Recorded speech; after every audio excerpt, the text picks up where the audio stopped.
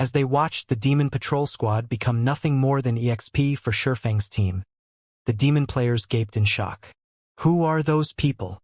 The spectating demon players in the distance were both shocked and curious as they watched Shifeng's team. The Demon Patrol Squads formed a solid defensive barrier that prevented intruders from reaching Demon City. They were akin to NPC City soldiers. Not only did they have an arsenal of powerful skills and spells, but they could also fight as a team. They were nothing like ordinary demon players. However, these demons were little more than ordinary monsters before Shifeng. Are we still going to wait for the adventurer teams, leader? A level 105, Tier 2 Ranger asked, turning toward the Tier 3 assassin that led their party. Not even Demon City's large adventurer teams would have an easy time against a team that could annihilate a demon patrol squad so effortlessly.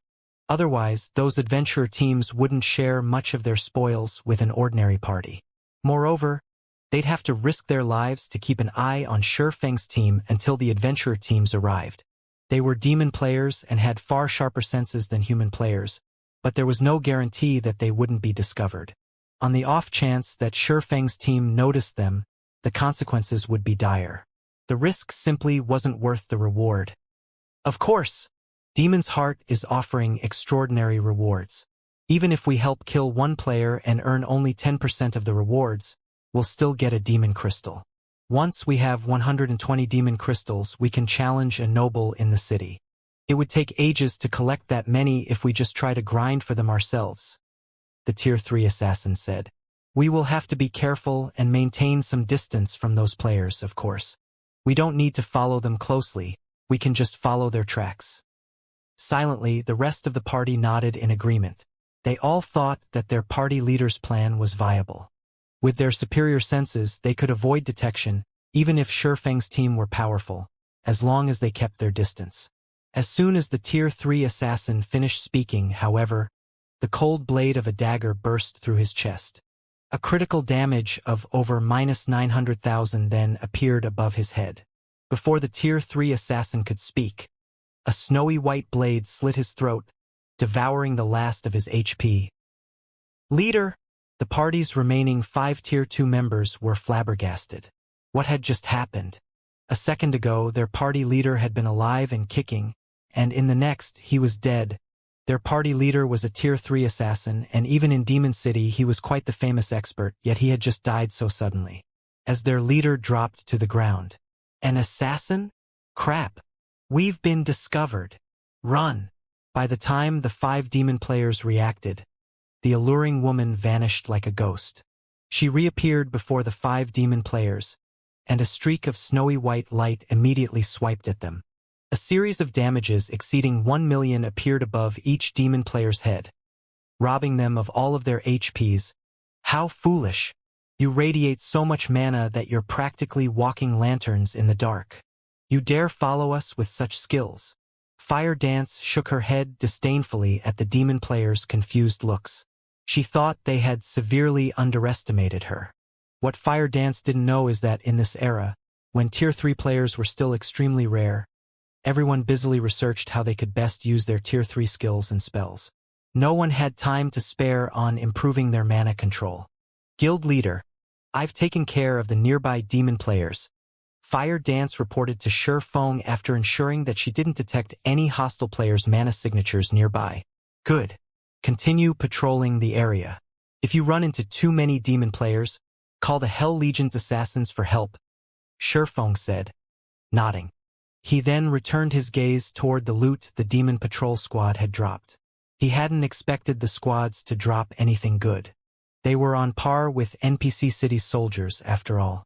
NPC soldiers didn't drop anything noteworthy even when players killed them.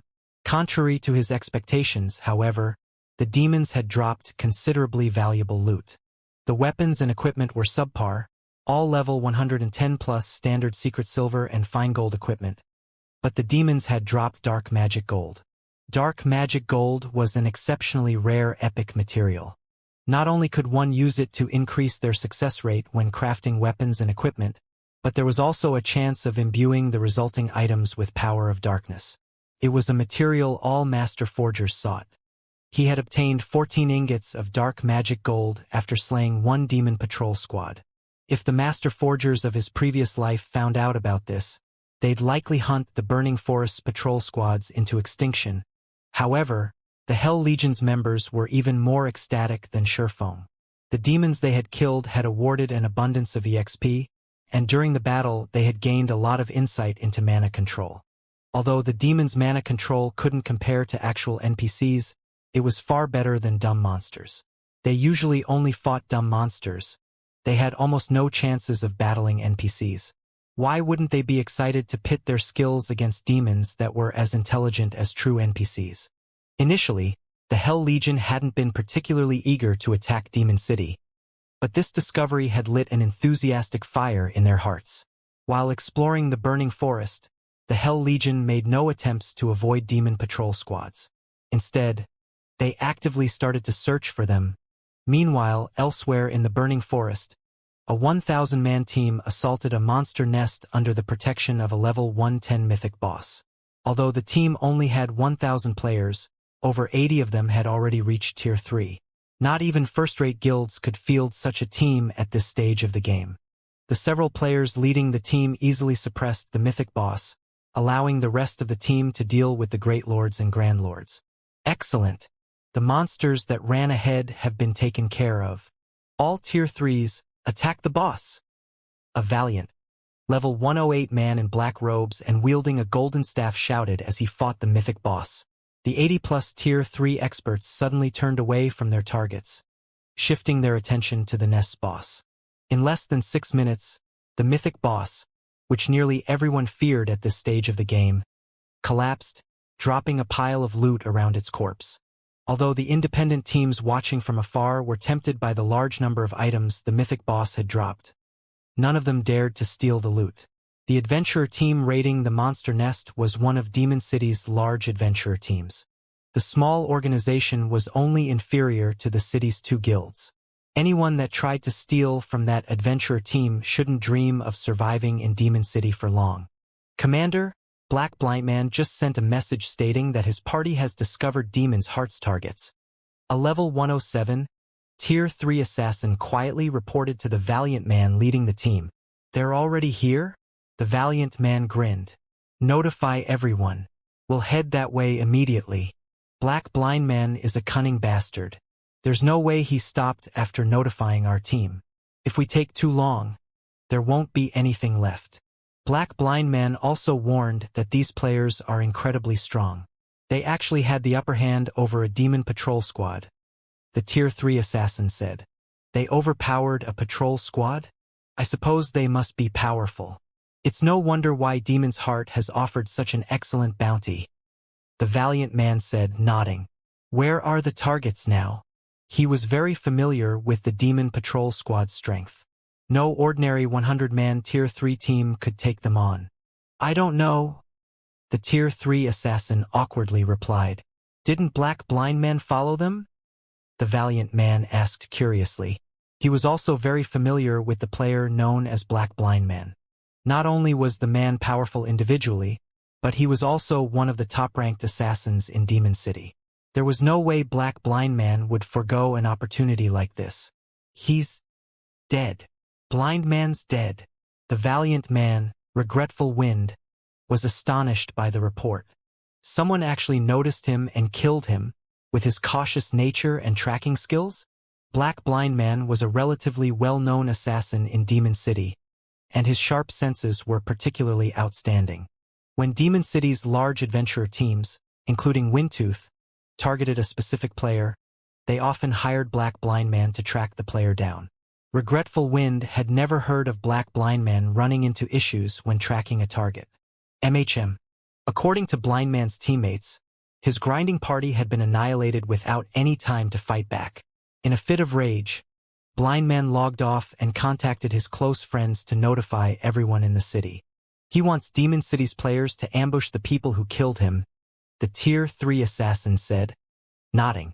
Unfortunately, his message is over 10 minutes old, and we don't have any new details about the invaders' whereabouts. Since those players can defeat a demon patrol squad, they must be fairly strong. I guess it isn't surprising to hear that they've killed Blind Man, but we have to hurry.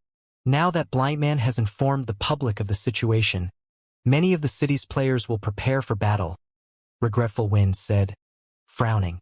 He wouldn't have much of an issue if Black Blind Man had simply informed the city's large adventurer teams. Only a small fraction of Demon City's player population consisted of large adventurer team members. Even if the adventurer teams mobilized all of their members, locating the intruders in the burning forest wouldn't be easy. If everyone in the city knew about them, however, locating the intruders would be a piece of cake, and the Windtooth adventurer team would have a lot more competition. Demon's Heart had offered an extraordinary bounty for these players' heads, with each intruder worth 10 demon crystals. Players could slay the monsters in demon territory for demon crystals, but the drop rate was incredibly low. Players could only increase their chances by hunting powerful monsters. Even the city's various large adventurer teams would be lucky to collect 10 or 20 demon crystals per day. Once players collected 20 demon crystals, they could apply for the challenge to earn a noble rank in the city.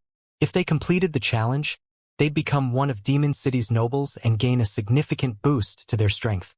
Even those with noble demon ranks had to acquire demon crystals to elevate their strength and position, although they would need even more demon crystals to do so.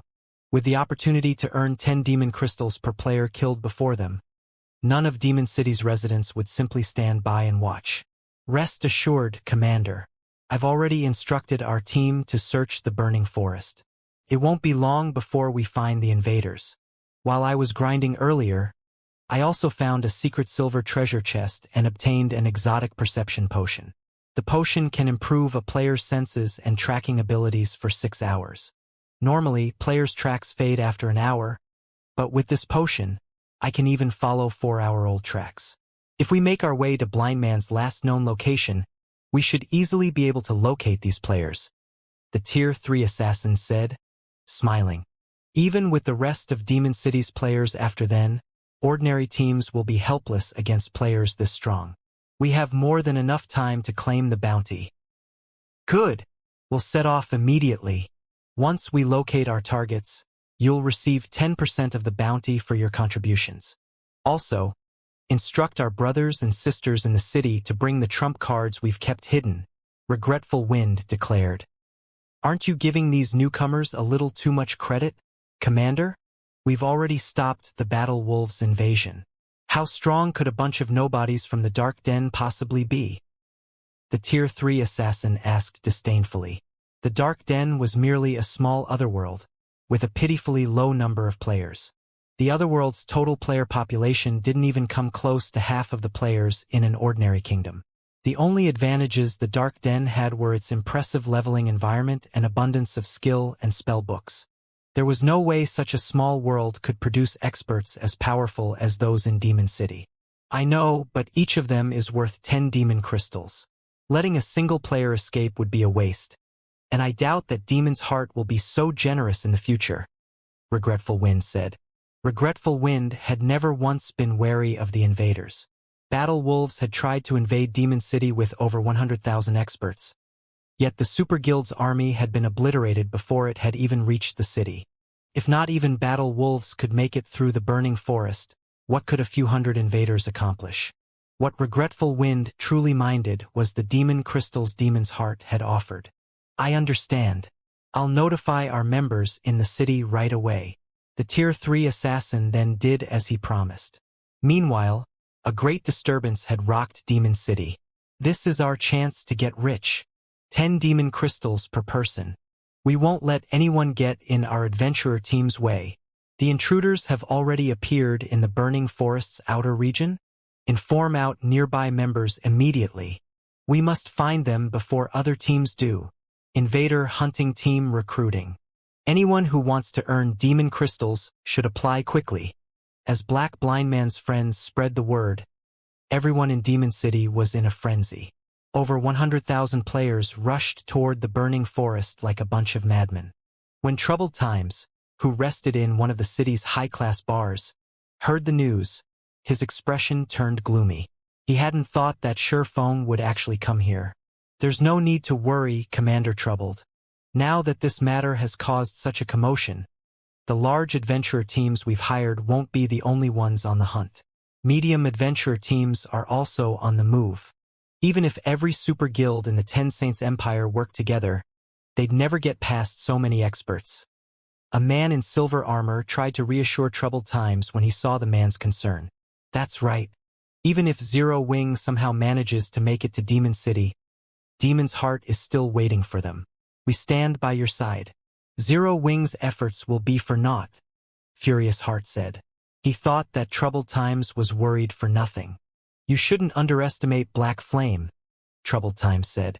Of course, if everyone here tries to stop him, I doubt he'll accomplish anything. Troubled Times had seen the strength of Demon's Heart's elders personally. They were all true monsters, particularly Furious Heart. The man was only half a step away from becoming a count in Demon City and was far stronger than Troubled Times, who had only recently become a Demon Viscount. Furthermore, Demon players who had the Viscount rank or higher received a strength boost while inside Demon City. While Demon City's players discussed Shurfeng and his invading team, several thousand Windtooth members arrived in the Burning Forest's outer region. Commander, I found traces of their battle, and the tracks are still fresh. They should be nearby, the masked, Tier 3 assassin excitedly reported as he examined the lingering traces Shurfeng's team had left behind. Good. Proceed according to plan, everyone, Regretful Wind commanded, instructing his team to prepare for battle. These players began to follow the Tier 3 assassin's lead while suppressing their auras to the best of their ability to avoid detection. As they followed Shurfeng's tracks, they encountered Demon Patrol Squad corpses. 100, 200, 300.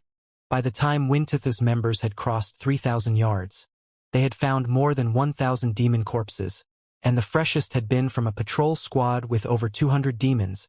Why are there so many fallen demon patrol squads? What happened here? Did those people kill all of these patrol squads? Windtooth's members were curious and afraid when they saw so many demon corpses strewn around them. The demon patrol squads served as a barrier between intruders and Demon City, with 10,000 demons patrolling the burning forest. Thus far, however, the adventurer team had found more than 1,000 demon corpses. This was 1/10 of the burning forest's defenses. Commander, there's something you need to see. The masked, Tier 3 assassin, who had scouted ahead, reported in the team chat. All of the team members put up their guard the moment they heard the assassin. Meanwhile, Regretful Wind hurried to the assassin's side. Finding his comrade, Regretful Wind arrived before a forested area laden with player corpses. To his surprise, however, there was no sign of battle. Some of the weapons and equipment the players had dropped hadn't been touched, and after a quick glance around, Regretful Wind counted more than 200 bodies. Based on how organized the corpses lay, it looked as if death had befallen them as the group marched through the forest. It was almost as if the battle had ended as abruptly as it had begun, and none of these players had had a chance to react to the attack. While scanning the dead, Regretful Wind quickly noticed the familiar faces of several Tier 3 experts. He clearly wasn't pleased about it either. How was Misty Ghost's main force annihilated? Regretful Wind stared at the fallen team in confusion. What happened here? Misty Ghost was a relatively famous medium-scale adventurer team based in Demon City. Although the adventurer team had fewer than 2,000 members, it had over 30 Tier 3 experts, including 1 Demon Viscount and 10 Demon Barons. Even Windtooth would struggle to defeat Misty Ghost. And yet, Misty Ghost's main force had died here. They hadn't even had a chance to fight back. It was unbelievable. I don't see Misty Ghost's commander, 7 constellations, among the corpses, Commander, the Tier 3 assassin reported after carefully examining the bodies. He's not here. Regretful Wind took a closer look at the slain players, as well, and just as the masked assassin had said, 7 constellations wasn't present. He breathed a deep sigh of relief. 7 constellations was Misty Ghost's sole Demon Viscount and one of the top 10 assassins in the Demon City. Even Regretful Wind would have a hard time defeating the man. If 7 constellations had died as suddenly as his team, Regretful Wind's prey would be far stronger than he has surmised. I have found traces of a battle. It's possible that he and his surviving teammates were involved, the masked assassin said as he looked toward the towering trees some distance away. The trees were large enough that it would take several people to wrap their arms around the trunks, but they had been sliced cleanly through. Moreover, lingering life auras clung to the trees. The fight wasn't that long ago. Misty Ghost's members must have encountered the invaders. They might still be fighting as we speak. Regretful Wind guessed, staring at the bisected trees. Notify the team. We're going after them, and we won't bother hiding our presence. Understood. The masked assassin nodded before contacting the team. Wintith's several thousand members charged past the cut trees, and they made no attempt to hide.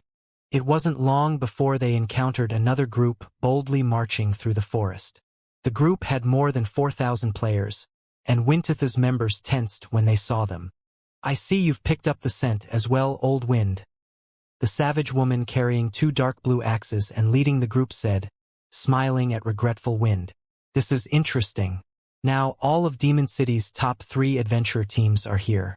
I suppose this is only the second time since the fight with Battle Wolves. A dignified, debonair man carrying an ancient bow spoke up. When they heard the 2 leaders, Wintith's members released a held breath. These 2 were the commanders from Crimson Sand and Eternal Night, 2 of Demon City's top adventurer teams. They were also Regretful Wind's old acquaintances. Indeed, the last time we worked together, we helped Demon's Heart secure more territory, Regretful Wind said.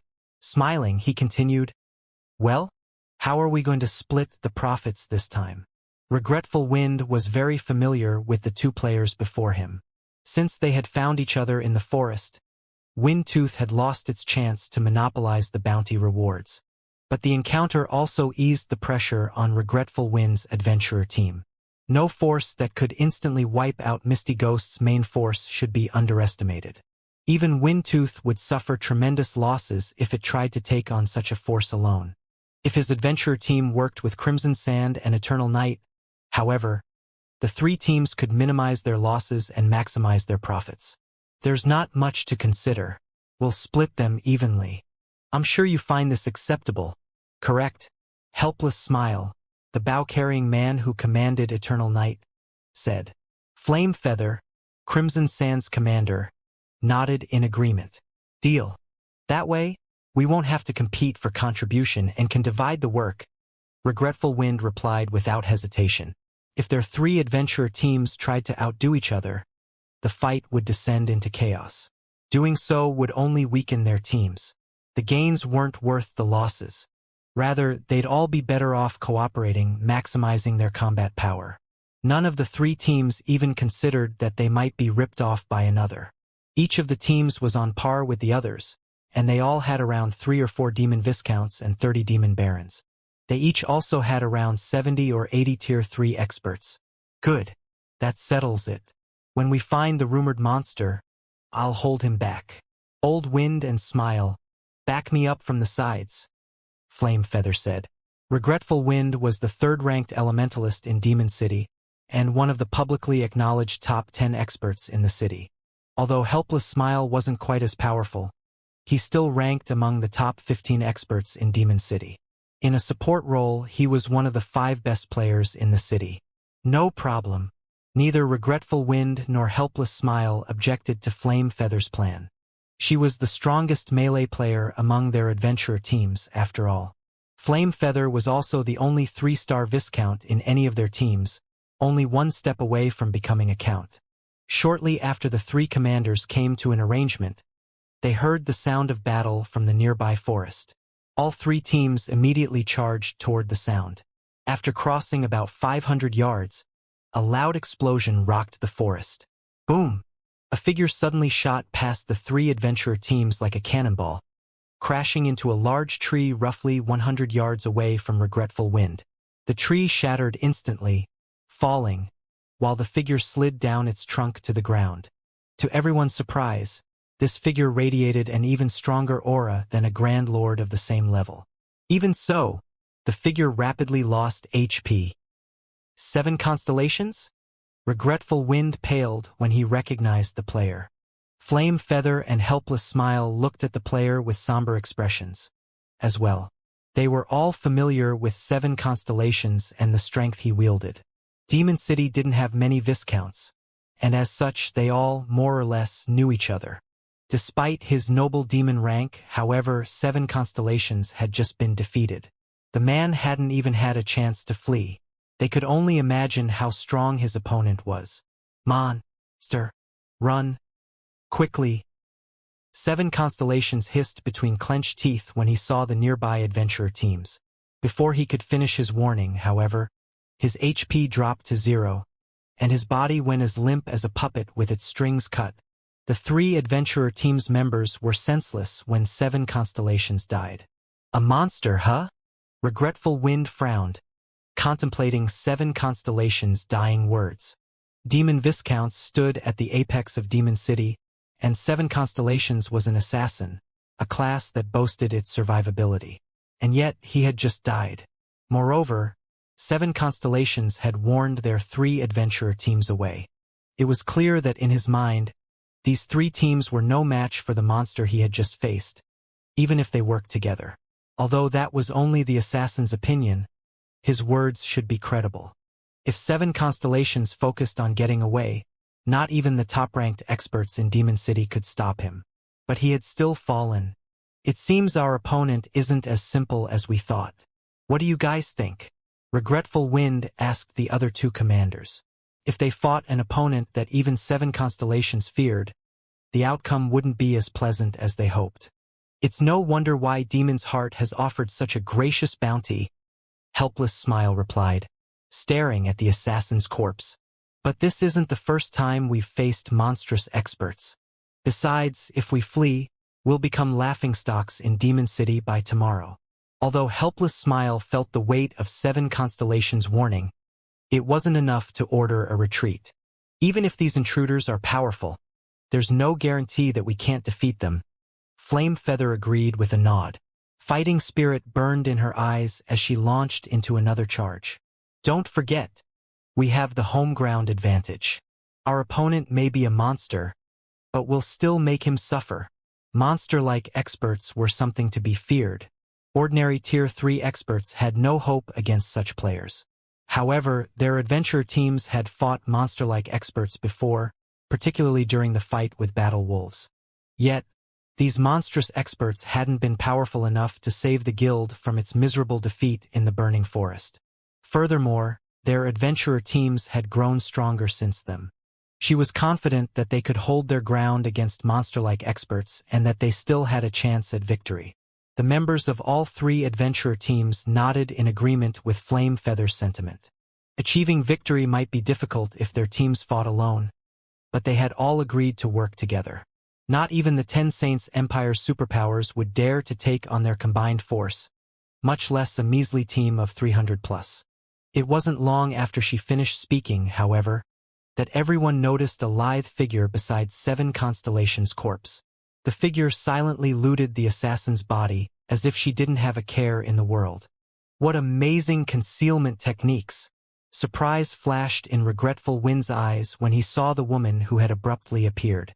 As demon players, their perception of non-demon races' life signatures was incredibly powerful.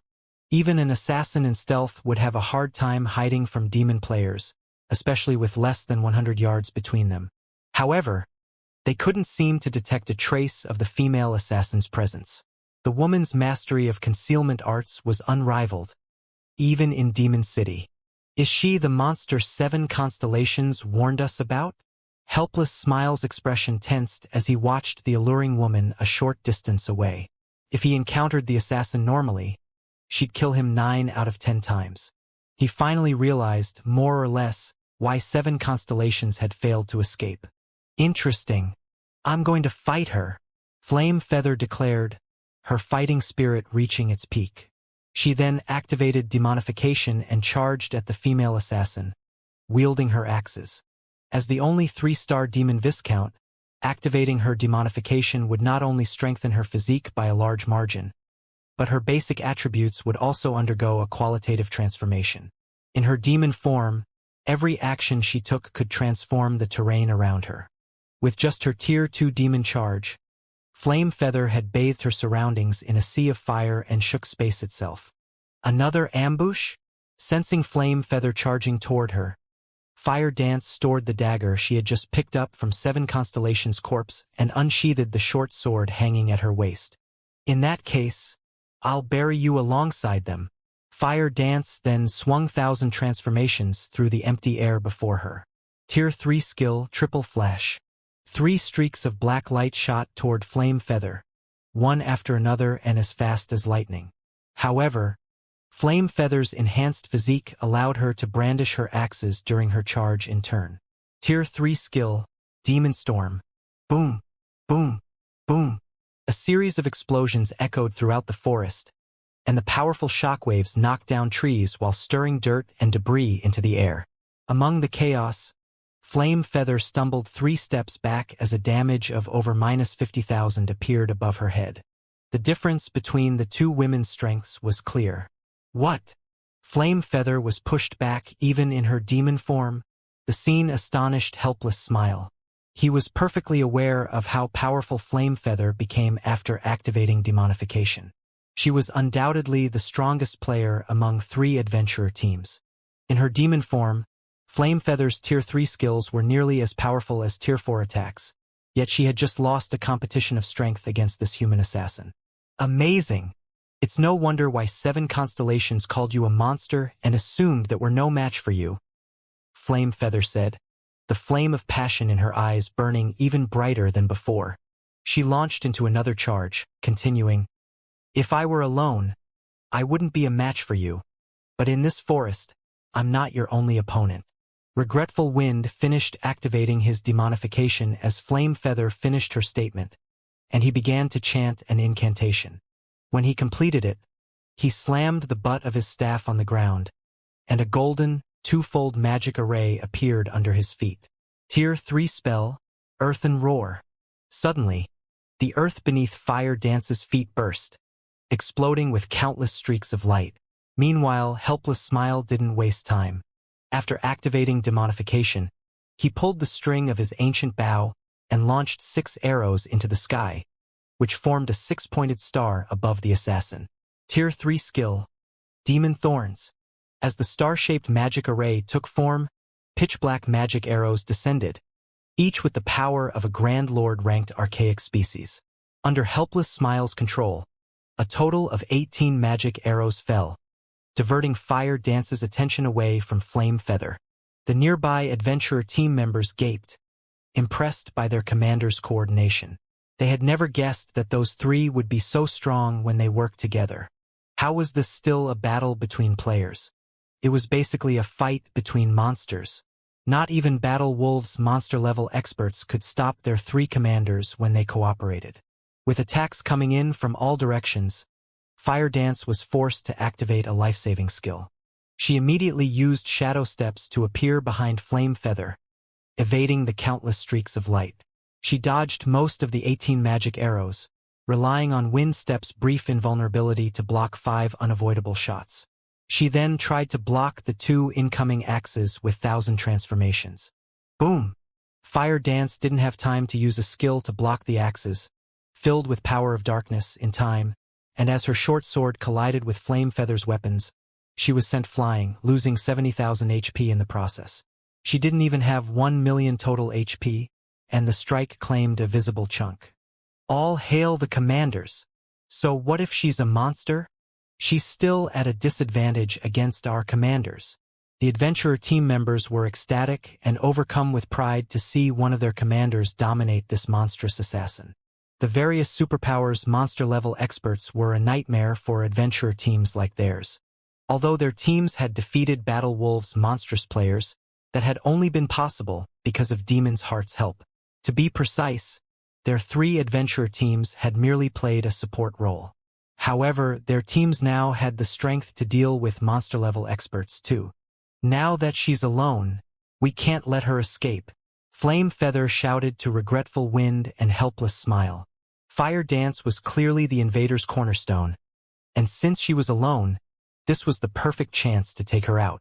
If they could not defeat her, and she regrouped with her allies, Dealing with her would prove far more challenging. Relax. I've already had people set up a spatial barrier. She might be an assassin, but she won't get away that easily. Regretful Wind replied, grinning. After witnessing the initial clash between Flame Feather and Fire Dance, Regretful Wind realized the importance of this battle. Hence, he had instructed his subordinates to set up a magic barrier before he had even joined the fight. He wanted to ensure that they could flee if they were no match for the assassin, and if they were, that they'd have an easier time taking her down. Although they now had the upper hand, killing a monster like Fire Dance wouldn't be easy, but with the magic barrier up, they could buy enough time to complete the task. Even as Regretful Words finished his statement, a gigantic barrier rose around the battlefield, covering a 200-yard radius. 88 magical class players powered the array, and not even a Tier 4 mythic monster would find it easy to break out of. Good. Now she's dead. Flame Feather sighed with relief as the barrier took effect. A second after the magic barrier completed, however, an arc of blue lightning struck from a distance. Boom! Everyone heard the sound of glass shattering as the sturdy barrier disintegrated into particles of light. As the adventurer team's members looked around in confusion, a deep voice reached them from the distant forest. It seems you've taken good care of my companion, but since you're looking for a fight, let me join in. When the three adventurer teams heard the deep voice, their expressions betrayed their apprehension. The three commanders were particularly tense as they continued their fight against Fire Dance. There's more than one monster?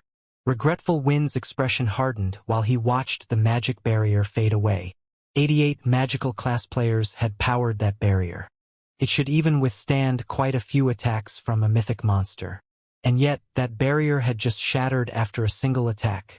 Another monster-level expert among the invaders was the only possible explanation, and this newcomer definitely had the strength of mythic monsters.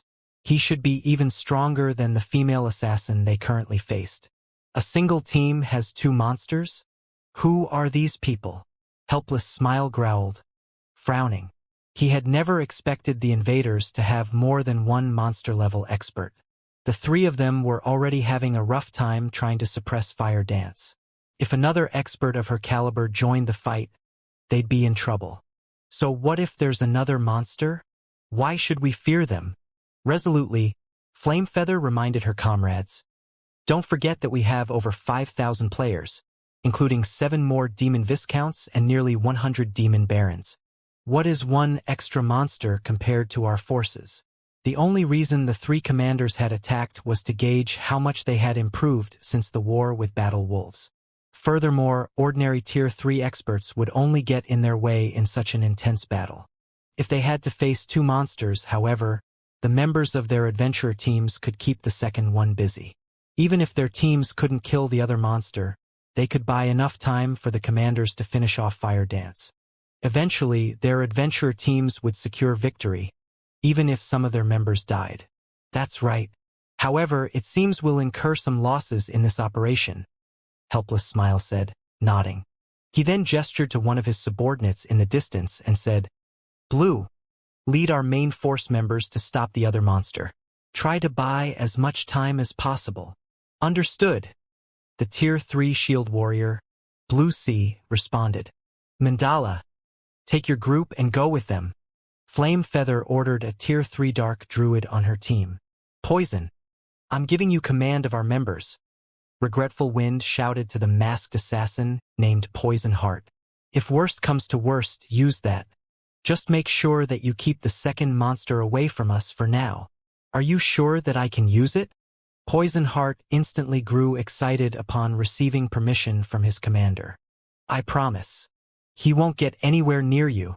Overhearing the order, both Flame Feather and Helpless Smile glanced at Regretful Wind in astonishment. What? Old Wind, you were the one who bought that thing during the last intermediate auction. Flame Feather blurted. There was only one item she could think of that could easily deal with monster-level experts, and it was one of the items that had appeared in the last intermediate auction in Demon City's auction house. Satan's Remnant Soul. That item was a true treasure. It would allow a player to transform into a Tier 4 Great Demon for a short time. Players would also have access to all the skills and spells in a Tier 4 Great Demon's arsenal. Satan's Remnant Soul's only flaw was its short, 30-minute duration. Even so, every demon player in Demon City had gone crazy over the item. Aside from the strength boost, Satan's Remnant Soul granted players better control over Power of Darkness, albeit temporarily. This experience would be immensely helpful when players took the challenges to increase their demon ranks. Just having a Satan's Remnant Soul in one's bag was a major deterrent for the city's various major powers. No power or adventurer team wanted to incur the wrath of a Tier 4 Great Demon, after all. When the Satan's Remnant Soul had been put up for auction, Demon City's various major powers had bid for it like madmen. Moreover, the seller didn't accept coins, but demon crystals, which were the standard form of currency in Demon City's intermediate auctions. In the end, someone had purchased the Satan's Remnant Soul for an astronomical sum of 1,000 demon crystals, but the buyer hasn't revealed their identity. The mystery of who now owned the item had been a hot topic among the city's major powers. Even Helpless Smile flashed regretful whined a surprised look. He had never dreamed that Windtooth had hidden such a powerful trump card. If Eternal Night had clashed with Windtooth, the consequences would have been dire for his adventurer team. That being said, he had to admit that he was glad to work with Windtooth right now. I dug up practically everything we had to win it, Regretful Wind proudly confirmed. I had wanted to save it for a fight against a superior mythic, but I don't mind using it to annihilate these invaders. I will say this, however. Any invader Poison Heart kills belongs to Windtooth. Since you're willing to go to such lengths, we won't take advantage of you. Don't worry. Helpless Smile agreed, nodding. That's right. We won't ask for any loot from an invader the Great Demon slays. I'd be even happier if the Great Demon takes care of the two monsters, Flame Feather said, laughing. She had been confident that the three of them could defeat Fire Dance eventually with the magic barrier to back them up. But now that the barrier had fallen, they wouldn't be able to stop the assassin if she focused on fleeing. This battle would go much smoother if Poison Heart could take care of the two monstrous invaders. In the fields, monster-level experts posed an extraordinary threat, especially if they had no qualms with hit-and-run tactics. They were an absolute nightmare to deal with. That's reassuring, Regretful Wind said. He then turned toward Poison Heart and said, Since the two commanders have agreed, use it, Poison.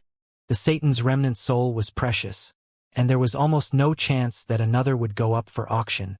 But obtaining the monster-level experts' weapons and equipment would make it a worthwhile transaction. The superb quality of their weapons and equipment was a large part of the reason that monster-level experts were so much stronger than peak experts. He could likely earn back the cost of using the Satan's Remnant Soul with just one of their weapons or equipment pieces, possibly even more. Poison Heart was elated as he pulled a black bottle from his bag and started to remove the seal.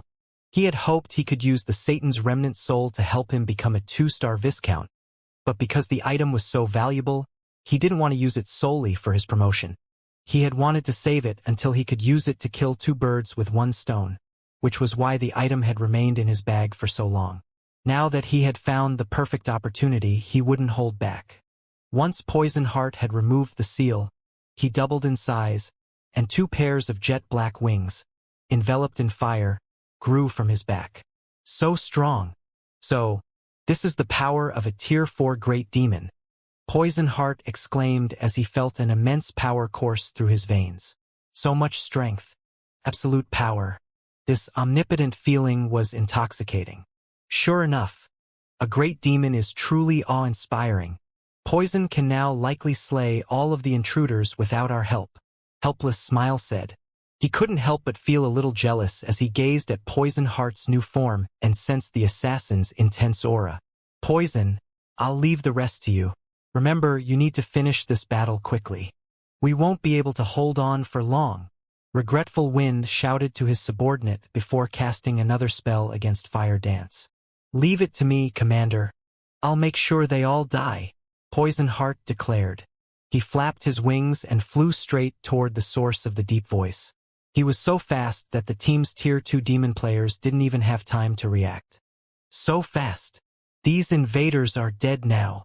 The three adventurer team's members were astonished when Poison Heart vanished in the blink of an eye.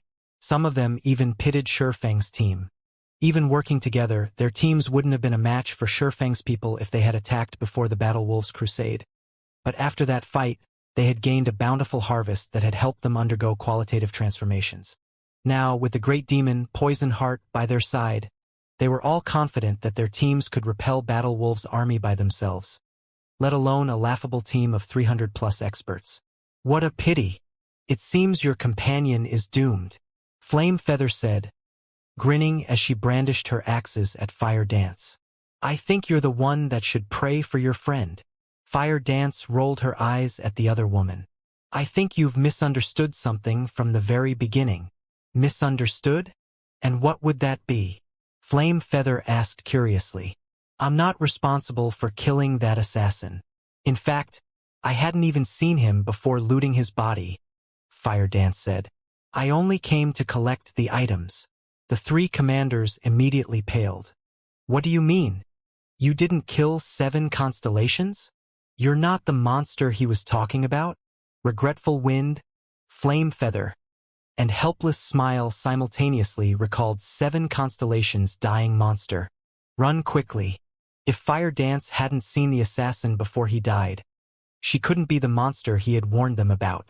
But before the three commanders could respond, they heard a series of explosions from the nearby forest, and the ground under their feet shook violently. After a few seconds, a colossal figure flew toward them, slamming into a nearby tree and felling it. The figure was none other than Poison Heart, who had just flown toward the other monster-level expert a moment ago. Poison! Regretful Wind was shocked when he saw Poison Heart's miserable figure lying at the base of the collapsed tree. Right now, the assassin was a bona fide Tier 4 being. He was even stronger than Tier 4 players. The man had command of every Tier 4 skill and spell a great demon possessed, which was an advantage that Tier 4 players wouldn't have. And yet, someone had thrown Poison Heart with an attack. When Flame Feather and Helpless Smile saw this, they found the scene incredibly familiar. They had encountered 7 constellations in the same way. Is the monster 7 constellations referred to in that area of the forest? Helpless Smile tensed as he recalled the other assassin's warning. They had gone to great lengths to corner Fire Dance. Yet just when they thought they had curbed the monster 7 constellations had warned them about, reality's punchline hit them. Flame Feather was also momentarily dazed over the unexpected revelation, and for a moment, she forgot about her fight with Fire Dance, very nearly letting the female assassin kill her. After a brief moment of silence, a man emerged from between the nearby trees. He was fully clad in pitch-black light armor and hid his appearance under a black cloak. 2 long swords hung from his belt, and the frightening amount of mana he radiated formed a layer of mist around his body. Within the burning forest, he looked like the Grim Reaper, and everyone who saw him felt chills crawl down his spine. The 3 adventurer team's main force members, who had been prepared to follow Poison Heart into battle, glanced back at their commanders. None of them were sure whether or not they should try to confront this invader. If this man had even thrown Poison Heart, who had transformed into a great demon, they'd suffer an even worse fate. It was highly likely that they'd die instantly just like 7 constellations did. The mana he's radiating is practically even denser than Poison Heart's. Is he really just a Tier 3 player? Flame Feather exclaimed when she saw Surefoam. Although determining a player's strength by the mana they radiated wasn't possible, the more mana wafting from one's body, the stronger their skills and spells would be. They'd also have higher physical stats and could more easily exhibit combat power beyond their limits. The amount of mana under his control was precisely the reason Poison Heart had felt omnipotent after reaching Tier 4. However, this Tier 3 swordsman commanded even more mana than Poison Heart did after his transformation. It was unbelievable. Could he have unlocked his mana body's full potential? Regretful Wind thought of a possibility as he sensed the immense amount of mana surrounding Surefoam. He couldn't think of any other reason that would let a Tier 3 player command so much mana. Is a fully unlocked mana body really this strong? Helpless Smile wondered, skeptical about Regretful Wind's guess. As demon players, Unlocking their mana body's potential proved far more difficult than it was for human players because their body structure was completely different. Hence, Demon City's players hadn't paid much attention to their mana body's potential. They felt that raising their demon ranks was a better use of their time. Not even most great demons they came across had fully unlocked mana bodies. Demon players were also physically stronger than humans, and they controlled more. They simply didn't need to go to the trouble of unlocking their mana body's potential. As long as they raised their demon rank, they were more than powerful enough to suppress human players. But Helpless Smile had never dreamed that human players with fully unlocked mana bodies would be this strong. The amount of mana Feng controlled was enough to give him goosebumps.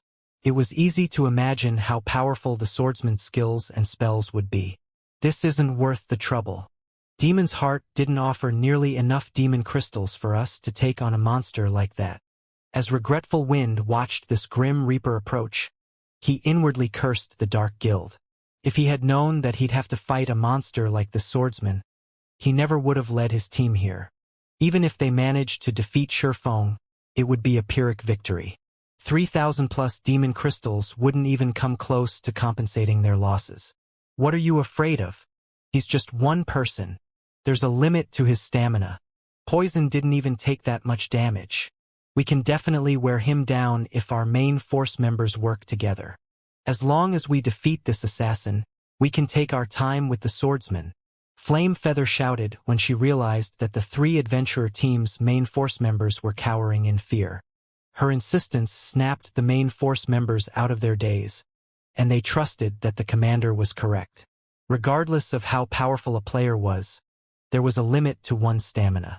Feng was merely one person. No matter how strong he was, he couldn't kill them all.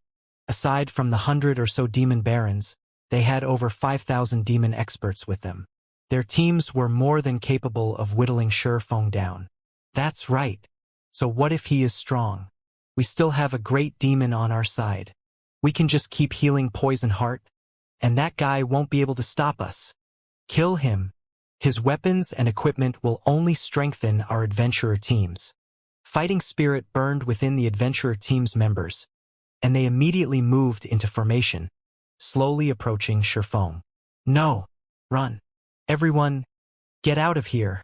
Poison Heart, who had just recovered from the crash, shouted, panicking as he watched his comrades move toward the human swordsman. They all turned toward the assassin, confused by the warning. They couldn't understand what he was trying to do. Did the man hit his head that hard? He's not alone. There's an entire team of monsters in those trees. Poison Heart hurriedly added. Before anyone could react, new figures began to appear behind Feng. The new arrivals concealed their levels and appearances under black cloaks, but their auras were horrifically intense. The several players leading the group had such a powerful combined aura that the adventurer team's members felt stifled. They felt even stronger than Grand Lords of the same level. Damn it! How is this possible? The blood drained from Regretful Wind's face when he saw the Hell Legion. Everyone, retreat! Retreat immediately! Both Fire Dance and Feng had suppressed their auras, so Regretful Wind hadn't been able to tell how strong they were. He could only guess based on his instincts and the mana they radiated. The Hell Legion members didn't bother to hide their auras, however. From the power Regretful Wind sensed, at least 5 of those human players were even stronger than Grand Lords of the same level, and even the weakest of the remaining members nearly rivaled Grand Lords. If their 3 adventurer teams tried to fight this group, it'd be a one-sided massacre. Hearing Regretful Wind's order, the stunned adventurer teams snapped out of their daze and fled in all directions like a flock of startled birds. Damn it! Run! Flame Feather did the same, fleeing the moment she saw Hell Rush and his companions. As she ran, a deep hatred for Demon's Heart blossomed in her chest. What a joke! The enemy team had at least 6 monster-level experts, and more than 300 of them could rival Grand Lords of the same level. This was no longer a force that Demon City's powers could take on individually. They'd only have a chance of defeating these intruders if they gathered all of the combat power in the city. Anyone that tried to fight these human players on their own would be digging their own grave. Escape? Don't you think it's a little late for that? When the three adventurer teams began to flee, Shurfeng turned to the Hell Legion and growled, "Kill them! Leave none alive!" As soon as Shurfeng gave the command, the Hell Legion pounced on the fleeing demon players like ravenous tigers. Although demonized players' physiques and basic attributes were superior to ordinary human players, and they could run much faster than humans, the Hell Legion's members were among the best in Netherworld Empire. Moreover, they had some of the best equipment available in God's domain at this stage of the game. Including their special bloodline, their basic attributes were even higher than the adventurer team's demonized members. The Hell Legion's experts caught up to the fleeing adventurer teams in no time at all. "Damn it! They're too fast. You think you can bully me? I'll fight you to the death. I refuse to believe I can't defeat at least one of you." Realizing that escape was impossible, the adventurer teams turned and decided to stand up to the Hell Legion. Over 1,000 Tier 2 experts tried to meet the incoming Hell Legion experts, and although they knew they had a basic attribute advantage, they moved into defensive formations with MTs on the front line and ranged players in the back. Their coordination was smooth, giving the Hell Legion's experts no chance to face them one-on-one. Skills and spells proceeded to fly toward the Hell Legion, adding colorful lights to the Crimson Forest.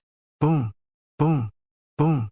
As the attacks landed, countless explosions echoed throughout the forest, and thick smoke filled the area as if it had just been bombed from above. Trees caught in the crossfire were blown to smithereens. "You guys might be powerful, but I refuse to believe that you can take so many attacks without taking damage." The three adventurer teams' attacking members looked smug when they saw that they had transformed part of the forest into an empty flatland. They also grew more confident about facing the Hell Legion. When they usually worked in teams of 100 or less, they were helpless against peak experts, but with over 1,000 players attacking in formation, they could launch a continuous assault on a single point. The Hell Legion members shouldn't think they could approach so easily. Before the adventure teams could celebrate, however, the Hell Legion's members emerged from the cloud of smoke. Not one of the human experts had lost a single HP after the bombardment, much less suffered any severe injuries. Their steady advance seemed like those attacks had meant nothing to them. How is this possible? The three adventurer teams' offensive members were stupefied.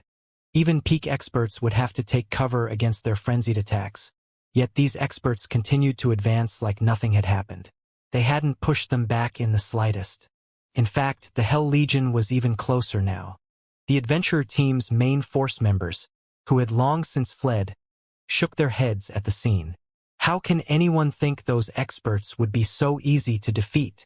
Players that hadn't yet reached Tier 3 simply couldn't understand how terrifying Tier 3 players were. That bombardment wouldn't even have damaged the adventurer team's Tier 3 players, much less the Hell Legion. With the extraordinary physique and basic attributes Tier 3 players had at their disposal, evading most Tier 2 players' skills and spells was a piece of cake. Even if they couldn't dodge the more flexible and accurate attacks, they could block them. Without tremendous power, Tier 2 players would have an incredibly hard time dealing damage to a Tier 3 expert. At worst, they'd only lose some stamina and concentration. In an instant, the Hell Legion's experts arrived before the adventurer team's frontline MTs. Streaks of light struck the MT's vitals, dealing hundreds of thousands of damages and plundering all of the MT's HPs. From afar, it looked like the MTs had been cursed as they fell, one after another. Over 1,000 experts from the three adventure teams had fallen in just a dozen or so seconds. The remaining players, who had pondered staying for the fight, gasped. They had already known the difference between the two sides' combat power was massive, but they had never dreamed that it would be this huge. Every player that had chosen to fight had fallen in the initial clash. Only the adventurer team's main force members weren't surprised. In truth, the Hell Legion didn't just have incredible basic attributes. Their combat standards were also absurdly high. Unlike Shurfeng and Fire Dance, the Hell Legion's experts made no attempt to hide their combat standards, which made it easy for the main force members to notice. Meanwhile, from what they could tell, even the weakest human player of the team had reached the Flowing Water Realm, while most of the Hell Legion had reached the Void Realm. The three adventurer teams' commanders had only recently reached the Void Realm, and none of their teammates had caught up to them, The Hell Legion continued to cull the three adventurer teams like the Grim Reaper himself. Their assault was unstoppable. The adventurer teams didn't even have the chance to buy their commanders any time. At this point, only the three commanders and Poison Heart, who was still a Tier 4 Great Demon, had any chance of escape. However, Shurfeng, Hell Rush, and the others had suppressed the four demon players who rapidly lost HP. In less than 10 minutes, the forest floor was covered in several thousand demon player corpses. None of the three adventurer team's members had gotten away with their lives. Demon City, Demon's Heart's residence. Commander Troubled, what do you think of the training room we've constructed? Furious Heart asked, smiling as he gestured to the marble building before him. It's amazing. The darkness energy seeping from it is already so dense. If demon players train in the building, they'll most likely climb to the Baron rank very quickly. They might even meet the conditions to reach the Viscount rank, Troubled Times surmised, shocked as he examined the training room bathed in darkness energy. Raising their nobility ranks wasn't easy for demon players. Not only did they need enough demon crystals, but they also needed to pass a test. Aside from their combat power, players would be tested on their ability to manipulate darkness energy. Unfortunately, even in demon territories, areas with dense darkness energy were incredibly rare, so demon players didn't have many opportunities to control high amounts of darkness energy. The Dark Den was a special case since many areas of the otherworld were rich in darkness energy and helpful to demon players as they trained.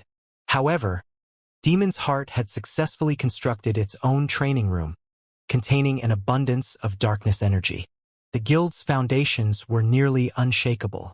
This training room will even be helpful to those trying to secure their Count rank, not to mention Viscount rank, Furious Heart said, chuckling. However, our guild has spent most of the darkness crystals and primal darkness stones we've accumulated thus far to construct the room. I see. That's why its darkness energy is so dense. Realization dawned on Troubled Times. Darkness crystals and primal darkness stones were both far more valuable than magic crystals and mana Oregon. Both items contained high amounts of darkness energy and were significantly helpful to demon players. However, these darkness-attuned crystals and ores were immensely difficult to obtain. Players were rarely willing to invest them in a large training room's construction. We've only accomplished the feat thanks to the alliance our vice guild leader has secured.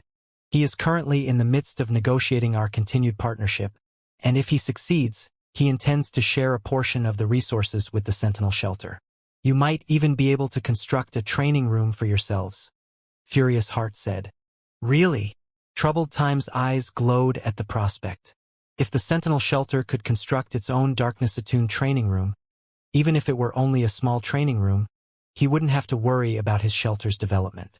The Sentinel Shelter might even become strong enough to rule over all of the Dark Den, not to mention becoming the #1 shelter. Emicham. Furious Heart nodded, smiling.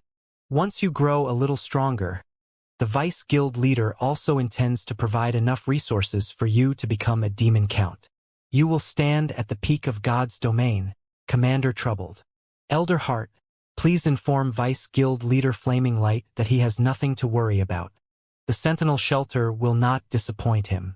I guarantee that we will become Demon's Heart's second major city, Troubled Times said.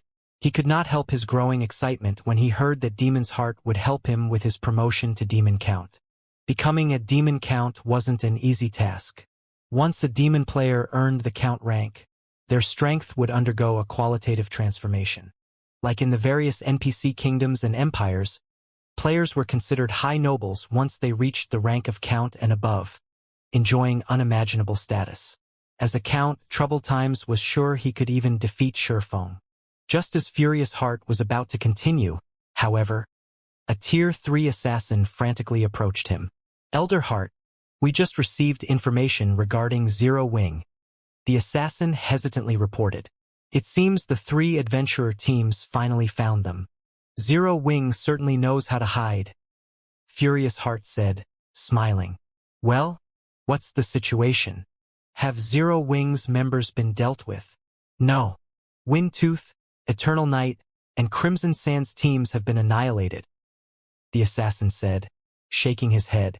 Grimly, he continued, A dozen or so medium adventurer teams and several dozen small adventurer teams have also been eliminated. Tens of thousands of players have died in the burning forest. As for the several hundred scouts we've dispatched, none have returned alive, but according to their offline reports, Zero Wings members are nearly at Demon City's gates. They'll likely reach the city's entrance in about 10 minutes. When the Tier 3 assassin ended his report, everyone present fell silent, staring at the assassin in astonishment. What did you say? Annihilated? Although the strength of those 3 adventurer teams is subpar, they should have a total of 10 demon viscounts and nearly 100 demon barons. The number of Tier 3 experts they have should also exceed 200. With them in the way, even a superpower's trump card legion shouldn't dream of gaining any advantages in the burning forest. How could a measly team of 300+ players possibly annihilate them? Tens of thousands of people got killed.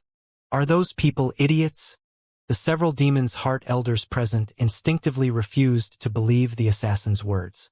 Although they knew that Shifeng's team possessed extraordinary strength, Shifeng's team hadn't been in the burning forest for even a day.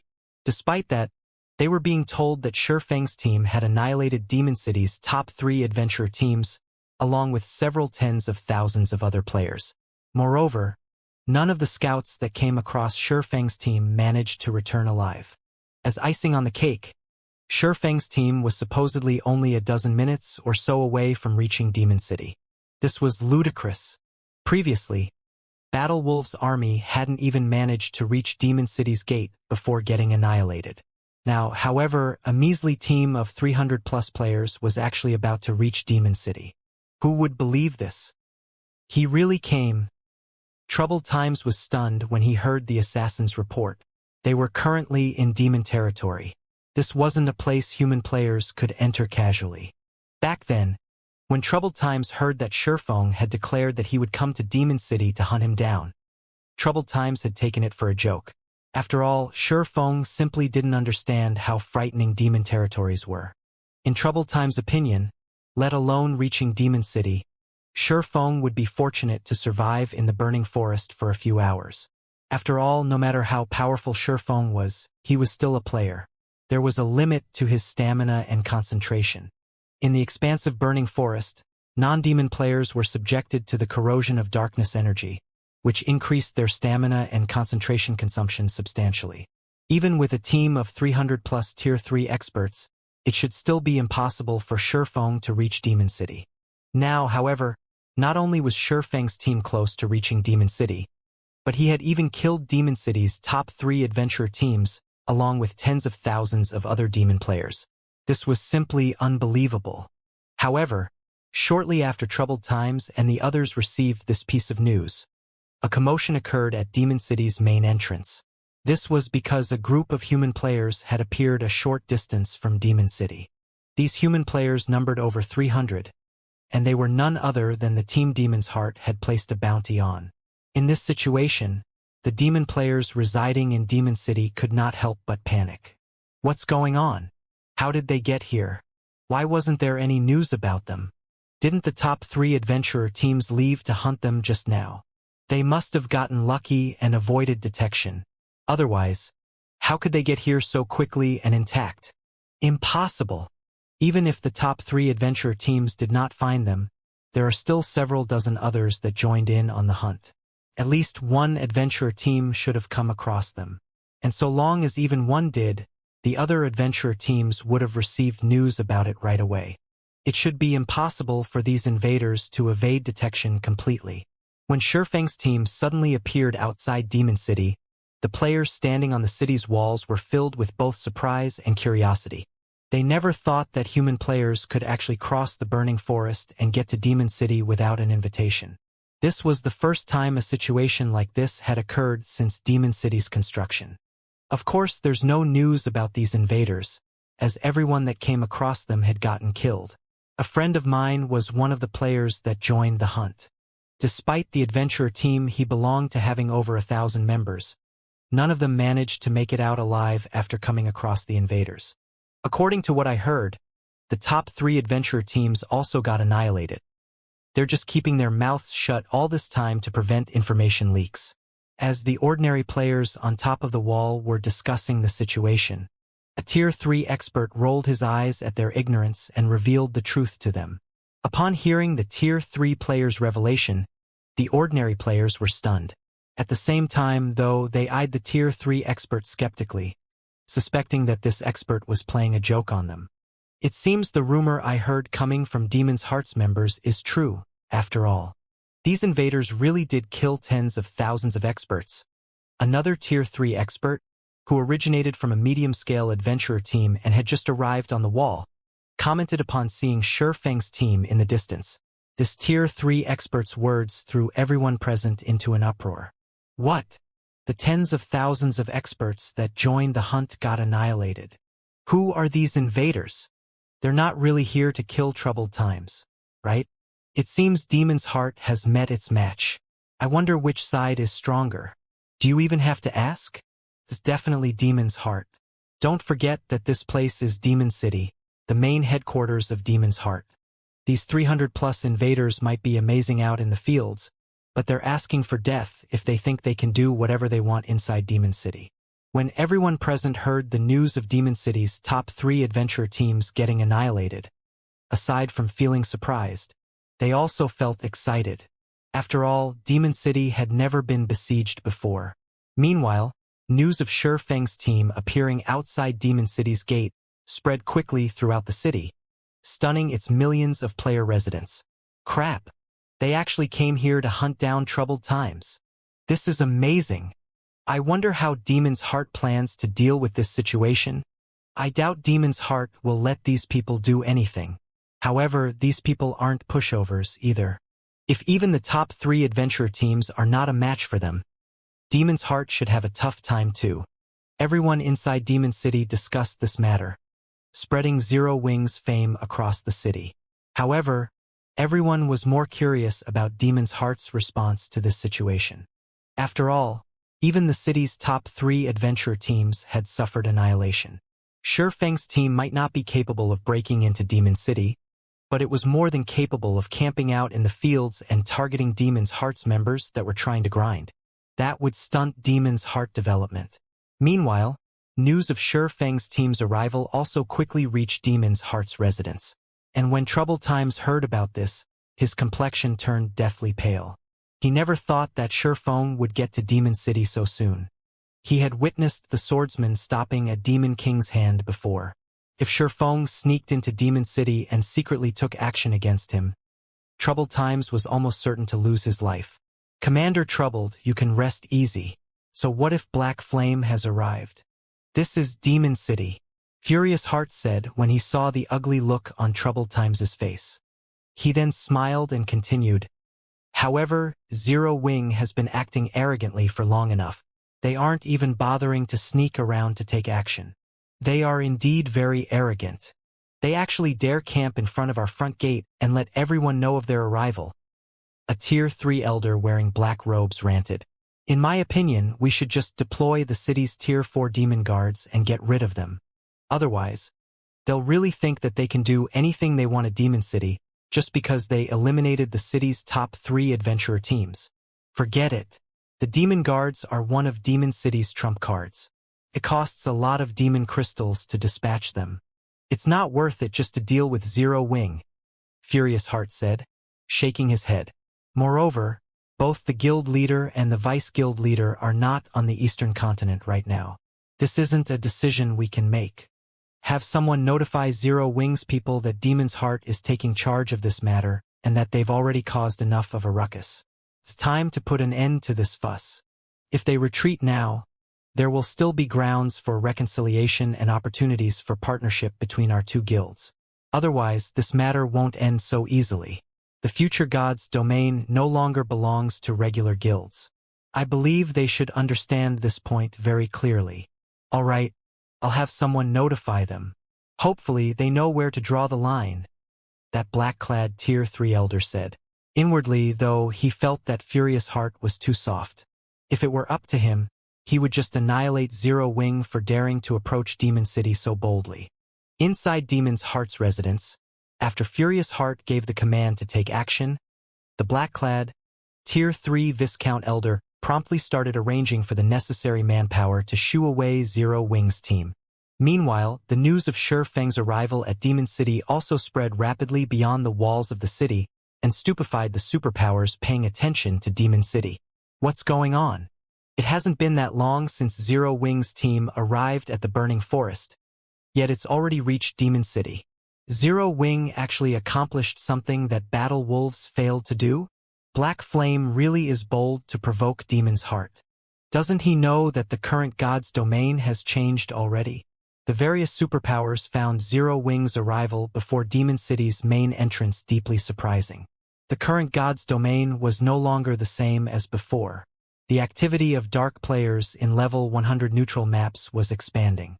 Moreover, the strength of dark players was growing rapidly, at a rate frightening even to the various superpowers. Meanwhile, one of the fastest developing dark powers was Demon's Heart. Not only did Demon's Heart boast a large number of experts, but its guild members were also improving at a flying pace. It was no exaggeration to say that, so long as a member of Demon's Heart reached Tier 3 as well as the rank of Demon Baron, they would instantly become an existence rivaling Tier 3 peak experts. In fact, their survivability out in the fields would be much stronger than human peak experts. Moreover, unlike regular players, dark players received rewards and improvements from killing other players. They had a much greater advantage when it came to leveling and upgrading their weapons and equipment. Even though dark players were a minority in God's domain, they were now strong enough to go up against regular guilds in level 100 neutral maps.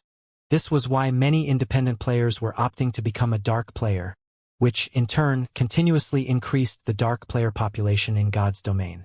This change drove the incredibly fast growth of the various dark powers.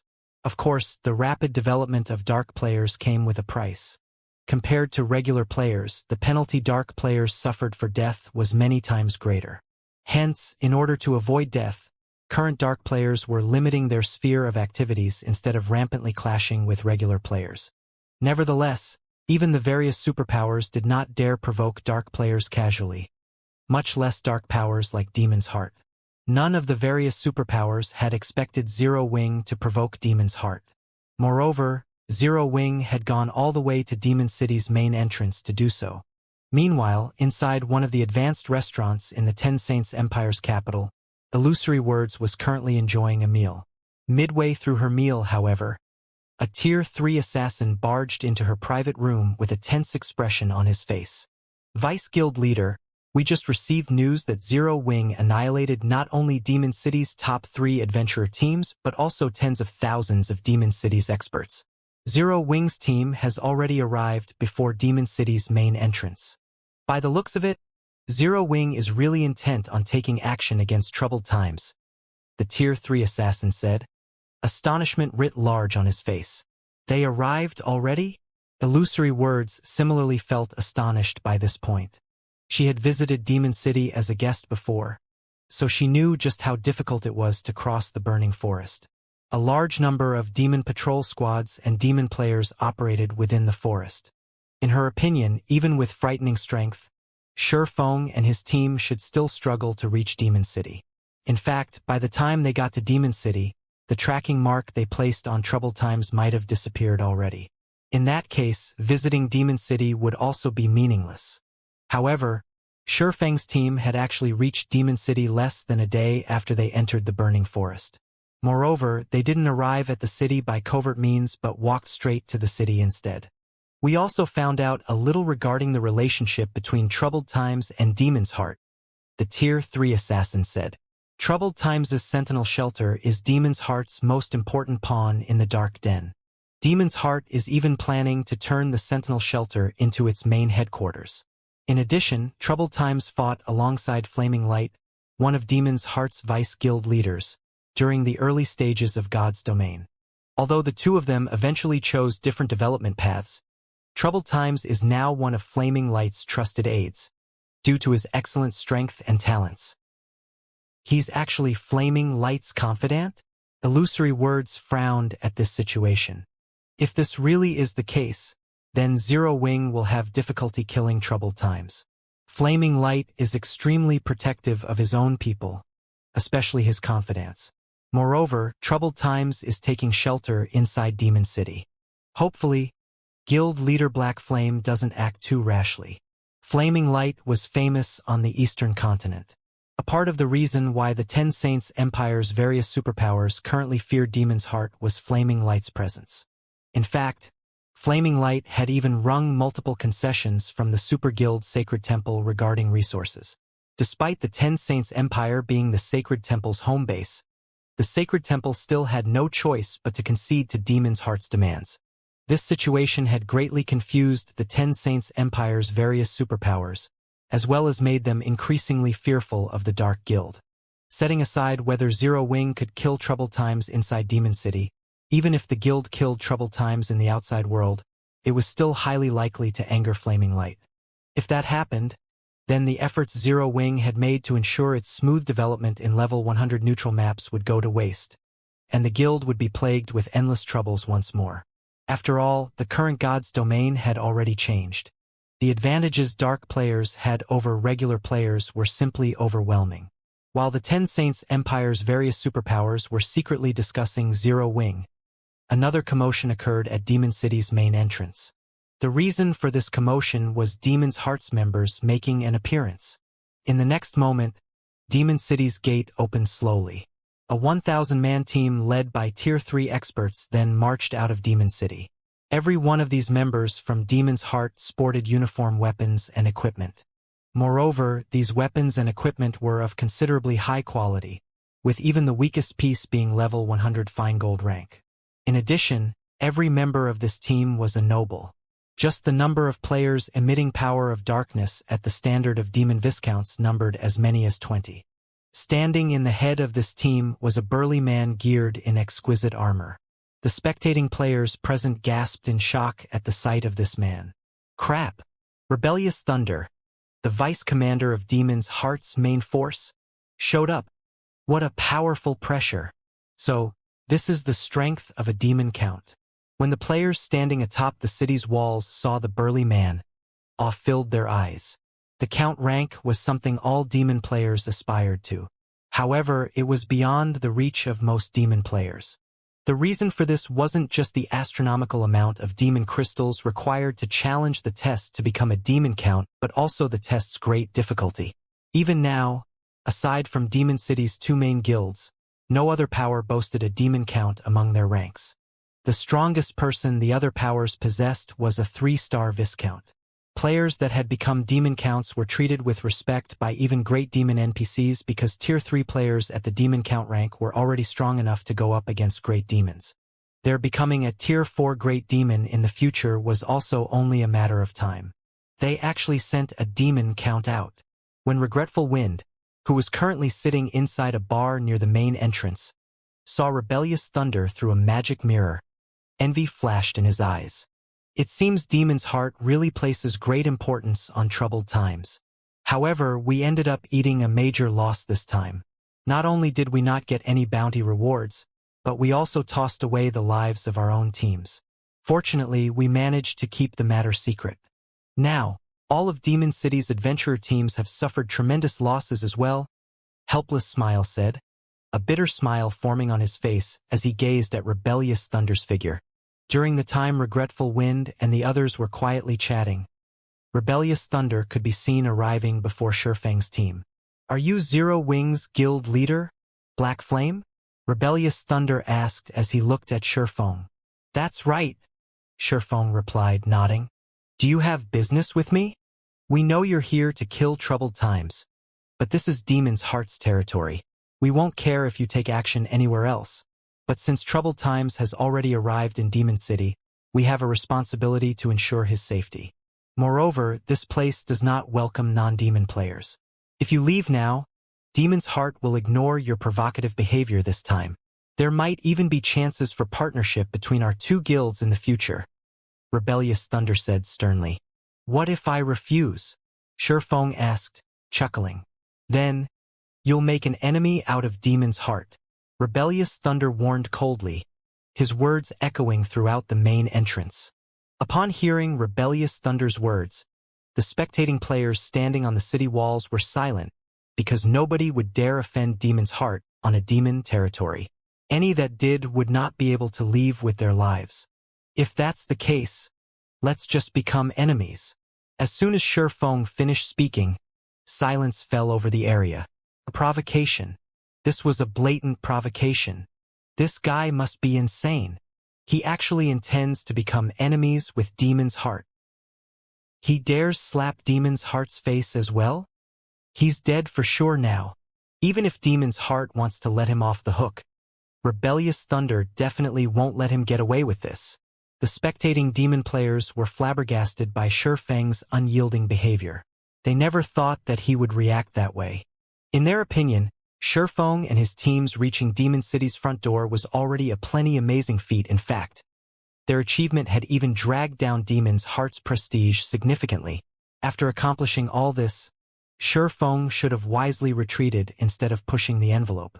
After all, Demon's Heart was far stronger than Demon City's top 3 adventurer teams. Even the 10 Saints Empire's various superpowers did not dare to offend the guild.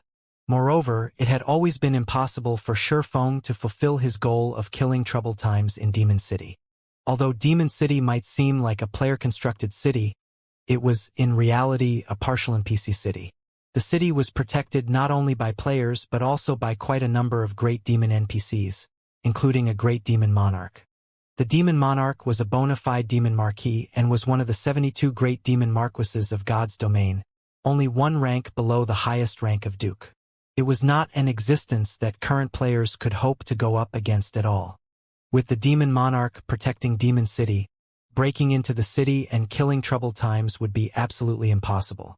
Meanwhile, after Rebellious Thunder heard Shi Feng's words, his complexion darkened immediately. Guild Leader Black Flame. It seems you are intent on challenging Demon's Heart's bottom line. Rebellious Thunder snarled as he glared at Shi Feng. Since you wish for battle, I'll fulfill your wish. Suddenly, dense darkness energy flowed out of Rebellious Thunder's body, and his body started undergoing a significant transformation. Not only did he double in size, but pitch-black demonic patterns also appeared all over his body. At the same time, the intensity of the aura he radiated skyrocketed. The aura so strong that the spectating demon players gasped in shock. Amazing! So, this is the strength of a demon count. The power of darkness he radiates is so strong. It's practically denser than the great demon NPCs inside the city. Just how powerful will his demon skills become with such a strong power of darkness? Black Flame is doomed now. The spectating demon players exclaimed in shock at Rebellious Thunder's transformation. Although they had long since known that Demon City's 2 guilds possessed demon count level experts, they had never seen a demon count in action before. They only knew that the count rank was a major turning point for demon players and that players couldn't reach the rank without frightening strength and resources. Looking at Rebellious Thunder now, however, rather than calling the count rank a major turning point, calling it a leap in tiers would be more apparent. At this moment, even with only ordinary identification skills, one would realize that Rebellious Thunder transcended the realm of ordinary. Just his current HP was as high as 6 million. Previously, his HP was only a little more than 1 million. Aside from HP, Rebellious Thunder should have also received a similarly massive boost to his defense, basic attributes, and physique after demonification. After Rebellious Thunder activated demonification, Regretful Wind and the other spectators in the bar near Demon City's main entrance were shocked. Sure enough, a demon count really is frightening. It's no wonder those 2 guilds have been keeping all information about the rank a secret all this time. Helpless Smile looked enviously at Rebellious Thunder, who now rivaled a Tier 4 great demon in terms of strength. Now, not only has Rebellious Thunder transformed into a demon count, but he also wields Cruel Darkness, one of the demon race's 16 magic weapons. He also has Demon City's buff, which all demon players get. With all that, I'm afraid that aside from those 3 people, nobody in the entire Demon City is his match. Rebellious Thunder was originally a monster-level expert working for a super guild. However, after entering God's domain, Demon's Heart had poached him by offering a munificent package. With the help of Cruel Darkness, the magic weapon Demon's Heart had obtained, Rebellious Thunder became so strong that he was practically invincible among players of the same tier. In fact, during the war with Battle Wolves, Rebellious Thunder had single-handedly fought against 3 monster-level experts. Back then, he was still only a demon viscount. Now that Rebellious Thunder had been promoted to a demon count, Helpless Smile couldn't even begin to imagine how powerful he had become. Rebellious Thunder won't have an easy time dealing with Black Flame, though. After all, Black Flame suppressed Poison Heart even after Poison Heart had transformed into a great demon. Regretful Wind said as he looked at the demonized Rebellious Thunder. I believe it's going to be a tough battle. Regretful Wind had personally experienced Shurfeng's terror. Even if Rebellious Thunder was powerful, the Elementalist did not think that Rebellious Thunder could easily defeat Shurfeng. Flame Feather nodded in agreement with Regretful Wind's words. Previously, Shurfeng had behaved as if Demon's Heart's existence was nothing to him. However, the Swordsman indeed possessed the strength and qualifications to do so. Meanwhile, as Regretful Wind and the others were discussing Rebellious Thunder, the person in question had taken the pitch-black greatsword hung on his back in hand and swung it at Shurfeng. The instant Rebellious Thunder swung his greatsword, the power of darkness enveloping his body seemed to find a vent. It surged into the greatsword, doubling the power and attack range of the greatsword. Now, the attack was so powerful that it cut apart even space, leaving a pitch-black trail behind the greatsword. In response, Shurfeng unsheathed Killing Ray and executed Light Shadow. Boom! The instant the two blades collided, dazzling sparks sprang forth. The frightening impact also caused the ground beneath the two players' feet to shatter, and the sound of the impact echoed throughout Demon City. In the next moment, Shurfeng stumbled half a step back, his HP decreasing by merely a few thousand. To Shurfeng, who possessed over 1 million HP, this amount of damage was negligible. Impossible! That guy only lost by a little even after receiving the Vice Commander's full-powered blow. Upon seeing this outcome, both the spectating Demon players and Demon's Hearts members could not help being stupefied. This was especially true for Demon's Hearts members, whose eyes very nearly fell out of their sockets at this scene. As they watched Rebellious Thunder about to clash with Shurfeng, they had considered a few methods that might allow the Swordsman to neutralize Rebellious Thunder's attack. For example, Shurfeng could use a life-saving skill or a special tool. However, they never thought that he would receive Rebellious Thunder's attack directly and even block it with such ease. At this moment, let alone everyone else, even Rebellious Thunder himself was stunned by this outcome. What happened? Even before he had risen to the Demon Count rank with Cruel Darkness's power, he was already invincible among those of the same tier. Now, despite being a Demon Count and activating demonification, he was actually only slightly stronger than Shurfeng. However, Rebellious Thunder quickly snapped out of his daze. It seems you're not all talk after all, Rebellious Thunder praised. But so what if you can block my attack? You'll still lose if you only remain on the defensive. As soon as Rebellious Thunder finished speaking, however, Shurfeng suddenly returned Killing Ray to its sheath. As expected of an expert who has reached the rank of Demon Count, your strength has already surpassed that of ordinary mythic monsters, Shurfeng said as he looked at Rebellious Thunder. It seems I really am not a match for you demon players when you have the home ground advantage and I am in my normal state. Normal state. Rebellious Thunder chuckled when he heard Shurfeng's words. Do you think you can transform into a demon too? While inside demon territories, players couldn't use berserk skills. Of course, demon players were no exception to this rule. However, demon players could use demonification to elevate their strength. This was why the Ten Saints Empire's various superpowers could never do anything against Demon City. Only Battle Wolves was stubborn enough to attempt a crusade against Demon City. I can't, Shurfeng said, chuckling as he looked at Rebellious Thunder. However, my doppelganger can. After saying so, Shurfeng drew the pitch-black sword hanging from his waist. The abyssal blade Shurfeng wielded looked like a gemstone of darkness. Adorned with glowing, crimson patterns, the sword gave off a bewitching feeling. The instant Shurfeng unsheathed the abyssal blade, a doppelganger appeared beside him. In terms of aura and appearance, the doppelganger was utterly identical to him. His trump card is a doppelganger? And here I thought he had something amazing saved up. He's not thinking that he can defeat Vice Commander Thunder just by relying on a doppelganger, which would have weaker basic attributes than himself, right? Upon seeing Shi Feng's doppelganger, Demon's Heart's members burst into laughter. In God's domain, doppelganger skills were indeed excellent life-saving measures. They were also extremely rare skills that could drastically increase the combat power of players. However, doppelganger skills were generally useful only against monsters and ordinary experts. Against experts of Rebellious Thunder's caliber, using doppelgangers was utterly meaningless. Not to mention, Rebellious Thunder had cruel darkness to further amplify his strength. The magic weapon grew through absorbing the power of darkness its user radiated. In return, the weapon not only provided its user with a significant boost in strength but also extended its user's attack range drastically.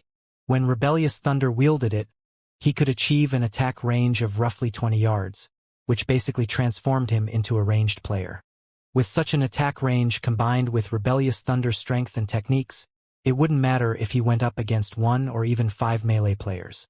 There wouldn't be much difference, as he wouldn't give his opponents an opportunity to get close to him.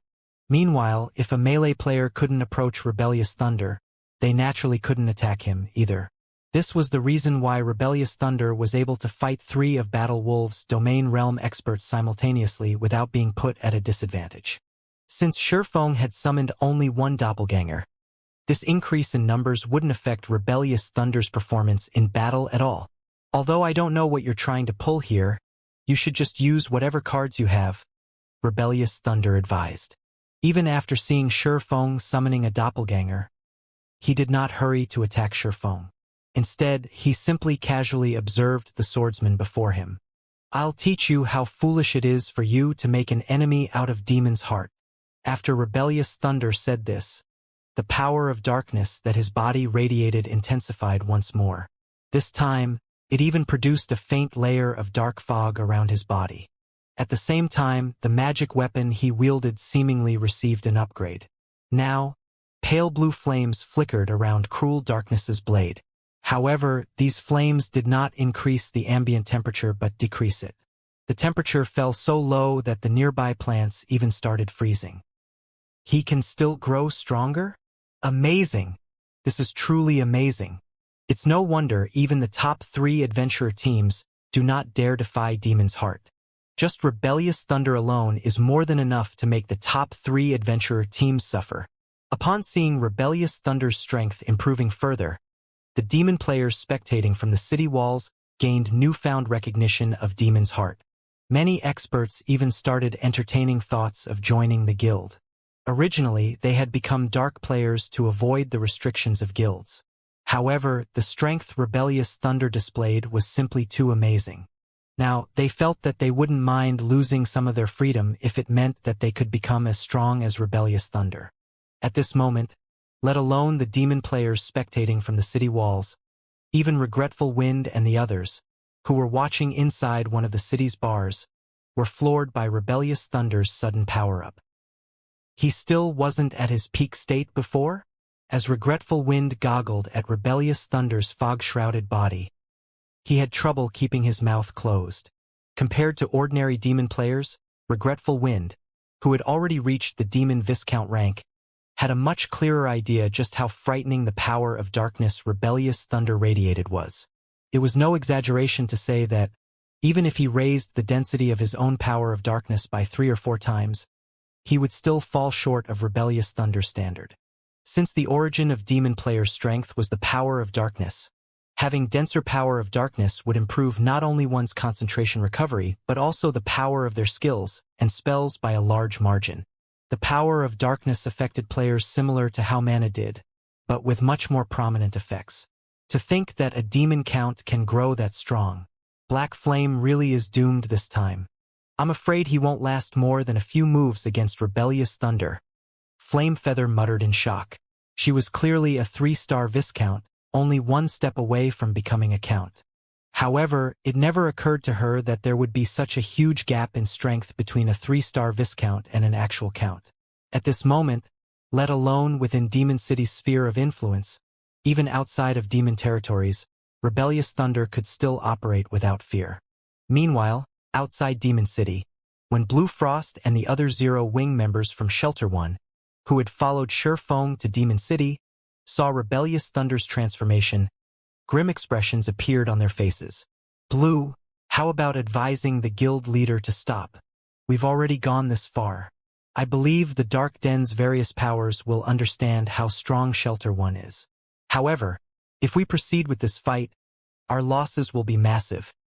Evening Lotus said as she looked at Blue Frost. After seeing how easily their team reached Demon City, she had indeed gained newfound recognition of their guild. She never thought that Zero Wing would be this strong. However, their current opponent was no longer an existence they could deal with. Even though they had over 300 Tier 3 experts on their side, she wasn't optimistic about their chances of defeating Rebellious Thunder. After all, they were standing in the home ground of demon players. Moreover, Rebellious Thunder had the protection of Demon City. Indeed, at this rate, rather than making a statement, we'll end up becoming a laughingstock in the Dark Den instead, Blue Frost said, nodding. He too felt that they had done enough. Blue Frost immediately headed for Shurfeng to persuade him to end this battle of attrition. However, he had just taken 2 steps forward when Shurfeng suddenly raised the abyssal blade horizontal of himself and started incanting. The deafening roar of a dragon entered everyone's ears and shook the entire demon city. This dragon roar made everyone present shudder involuntarily, and they reflexively turned to look at the origin of this roar. To everyone's surprise, this roar actually came from the doppelganger Shurfeng summoned. At this moment, however, the doppelganger had started disintegrating into a cloud of black fog, which continuously expanded, growing by several hundred times in size in no time at all.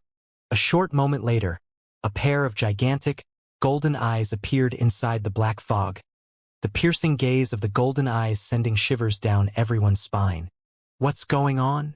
The doppelganger can actually transform? The doppelganger's aura is so strong.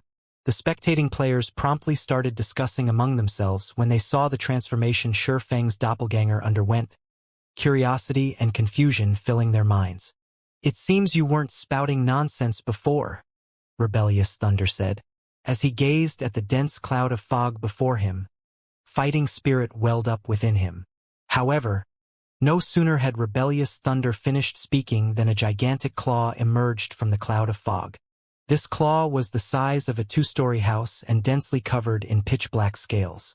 When the claw landed, it instantly shattered the ground. At the same time, everyone in the vicinity also felt the ground beneath them quaking.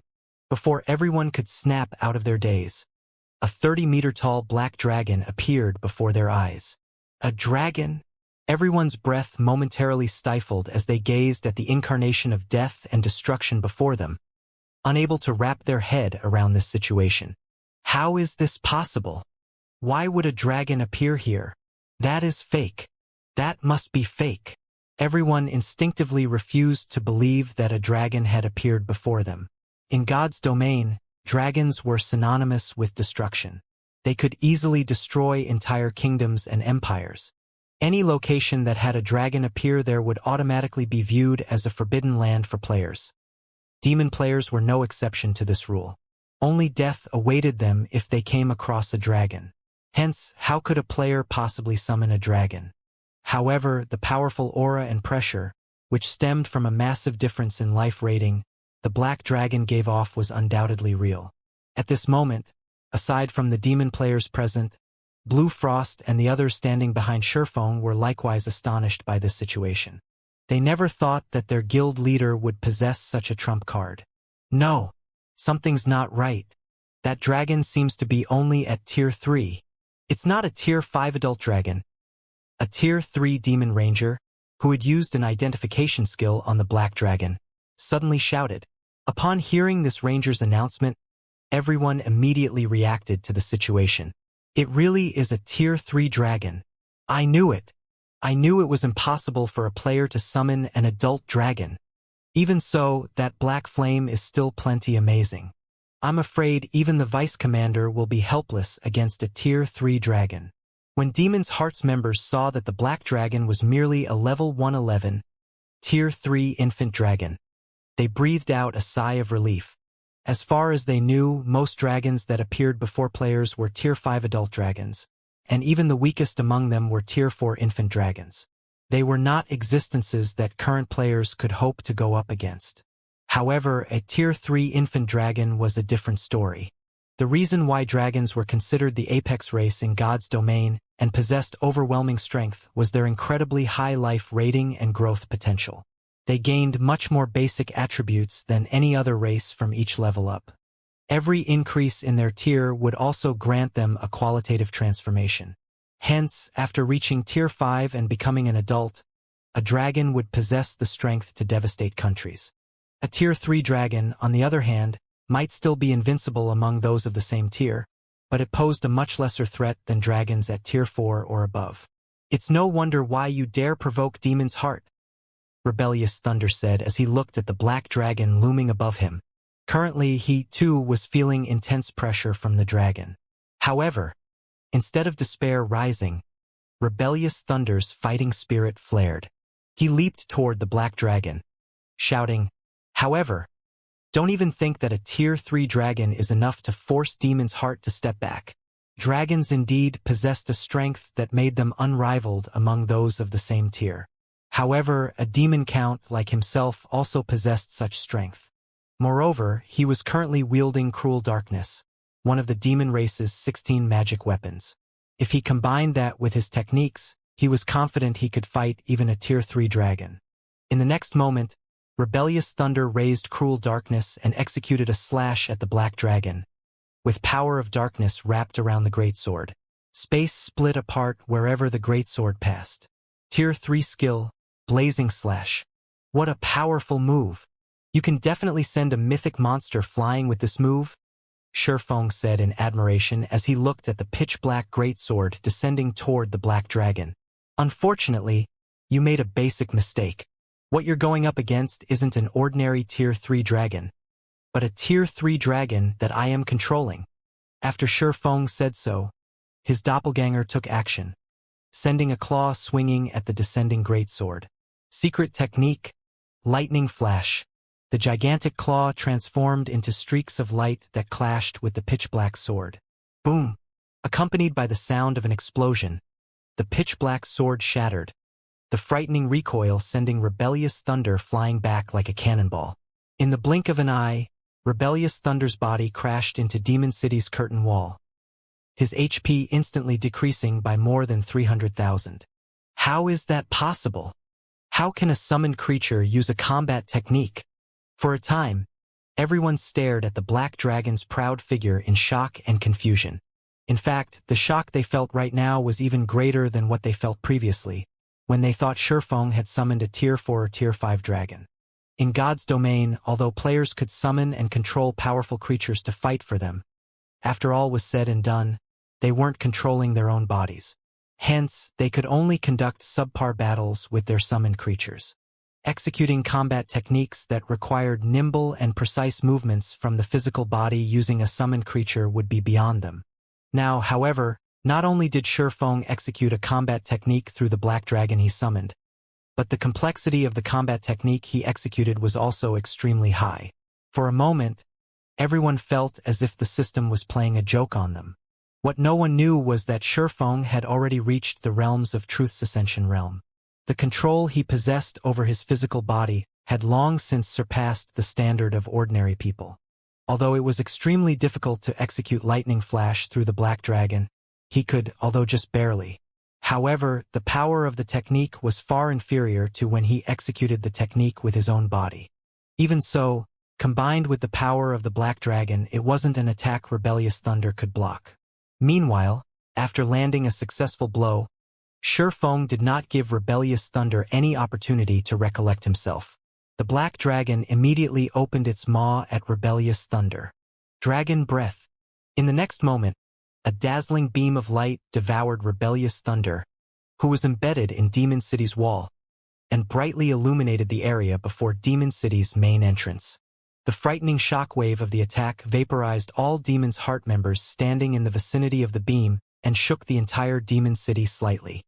In fact, cracks even appeared on the city's sturdy walls. Silence, destruction, death. For a time, Shock and fear filled everyone present, particularly the demon's heart members who just barely survived the shockwave of the dragon breath.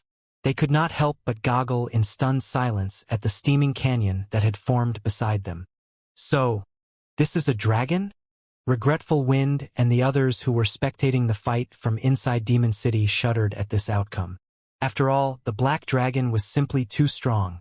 With just one attack, the Black Dragon had instantly vaporized Rebellious Thunder, who was a demon count. The only thing left in Rebellious Thunder's place was a pitch-black blade. Earlier, despite suffering from the Black Dragon's combat technique, Rebellious Thunder still had over 5 million HP remaining. Even if Rebellious Thunder simply stood in place without defending himself, a Tier 4 mythic monster would still need quite some time to kill him. However, Shurfeng's Black Dragon had used only one attack to turn Rebellious Thunder into nothing. Run! When the demon's heart members snapped out of their daze, their originally calm and arrogant composure instantly crumbled, and they fled frantically toward Demon City. What a joke!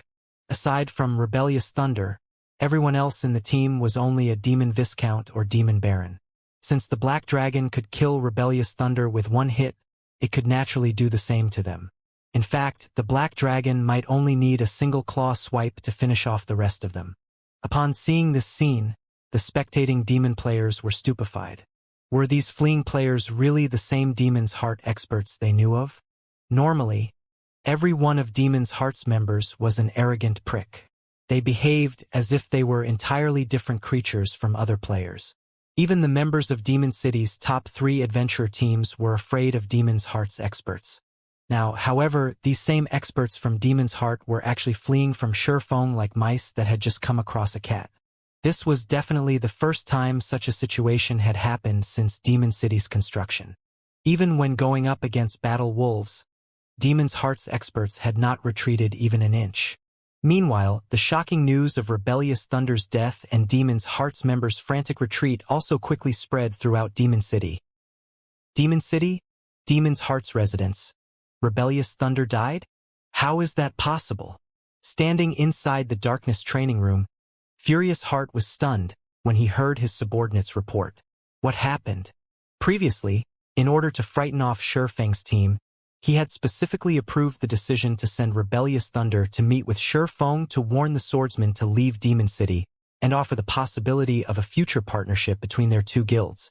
Now, however, he had received news that not only had Shurfeng refused their kind offer, but Rebellious Thunder had also died. There must be some kind of miscommunication. Rebellious Thunder is a demon count. With his strength, let alone Zero Wings experts, he wouldn't have any problems going up against even the 5 great super guilds' old monsters. Moreover, he was standing before Demon City's entrance. He should have still had the buff from the city's magic array. How could he possibly have been killed? The black-clad elder, who was a Tier 3 demon viscount, exclaimed in astonishment. Rebellious Thunder was one of Demon's Heart's strongest experts. While inside Demon City, he could fight even Tier 4 NPCs. It was also due to Rebellious Thunder's presence that the guild leader and vice-guild leader had left on a distant expedition without worrying about Demon City's affairs. Now, however, he was being told that Rebellious Thunder had died. How could he possibly believe this? News of this matter has already spread throughout the city. Moreover, the fight was recorded by many players. The Tier 3 assassin who had come to report on this matter said with a bitter smile as he faced Furious Heart and the other guild elders present. Previously, he had also denied the validity of this information when he received the report of his subordinate. However, after watching the battle videos going viral on the official forums, he had no choice but to believe it. He then shared one of the better videos recorded with the guild elders present. In the video, a 30-meter-tall black dragon could be seen sending the demonized Rebellious Thunder flying with a combat technique. Immediately afterward, the black dragon vaporized Rebellious Thunder and created a small canyon before Demon City using its dragon breath. When the video ended, silence fell over the entire training room. So, this thing was the cause of the previous shaking? Furious Heart's complexion turned grim as he gazed at the black dragon in the video. A dragon. Although the black dragon was only a Tier 3 infant dragon, it possessed astonishing strength. If the Black Dragon could kill even a monster like Rebellious Thunder in a single hit, aside from the guild leader and vice-guild leader Flaming Light, nobody in Demon's Heart posed a threat to it. Elder Heart, what should we do? If Black Flame is capable of killing even Vice Commander Thunder, I'm afraid he can kill me easily once he enters the city, Troubled Times said worriedly after witnessing the Black Dragon's strength. Troubled Times never dreamed that Shurfeng would have such a frightening trump card saved up. He had clearly fled to a demon territory already. Non-demon players couldn't use any berserk skills here. However, Shurfeng actually had the ability to transform his doppelganger into a dragon. For a moment, Troubled Times had a feeling that the main god system was playing a joke on him. Commander Troubled, you don't have to worry too much. Black Flame's trump card might be powerful, but the duration in which his doppelganger can remain in dragon form should be very limited. The transformation will last for a few minutes at most, Furious Heart said calmly. Moreover, he can only strut around outside Demon City. Without our invitation, he shouldn't even think of entering. All you need to do is rest inside our residence and wait until the tracking mark on you disappears. That's right. He is merely a human player. Even if he can summon a dragon, it is merely a Tier 3 dragon. It might be strong against players like us, but it is far from sufficient for dealing with the demon NPCs inside the city. Not to mention, Demon City still has a defensive magic array. Non-demon players without an invitation can't enter the city. You can relax and rest here, the black-clad demon Viscount Elder said, nodding in agreement with Furious Heart's words. Once the guild leader and vice-guild leader return, Black Flame is doomed. Rebellious Thunder's death was indeed surprising. The fact that Shurfeng could summon a dragon was even more shocking. However, this was only at the standard of players. Before the NPCs of God's domain, these things were nothing. Not to mention, they were currently standing inside Demon City. Demon City was far more powerful than the NPC cities found in the outside world.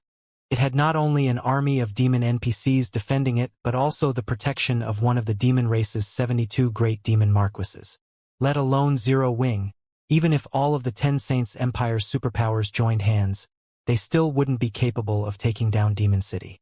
All Shurfeng's team could do was act arrogantly outside Demon City. Once Demon's Heart's main force returned, Shurfeng's team would have nowhere to run. That's a dragon we're talking about. Can Demon City's defensive magic array really stop it? Troubled Times could not help asking worriedly. He wasn't doubting Furious Heart.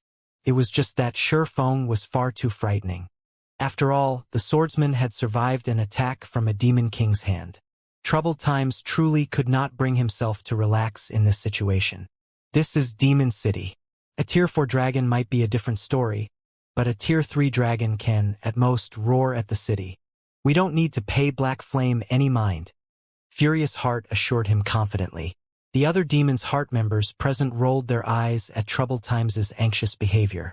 The reason why demon players like themselves could establish themselves in the Ten Saints Empire was precisely the helplessness of the Empire's various superpowers against Demon City.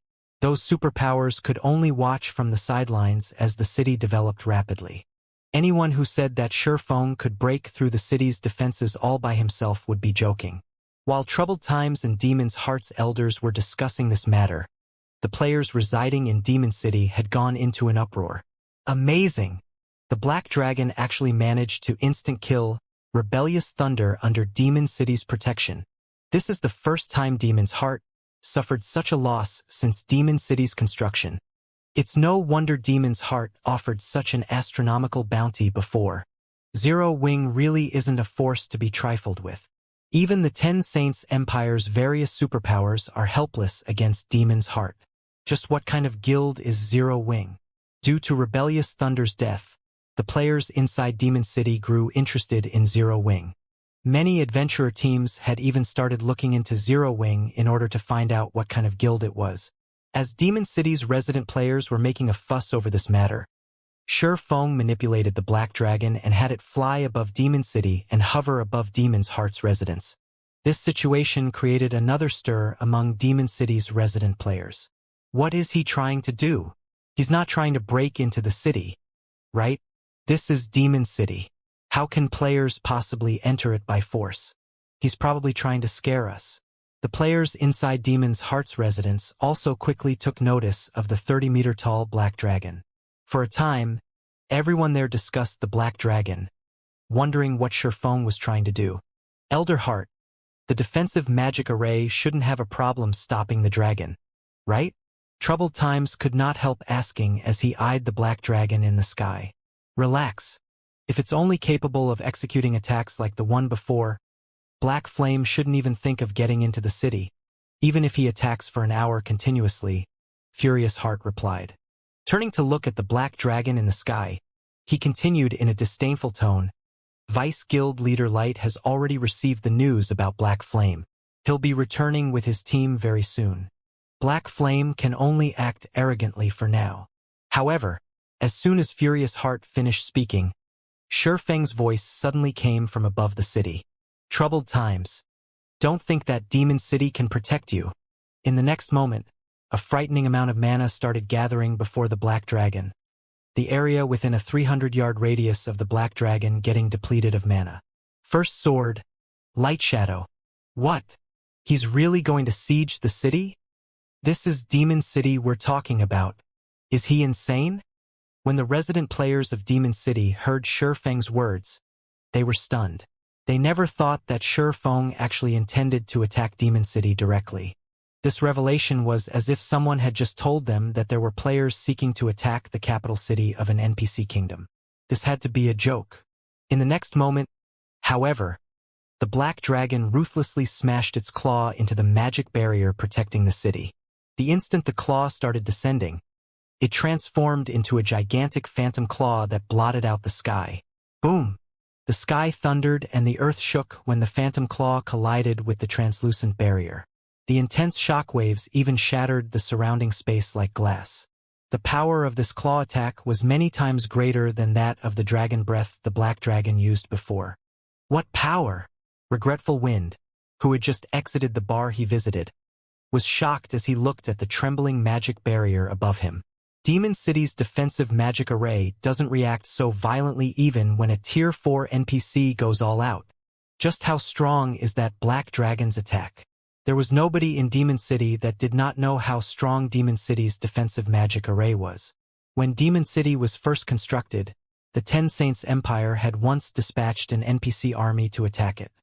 Back then, however, even when multiple Tier 4 NPCs bombarded the city's defensive magic array with everything they had, the magic array didn't vibrate at all. The NPC army broke through the city's defensive magic array only with the help of a Tier 5 divine official. The black dragon Shurfeng summoned, on the other hand, was only Tier 3. At best, its strength should only be on par with Tier 4 NPCs. Now, however, the black dragon had actually made Demon City's magic barrier shake so violently with just a single attack. This situation was simply unbelievable. Insane.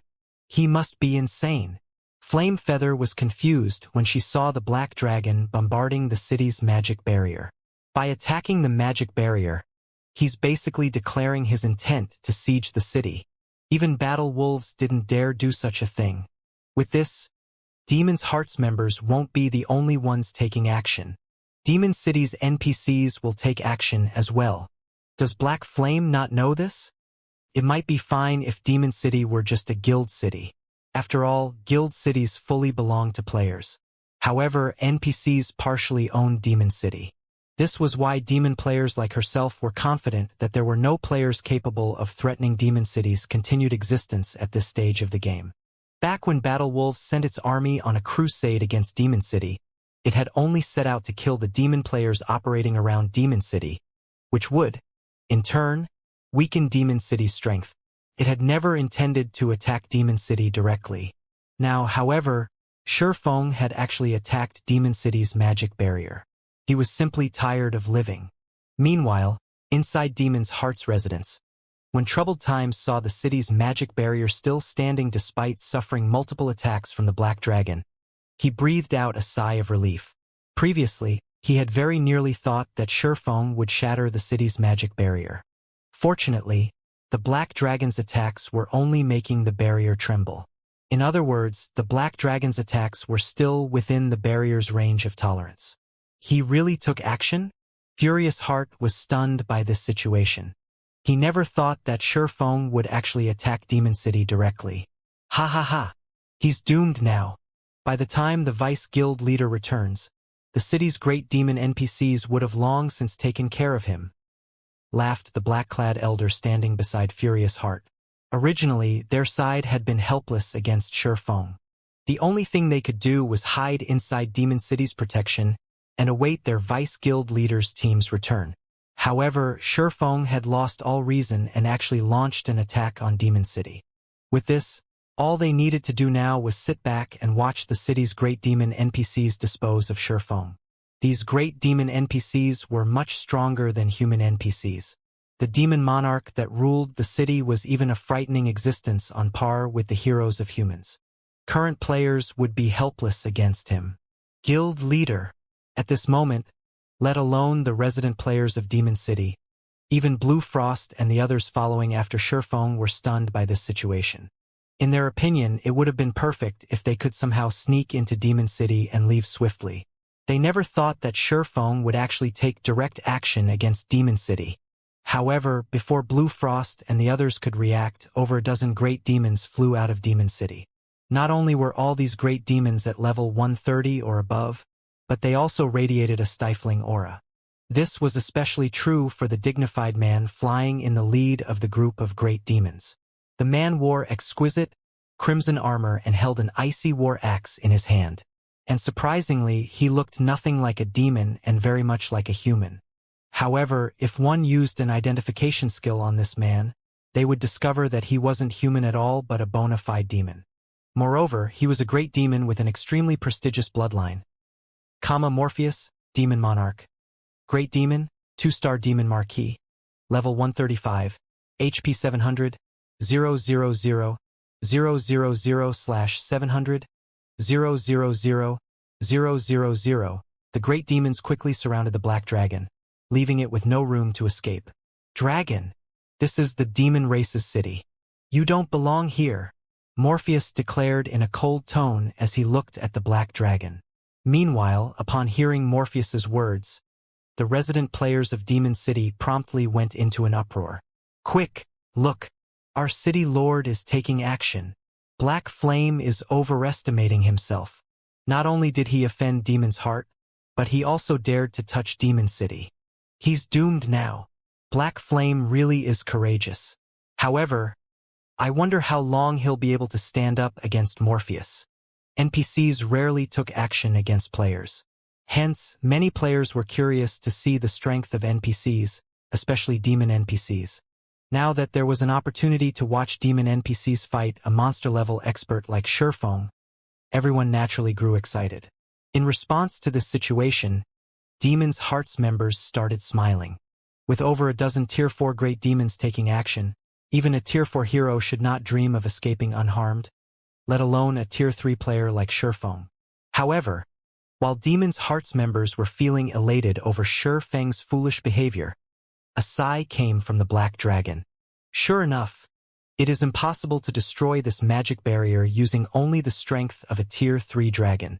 It seems I have no choice but to get serious. Although Shurfeng had spoken in a calm tone, when his voice was relayed through the Black Dragon, it had been loudly amplified. As a result, everyone inside Demon City heard him very clearly. What does he mean? He still hasn't gotten serious until now? An act. He's definitely putting on an act. When Demon's Hearts members heard Shurfeng's words, they instinctively thought that he was putting on an act and that he was actually at his wit's end already. What? He still has a trump card he hasn't used. Regretful Wind, however, did not think that Shurfeng was boasting. At the same time, though, he also felt that the Swordsman couldn't possess a trump card stronger than the Black Dragon.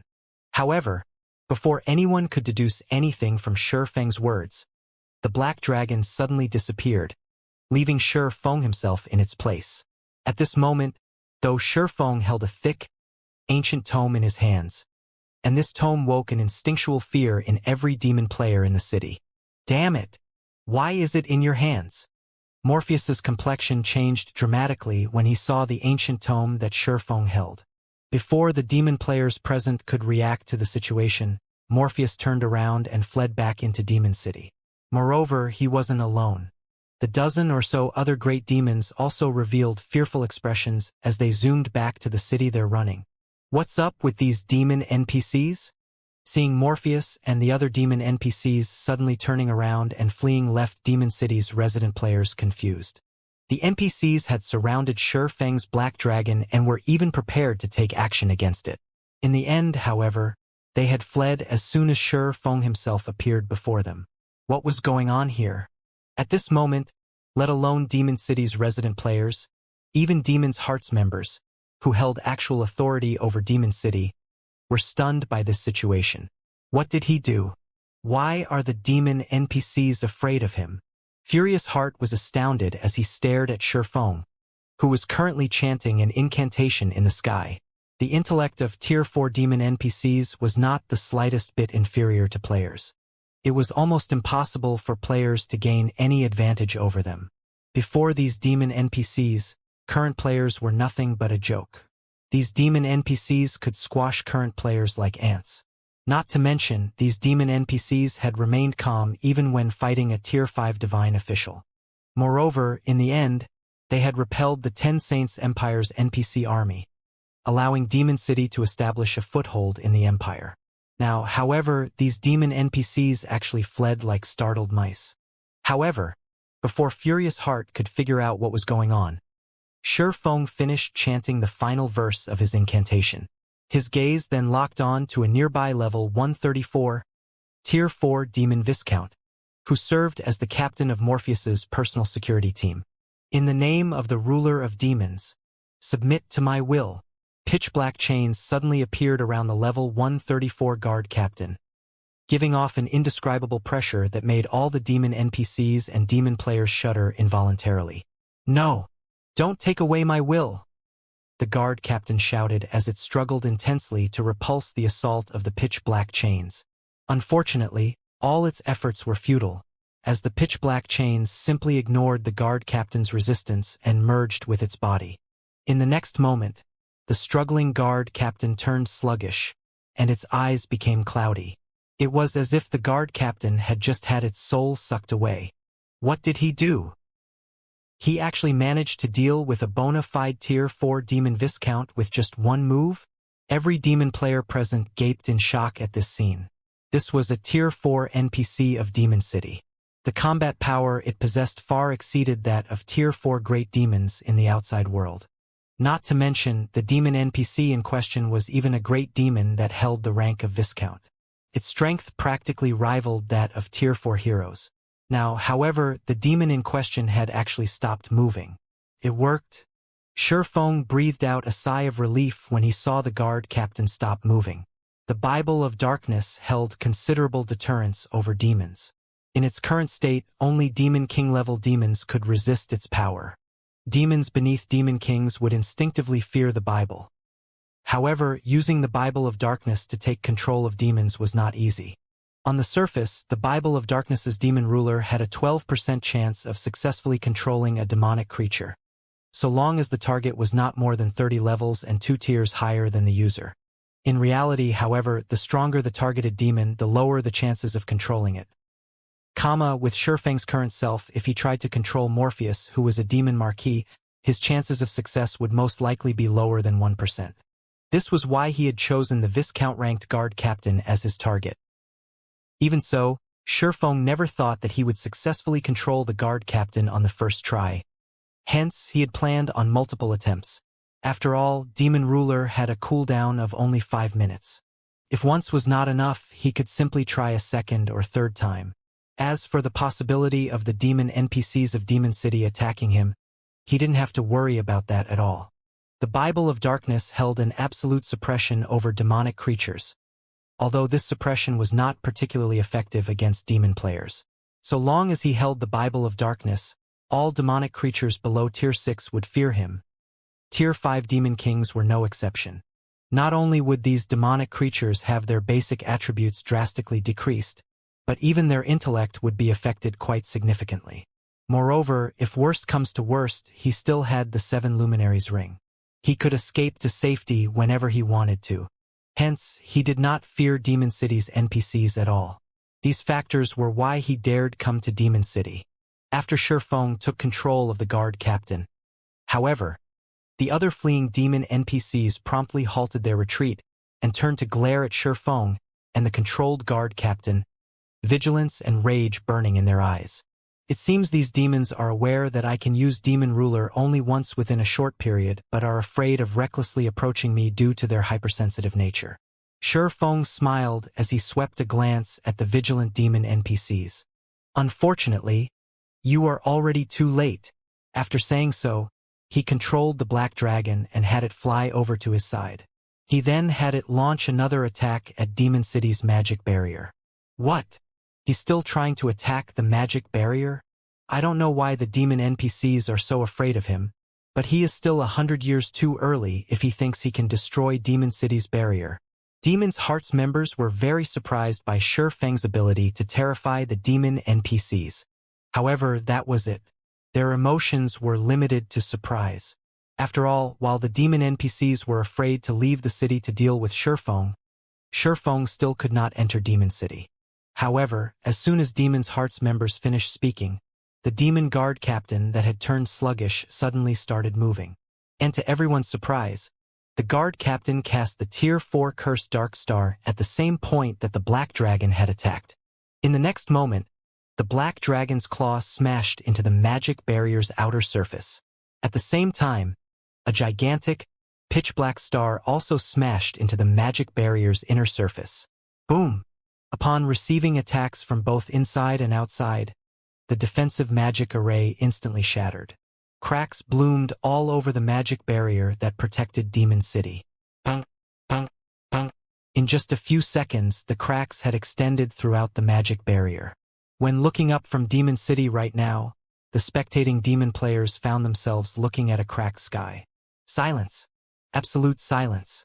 At this moment, as if time had frozen for Demon City, every player residing in the city was gazing at the sky in stunned silence, both their eyes and mouths wide open. Just then, a series of system notifications entered the ears of all demon players operating within the Burning Forest region. The emotionless voice of the system echoing in their minds for a long time. Burning Forest Region System Announcement. Human players have broken through Demon City's defensive magic array. All demon players based in Demon City will have their city reputation reduced by 10 points and city contribution by 3,000 points. Boost to Power of Darkness will also be reduced by 20%. Burning Forest Region System Announcement. Demon City's defensive magic array has been broken.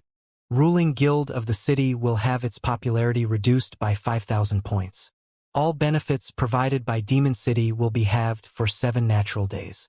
All quests given out in Demon City will have their rewards reduced by 30%.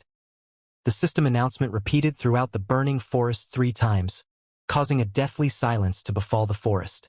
Someone broke through Demon City's defensive magic array? Didn't they say that even the 10 Saints Empire's NPC army was helpless against Demon City? How could players possibly break through the city's defensive magic array? Who did it? Could it be those people Demon's Heart placed a bounty on before? The demon players grinding and questing inside the Burning Forest were flabbergasted by the system announcement. Some players even fell into a daze in battle and nearly got themselves killed by monsters.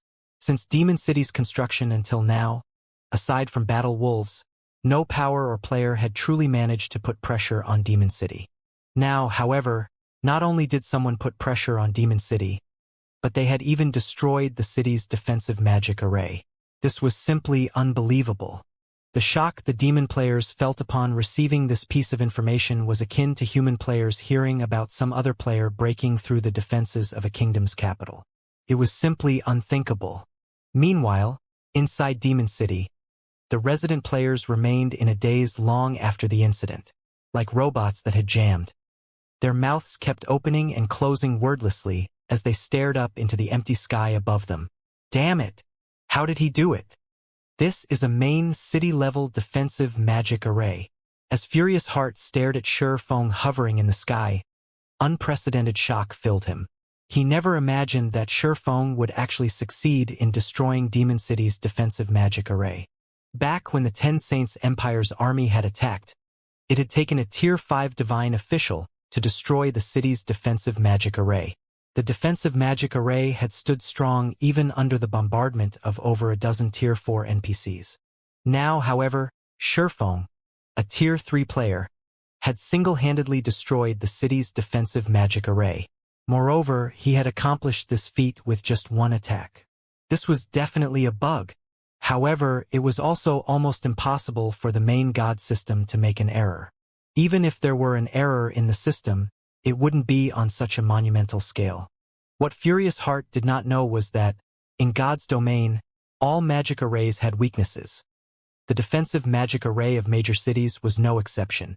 They all had mana junctions that were much more fragile compared to the other parts of the magic array.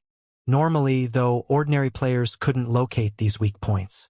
Moreover, with how large a city-scale defensive magic array was, trying to find these weak points was akin to looking for a needle in a haystack. However, that was not the case for Shifeng.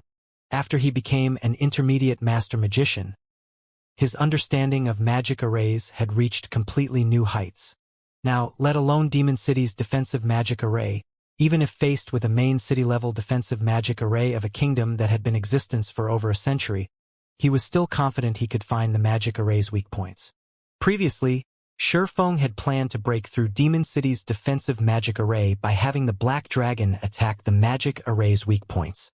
However, the damage tolerance of the weak points exceeded the amount of damage the Black Dragon could inflict.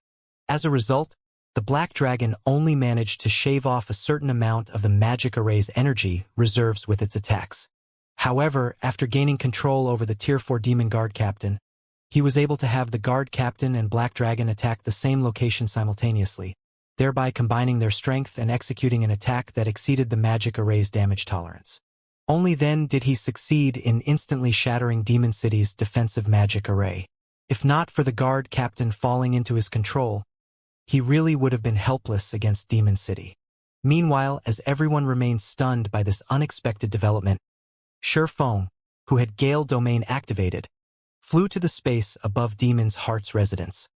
He then quietly observed the crowded residence below him. "Troubled Times, it's your turn now," Shifeng said when he spotted Troubled Times, ignoring the tens of thousands of Demon's Heart members around. Shifeng's words were akin to a death knell. Upon hearing these words, Demon's Heart's members could not help but turn to look at Troubled Times, who stood at a corner of the residence's plaza, pity appearing in their eyes. Troubled Times should have been safe after escaping to Demon City. Now, however, that was no longer true. If Shifeng could destroy even Demon City's defensive magic array in a single attack, who could possibly stand up to him? Even if Shifeng had relied on the strength of the Demon Guard Captain to accomplish this feat, this could also be considered a portion of the Swordsman's strength. After all, not everyone was capable of controlling a Tier 4 Great Demon, a demon NPC at that. Black Flame, you'd better not go too far. This is Demon's Heart's residence. Furious Heart bellowed when he saw that Shifeng was completely ignoring Demon's Heart's members. You've already destroyed Demon City's defensive magic array and caused Demon's Heart's prestige to plummet. If you kill Troubled Times, you'll make an out-and-out enemy of Demon's Heart. You'd better think this through clearly. Shifeng's strength was indeed terrifying. However, Demon's Heart was not an existence to provoke easily. It was the first dark guild in God's domain to establish a city for demons. In an era where dark powers were flourishing, even super guilds would not dare to offend Demon's Heart casually. Demon's Heart might not have the ability to deal with a monster like Shifeng, but Zero Wing was a different story. A guild was different from an individual. A guild was an organization made up of thousands, and possibly even millions of players. So long as Demon's Heart slaughtered Zero Wing's other members, even if Shifeng remained unharmed, Zero Wing would still fall into ruin. This was also the reason why the Ten Saints Empire's various superpowers chose to take a step back when dealing with Demon's Heart. So what? Do you think Zero Wing is a guild you can casually provoke? Shifeng said as he glanced askance at Furious Heart. The black dragon immediately descended from the skies and appeared above troubled times. It then swiped a claw at the berserker. Light shadow. No! When troubled times saw the mountain-like claw smashing down toward him, he instinctively activated demonification, followed by a life-saving skill to protect himself. Unfortunately, before a Tier 3 dragon, a Tier 3 demon player like Troubled Times was no different from an ant. When the black dragon's claw came into contact with Troubled Times, the berserker got crushed into the ground and died just like that. When Troubled Times died, silence blanketed Demon City again as everyone stared at Shi Feng hovering in the air. He killed him just like that? The city's independent players had never thought Shi Feng would dare attack a player in the middle of Demon's Heart's residence. Yet he had done so without the slightest hesitation. He acted as if the Dark Guild's members were nothing of consequence. He's done it. Blue Frost and the other Zero Wing members from the Dark Den, who had watched the scene play out through a magic mirror, were especially dumbfounded. They had never imagined that Shi Feng would successfully kill Troubled Times. Moreover, their guild leader had done so as Demon's Heart's members watched. Blue Frost and his comrades felt as if they were dreaming. They would have already been amazed if they managed to sneak into Demon City and assassinate Troubled Times. But Shi Feng had boldly and openly slain his prey, while Zero Wing's Dark Den members were stunned. Furious Heart, who stood within Demon's Heart's residence, shot Shi Feng a furious look, his rage burning clear in his eyes. Black Flame, you and your entire guild are dead. Not even our guild leader will let you get away with killing someone in our residence, let alone Vice Guild Leader Flaming Light. Furious Heart bellowed. He hadn't actually expected Shi Feng to attack Troubled Times without a second thought. The attack had been so sudden that he hadn't even had the time to try to save the berserker. A guild residence was a guild's most treasured location.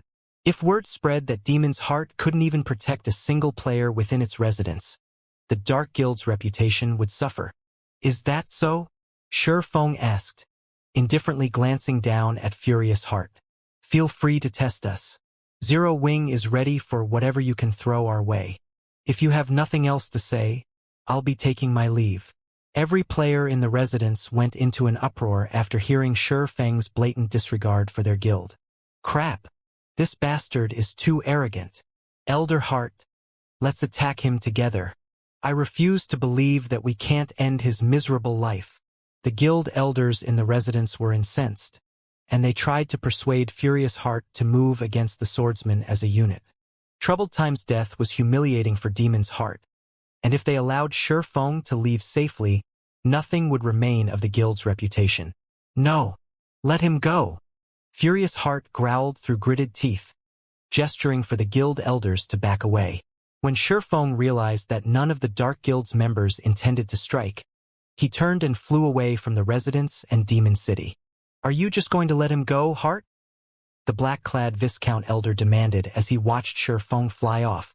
Do you really think that I don't want to take his life right this instant? Furious Heart hissed, glaring at the black-clad Elder. Rather, do you think that any one of you is strong enough to kill him? Rebellious Thunder was the strongest player in Demon City right now, but if Shi Feng could even slay Rebellious Thunder, what could they, who hadn't even reached Demon Count rank, possibly achieve by fighting that swordsman? Don't we have the Demon Guards?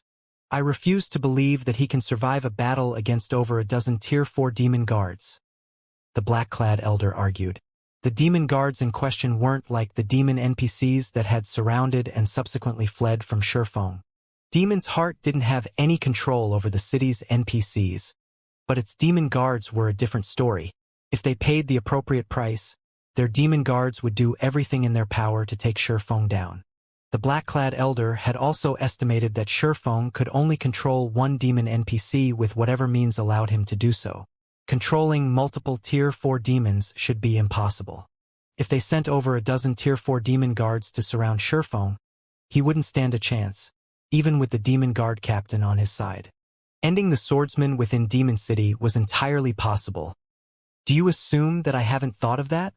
Furious Heart shot back, rolling his eyes at the Elder. Grimly, he continued, I considered mobilizing the Demon Guards the moment Black Flame arrived above the residence. But when he did, the Demon Guard's basic attributes fell by 30%. They wouldn't even be able to deal with Black Flame in such a state, much less the Demon Guard captain under his control. Shurfeng was already as powerful as a Tier 4 being, which he had proven in the fight against Rebellious Thunder when they had clashed as equals. With 30% less basic attributes, the Demon Guards had no chance against Shurfeng. Shurfeng was a domain realm expert. Sending a bunch of dumb monsters with inferior attributes to take him out would be nothing more than a joke. But it's so frustrating watching him go unscathed, the black-clad elder hissed, gnashing his teeth as he watched Shurfeng's figure move farther away. Demon's Heart had gone to great lengths to earn the prestige it had enjoyed in Demon City only minutes ago. Now that Shurfeng had dealt such a severe blow, restoring their reputation would take ages if they simply allowed him to leave. So what if he leaves? I've already notified the guild leader and vice guild leader Light.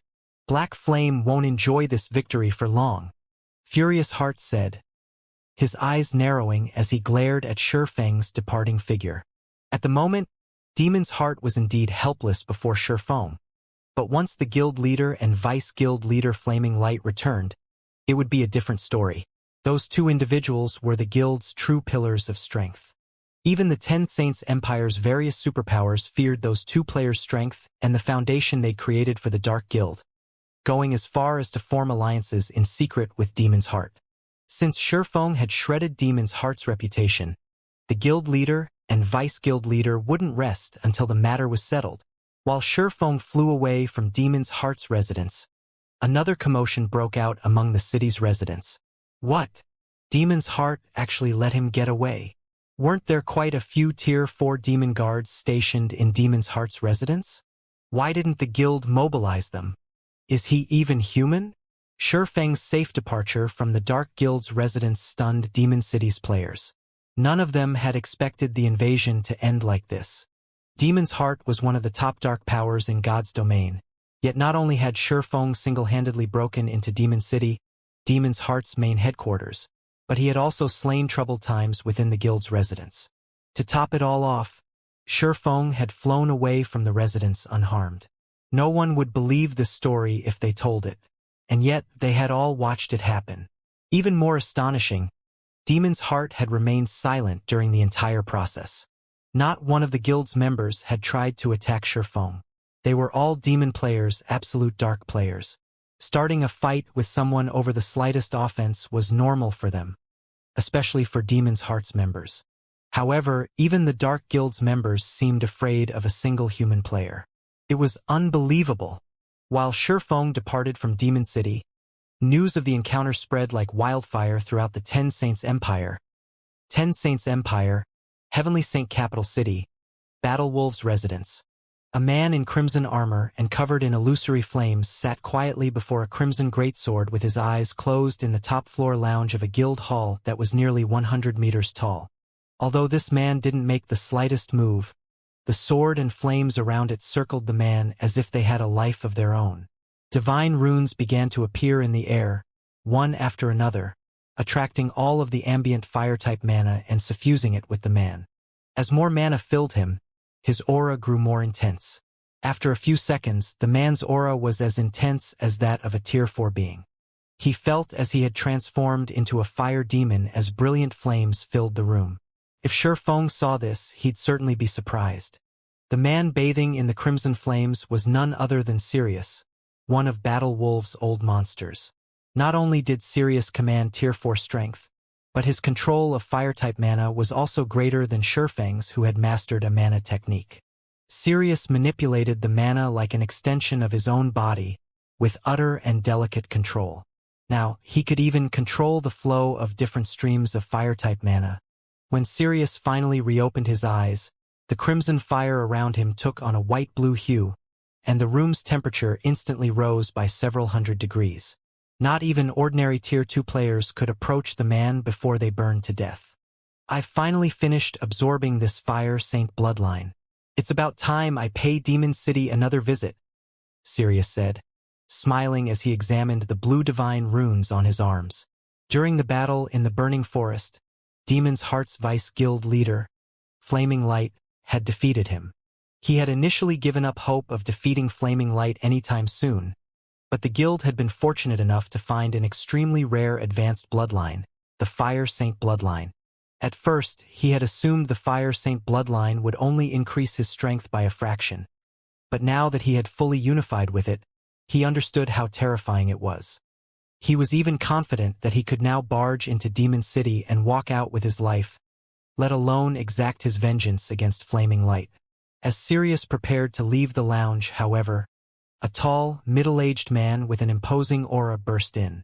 This man was Everlasting War, who had previously served as the Glorious Lions battle team's leader. "Commander, we've just received an update regarding Demon City. The report states that not only has Black Flame broken into the city, but he's also slain Troubled Times, who had hidden within Demon's Heart's residence," Everlasting War announced. Troubled Times died inside Demon's Heart's residence? The news stunned Sirius, and for a moment, he wondered if he had misheard. He was already amazed that Shurfeng had his team had made it to Demon City. Despite dispatching an army of over 100,000 experts, Battle Wolves hadn't even caught a glimpse of the city's gate. But now, he learned that Shurfeng had broken into the city and killed Troubled Times within Demon's Heart's residence. It was astounding. Demon's Heart has lost most of its prestige in Demon City and now poses much less of a threat to the various superpowers. "Should we still head to Demon City, Commander?" Everlasting War asked Sirius, who wore a strange expression. News of Troubled Time's death had already spread throughout the Ten Saints Empire. Keeping the matter under wraps was impossible for Demon's Heart.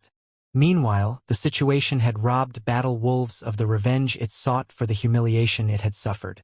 If the guild targeted Demon's Heart now, it would only earn the label of bully, tarnishing the guild's reputation further. "We no longer need to visit Demon City.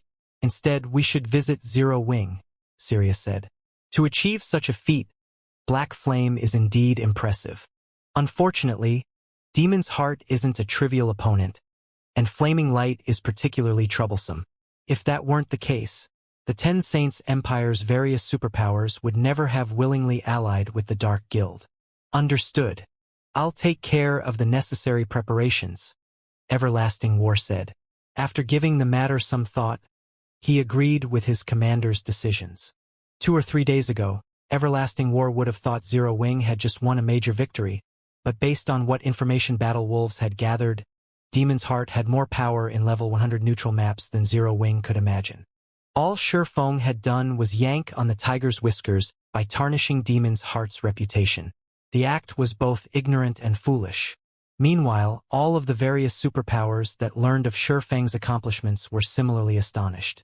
None of them had thought that Shurfeng would shake Demon City to its very foundations. The swordsman's strength was simply inhuman. Surprisingly, however, the Ten Saints Empire had remained extraordinarily calm despite the news. None of the various superpowers which deeply hated demon players had shown any movement. Not one of them had tried to kick Demon City while it was down. Rather, the Empire's superpowers had sent a large number of experts to Zero Wing's territories. This turn of events was indescribably strange. Have these superpowers gone mad, Vice Guild Leader? They're not taking advantage of the situation to put pressure on Demon's Heart and are aiming for Zero Wing instead. The Tier 3 black-clad assassin beside Illusory Words said after examining the details the guild's information network had gathered. Did they miss the system announcement in the Burning Forest? The demon player's development speed in that area has substantially decreased. This is the perfect opportunity to strike. They haven't gone crazy, Illusory Words, who was busy sifting through the reports, replied, shaking her head. They've only made the correct decision. Correct decision? The statement confused the Tier 3 assassin. He didn't understand what Illusory Words meant by that. Since Shurfeng had destroyed Demon City's defensive magic array, all of the city's demon players have suffered a 20% strength reduction. This was the best chance the various superpowers had to eliminate those demon players. Demon's Heart had stopped the Empire's various superpowers from acquiring as many resources from level 100 neutral maps. Those superpowers would only secure more if they suppressed the Dark Guild now. That's right, Illusory Words said, her lips twisting into a bitter smile. Very few of the various superpowers members are aware of how frightening Demon's Heart truly is. The Dark Guild has already allied with mythology, one of the 5 great superpowers. Both its overall strength and its foundations are far superior to Zero Wing's. Naturally, the various superpowers want to take advantage of Zero Wing, not Demon's Heart. Demon's Heart has actually partnered with mythology? Realization immediately dawned on the Tier 3 assassin. He was also surprised by how formidable Demon's Heart was. Mythology was one of the 5 major titans in God's domain and far stronger than ordinary superpowers like Crimson Emperor. Ordinary super guilds couldn't even compare. If mythology were supporting Demon's Heart, the Dark Guild wouldn't have to worry about its development, even after the recent events. While the Ten Saints Empire's superpowers were busy attacking Zero Wing, a handsome man in white arrived at a mana-rich location outside of the Fire Dragon Empire. This man was Flaming Light, Demon's Heart's famous Vice Guild leader. Not long after his arrival, 2 level 107, Tier 3 peak experts intercepted him. "What business do you have here?" a Tier 3 shield warrior demanded, flashing Flaming Light a contemptuous look. "I have something I need to discuss with Vice Guild leader Cold Shadow. May I know if she has time to spare?" Flaming Light cordially asked. Cold Spring Forest, Stone Forest City. With troubled times dead, Shurfeng returned to Stone Forest Town with the Hell Legion. He didn't linger in the Ten Saints Empire for a moment longer. The moment Hell Rush and his comrades entered Stone Forest City, the sight that greeted them left them stunned. Stone Forest City was a guild city, and normally only players visited guild cities in level 100+ neutral maps. NPCs rarely visited such guild cities, yet Stone Forest City was full of them. There was even a long line of NPC merchants waiting to enter the city at the main entrance. Calling the city an NPC city wouldn't be an exaggeration. Hell Rush was also stupefied when he saw the number and quality of players visiting Zero Wing City. He spotted several dozen Tier 3 players with a casual glance around the main street. Although the various superpowers had over 100 Tier 3 players at this stage of the game, and some even had several hundred, Tier 3 players were still a rarity as a whole. No matter where they went, they attracted a lot of attention.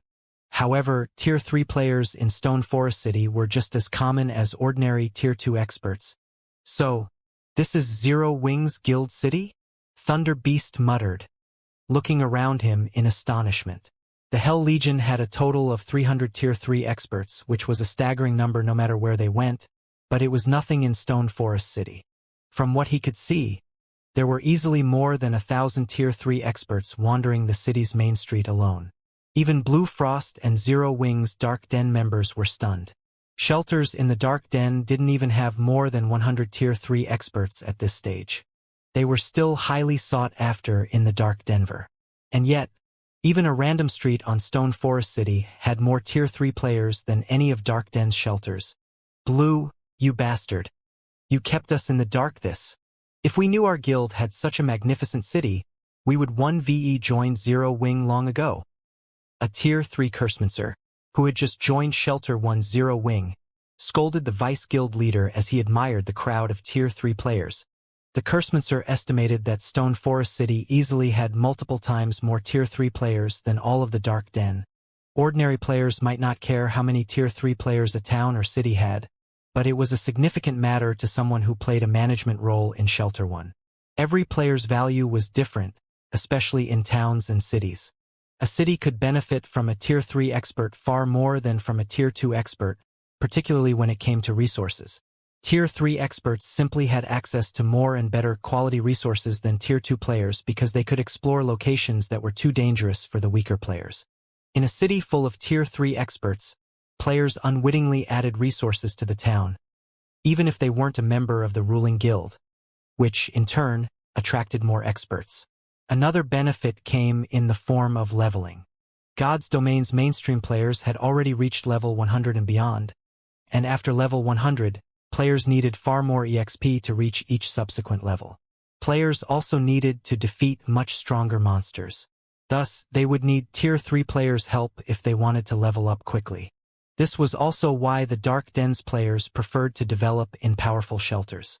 With how many Tier 3 experts wandered Stone Forest City streets, These players' leveling speed would be incredible. The Dark Den's various shelters couldn't even imagine how fast these players reached their next level. If the Dark Den's players knew that Zero Wing ruled a guild city like this, every one of them would immediately try to join the guild. Blue Frost, however, did not have a good response for the Cursemancer's complaint. Although he had always known that Zero Wing was extraordinary, he had never dreamed that it was this powerful. However, Blue Frost and his companions didn't know that many superpowers had sent their experts to Stone Forest City precisely because of Sure Feng's recent performance in Demon City. In fact, the Ten Saints Empire's superpowers had been some of the first. Not only had they sent a large number of scouts, but they had also sent quite a few guild upper echelons. Because of this, Stone Forest City's player population had reached an all-time high, and there was an unprecedented number of Tier 3 experts in the city.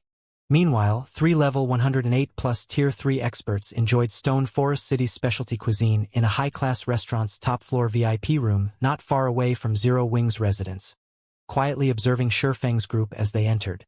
2 of the 3 were Yuan Tianxin and Purple Jade from the secret pavilion, while the third was a young woman in her mid-20s. If Sure Feng had known about this gathering, he'd be surprised. Yuan Tianxin and Purple Jade were showing the woman deference.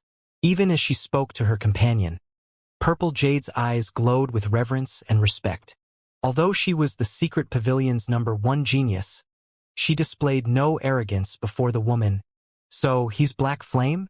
He really is something. It's a pity he has offended Demon's heart. With his presence and Stone Forest City's assistance, it wouldn't have been long before Zero Wing had joined the realm of God's domain superpowers. Otherwise, the young woman with long, icy blue hair said as she watched Sure Feng disappear into Zero Wing's residence, smiling softly. Are you certain that you won't reconsider, Vice Guild Leader Dawn? Stone Forest City is now the #1 city in the Cold Spring Forest and several neighboring level 100 neutral maps. If you step forward, I'm sure Demon's heart will hold back against the city. Yuan Tianxin respectfully pleaded with the young woman. The woman before him was Dawn Jade, and he had nothing but respect for her. Dawn Jade was most likely to succeed the Secret Pavilion's guild leader in the future, and her current position was only second to the guild leader's. Before his assault on Demon City, I could understand why the guild leader had such an optimistic opinion of Zero Wing, but Elder Yuan, you know times have changed. The dark powers have far more influence over God's domain than they used to, especially Demon's heart, which stands at the peak of the many dark powers. But Black Flame mercilessly killed someone Flaming Light was protecting, and the various dark powers think this is a good opportunity to set an example for God's domain's various superpowers, Dawn Jade said. Sighing, she continued, Zero Wing has provoked far too many superpowers. Based on recent reports, aside from mythology, Flaming Light has begun to negotiate a partnership with Beast Emperor, who currently occupies the Yor Empire. Not even the guild leader can prevent Zero Wing's fall at this point. Black Flame only has himself and his stubborn nature to blame. I doubt even Netherworld Empire's Hell Legion can save his guild. Your people should prepare as well. I'm sure it won't be long before Demon's heart makes it move. But don't worry too much. I'll think of a way to retain our shares of Stone Forest City. Once Dawn Jade finished speaking, she made a cutting gesture with a hand, summoning a spatial gate. She then walked through the gate, vanishing from the restaurant. Silence dominated the room for a long time after the young woman's departure. Uncle Yuan, what should we do? If the Vice Guild leader won't help us, we won't have enough forces to defend Stone Forest City, even if we gather all of our players, Purple Jade asked. Few knew of the true terror of Demon's heart. Once the Dark Guild took action, Cold Spring Forest would become a nest for dark players. Flaming Light possessed the means to open a portal to a dark world, allowing the Otherworld's players to flood onto the main continent. This was the true reason that even super guilds were afraid of Demon's heart. Only, Flaming Light wanted Demon's heart to establish a stable foothold in God's domain, so he hadn't actually used this card. Once he did, he'd lose it, and he'd have to wage war against whichever superpower or superpowers his actions affected. Unfortunately, Flaming Light wouldn't hold back against Zero Wing, now that Sure Feng had damaged Demon's heart's reputation so severely. With the guild's current strength, it would find threatening Zero Wing quite difficult. Thus, the chances of Flaming Light activating the portal in Cold Spring Forest were very high. The Dark World was far stronger than many other major otherworlds, and it easily had a player population that could rival 2 or 3 empires. Moreover, every player in the Dark World was a Dark player. Once Flaming Light activated the portal in Cold Spring Forest, Stone Forest City would have to face a storm of Dark players. Its chances of surviving were practically non-existent. In fact, the portal's activation would also have an unprecedented impact on the nearby kingdoms and empires. I don't know. Let's just take one step at a time, Yuan Tiexin replied, and he couldn't help but glance in Shifeng's direction, rolling his eyes. Rather than quietly developing Zero Wing, Shifeng had gone through God's domain, making one enemy after another. Now, even the secret pavilion could save the guild. They could only watch as Zero Wing burned to the ground. During Yuan Tiexin and Purple Jade's meeting in the nearby restaurant, Shifeng had made his way to the second underground floor in Zero Wing's guild hall. After entering the core room, he activated the room's defensive magic array and sealed off the entire floor. He then carefully pulled a pitch-black blade from his bag, placing it on the central platform. The blade was none other than Rebellious Thunder's Cruel Darkness. Initially, Shifeng hadn't paid the magic weapon Rebellious Thunder had dropped much mind. He had been utterly focused on killing the man at the time. However, while the Black Dragon had bombarded Demon City's defensive magic array, he had offhandedly collected Cruel Darkness from its previous wielder's ashes. When he had picked the magic weapon up, he had discovered that Cruel Darkness resonated with his Abyssal Blade, which he had found endlessly exciting. 2 weapons only resonated in God's domain when both were a part of the original weapon. In other words, they were weapon fragments. As a magic weapon, the Abyssal Blade was already ridiculously strong, powerful enough to rival fragmented legendary weapons in its current state. Hence, Shifeng had been flabbergasted to learn that the Abyssal Blade was only a fragmented weapon, not a complete one. If that were true, how strong would the complete weapon be? Would it become a fragmented legendary weapon? Or a legendary weapon? With this astonishing discovery occupying his thoughts, Shifeng had slain troubled times before hurrying back to Stone Forest City. This should be safe enough. Hopefully, the fusion doesn't cause too much of a commotion. After examining Cruel Darkness, Shifeng unsheathed the Abyssal Blade, and as a result, he received a system notification. System: the Abyssal Blade has discovered a fragment of the same origin. Do you wish to fuse the fragment with the Abyssal Blade? Fuse them. Shifeng's heart pounded nervously as he chose to fuse the 2 weapons. What he needed more than anything right now was a good weapon. His Abyssal Blade and Killing Ray had been excellent weapons and better than most, if not all, of the various superpowers weapons before level 100. However, the various superpowers had begun collecting more top-tier weapons now that players had crossed that threshold. In fact, top-tier weapons had become so common that weapons of the Abyssal Blade and Killing Ray's caliber were now a standard for players of his strength. Because of this, the Abyssal Blade and Killing Ray were now his shortcomings, particularly the Abyssal Blade. If he hadn't acquired multiple pieces of fragmented legendary equipment and an extraordinary bloodline, the various superpowers apex experts would have long since surpassed his basic attributes. Of course, fusing 2 weapon fragments in God's domain wasn't an easy task. The process was akin to recasting a weapon, but in this scenario, players had to fuse the 2 weapons before they could recast them, rather than simply recasting a single weapon. If the forger responsible for recasting the weapons didn't have a certain level of mastery, they could destroy both weapons. Of course, only the weapons would be destroyed. The fragments would remain, although one wouldn't be able to use them as weapons. After Shifeng agreed to fuse the Abyssal Blade and Cruel Darkness, both weapons instantly shattered, transforming into a cloud of ink-black dust. The cloud then solidified into the form of a rough sword hilt and blade. The 2 fragments looked nothing like they had a moment ago, but they both radiated frighteningly powerful auras that even made Shifeng shudder. For a moment, he faintly saw the phantom of a dragon head, spreading its jaws and threatening to devour him. They're just fragments, yet their auras are so powerful? Shifeng stared at the 2 weapon fragments in astonishment. The combined aura was even stronger than that of the Abyssal Blade when it was fully liberated. Shifeng found it really hard to imagine just how powerful the original weapon had been before it had broken. He estimated that it should have at least been legendary rank. He couldn't help the envy he felt. If he were dealing with a legendary weapon, he would have to be very careful.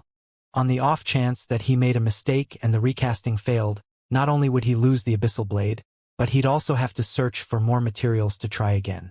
Naturally, he'd need legendary ranked materials. Legendary materials were incredibly rare in God's domain. Even the various superpowers of his previous life had struggled to collect a single set of legendary materials to recast a legendary weapon, not to mention Zero Wing. When he had first obtained Cruel Darkness, he had intended to seek out Siliora for help with the recasting. A Grandmaster Forger was capable of producing legendary items, after all. Recasting a legendary item from weapon fragments should be a piece of cake for her. When he evolved the Abyssal Blade to Tier 3, however, even the Candlelight trading firm's defensive magic array had very nearly failed to contain the magic weapon's unrestrained aura. If recasting this weapon caused too much of a commotion and caught the public's attention, it could spell his doom. What lay before him was a magic weapon, and he was likely to face a backlash once the recast was complete. If that happened, he'd be at his weakest and vulnerable to attack. If the various superpowers happened to have experts stationed near White River City, he'd be doomed. Naturally, Siliora as an NPC wouldn't try to protect him. At best, he'd have to rely on the city's NPC soldiers to fend off any hostile players. But by the time they responded to an attack, they'd be too late. Shifeng's worries weren't unfounded. Such instances had happened quite a few times in the past. Many players had assumed that they'd be safe in NPC cities when they upgraded their magic weapons, but in the end, other players had taken their lives, and they had still suffered their magic weapons backlash. After all was said and done, their characters had been crippled. Not wanting to take the risk, Shifeng decided to recast the weapon himself within Stone Forest City's walls. Fortunately, he was already an intermediate master forger. Even without Siliora's help, he qualified to recast a legendary weapon. He then pulled a bunch of magic crystals from his bag and gradually fused the two weapon fragments. As the magic crystals disintegrated into mana and flowed into the fragments, the magic arrays carved on them began to regenerate. Unlike the recasting process, fusing the fragments was simple. Players merely needed to supply enough mana. The process was a slow one, although there was almost no room for unforeseen complications. Time quickly passed. 1 hour, 2 hours, 3 hours. After 4 hours, the fusion process wasn't even halfway complete. Crap! What kind of weapon is this? Shifeng's head ached as he watched the weapon fragments hungrily devour magic crystals. He had already spent 40,000 magic crystals over the past 4 hours, yet the fusion process hadn't even reached 50%. These weapon fragments were practically bottomless pits for mana. Fusing these weapon fragments would likely require enough magic crystals to bankrupt a second-rate guild. If he hadn't returned to the eastern continent with over 200,000 magic crystals, the equivalent of a full day's income for the Starlight Fortress, he wouldn't have had enough. Just as he was about to take more magic crystals from his bag, he received a call request from Gentle Snow. After so long apart, not only had Gentle Snow reached level 109, but she also now radiated a special kind of mana. Shifeng would have assumed she had unlocked her mana body's full potential if he hadn't known better. He had to admit that he was impressed with her management of Stone Forest City while he had been gone. Not only had Gentle Snow perfected the city's defenses, but the guild also now had 130 Tier 3 experts. Zero Wing had already started raiding 100-man, level 100 team dungeons, and the guild's main force members had updated plenty of their weapons and equipment. Now, their equipment standards were only slightly weaker than the Hell Legion's experts. Guild leader, a group of dark players recently contacted me. They say they are from the dark world, and they wish to meet with you. Apparently, they wish to help us with our current predicament, Gentle Snow reported. Players from the dark world? Shifeng was a little surprised to hear the news. The dark world was a very special otherworld in that it hadn't formed naturally. Rather, ancient gods had created the dark world, and it was dominated by the laws of darkness. The dark players that resided in this other world were a far greater threat than any dark players on the main continent. When the dark world had connected to the main continent during Shifeng's previous life, the dark power's influence on the main continent had already reached its peak. Level 100+ neutral maps had become battlefields for dark and normal players, and many had fallen. Even some kingdoms and superpowers had been annihilated. However, before the planar gate between the dark world and the main continent had activated, no one had been able to leave the other world, other than the key holder.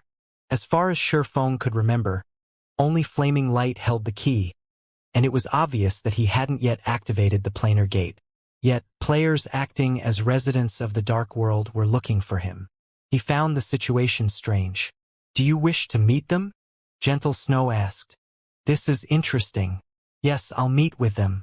Have someone receive them for now, and I'll head over once I've finished here," Shifeng replied, gazing at the weapon fragments before him.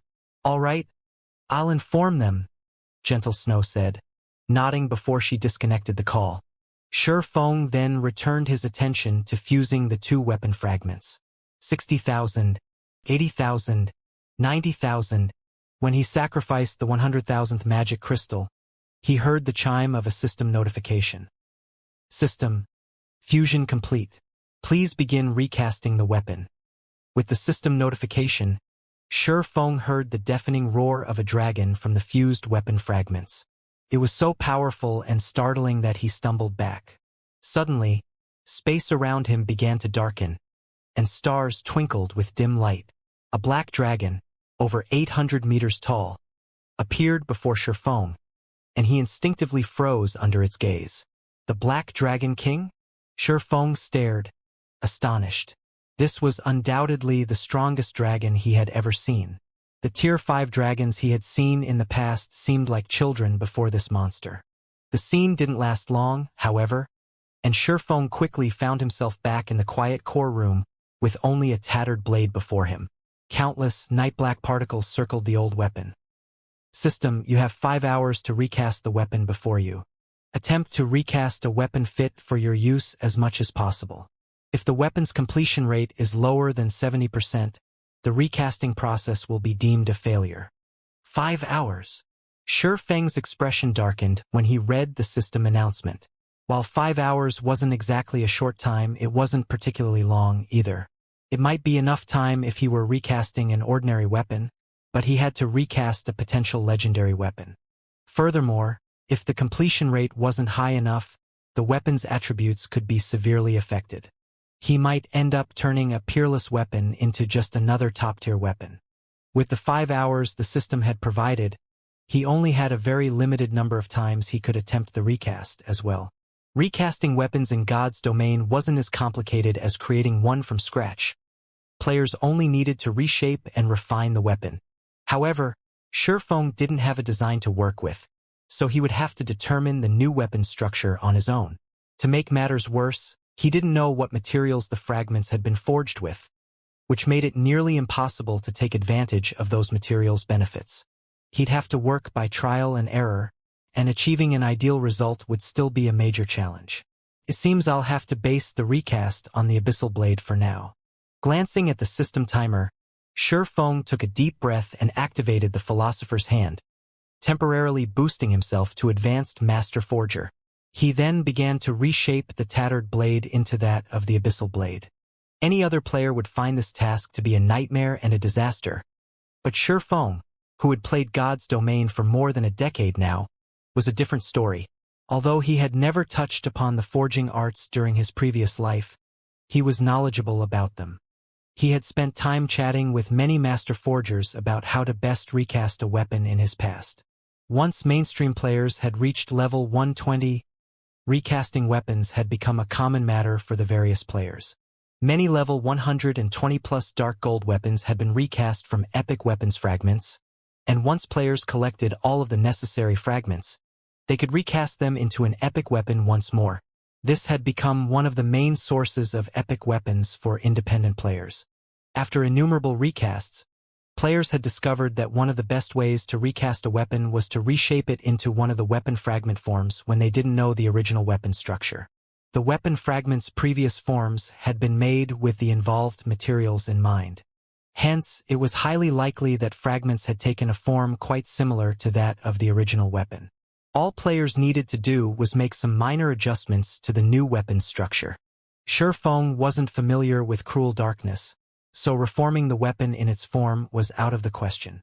Fortunately, he was quite familiar with the Abyssal Blade, a weapon he had obtained not long after rejoining God's domain.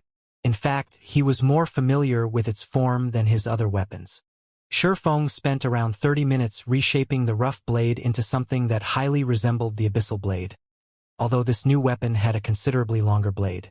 Couldn't even be considered a one-handed sword anymore, but a two-handed sword. Appraise! Shifeng began the appraisal, satisfied with his work, and as he did, the magic arrays covering the weapon activated, drinking in the ambient mana like a beast in the desert. The mana density around the long blade steadily rose. Shifeng watched, excitement blooming in his chest. He hadn't actually thought his first attempt would be a success. With this, making adjustments to the weapon would be much easier. However, not long after that thought, the system reported the appraisal results, and he wasn't sure whether he should laugh or cry when he saw them. System, weapon completion rate 40%. Do you wish to keep this outer shape? Even with only a 40% completion rate, the new Abyssal Blade could gather so much mana around it, and its aura had become incredibly powerful. He didn't even dare imagine how powerful the sword would be if he reached a 70% or higher completion rate. However, this new weapon's exterior was already ideal, and his results would be limited if he tried to modify it. Could the original be a two-handed weapon like Cruel Darkness? Shifeng felt another headache brew as he considered the thought. Although he could recast the weapon into a one- or two-handed sword, recasting a one-handed weapon would be considerably more difficult if the original had been a two-handed weapon. While swordsmen could use two-handed swords, Shifeng wasn't as familiar with that fighting style. Suddenly switching to a two-handed sword would severely impact his combat power. Yet, if he forcefully recast a two-handed weapon into a one-handed sword, he'd be abandoning some of the original materials. One-handed weapons required far fewer materials, after all. However, doing so would affect the weapon's completion rate. With fewer materials, the weapon wouldn't be as powerful as it once had been, and depending on the materials he abandoned, the weapon's composition could be at risk, causing disharmony between the materials. He'd have to take all of these factors into account when recasting this weapon into a one-handed sword. Normally, only experienced Grandmaster Forgers could accomplish such feats.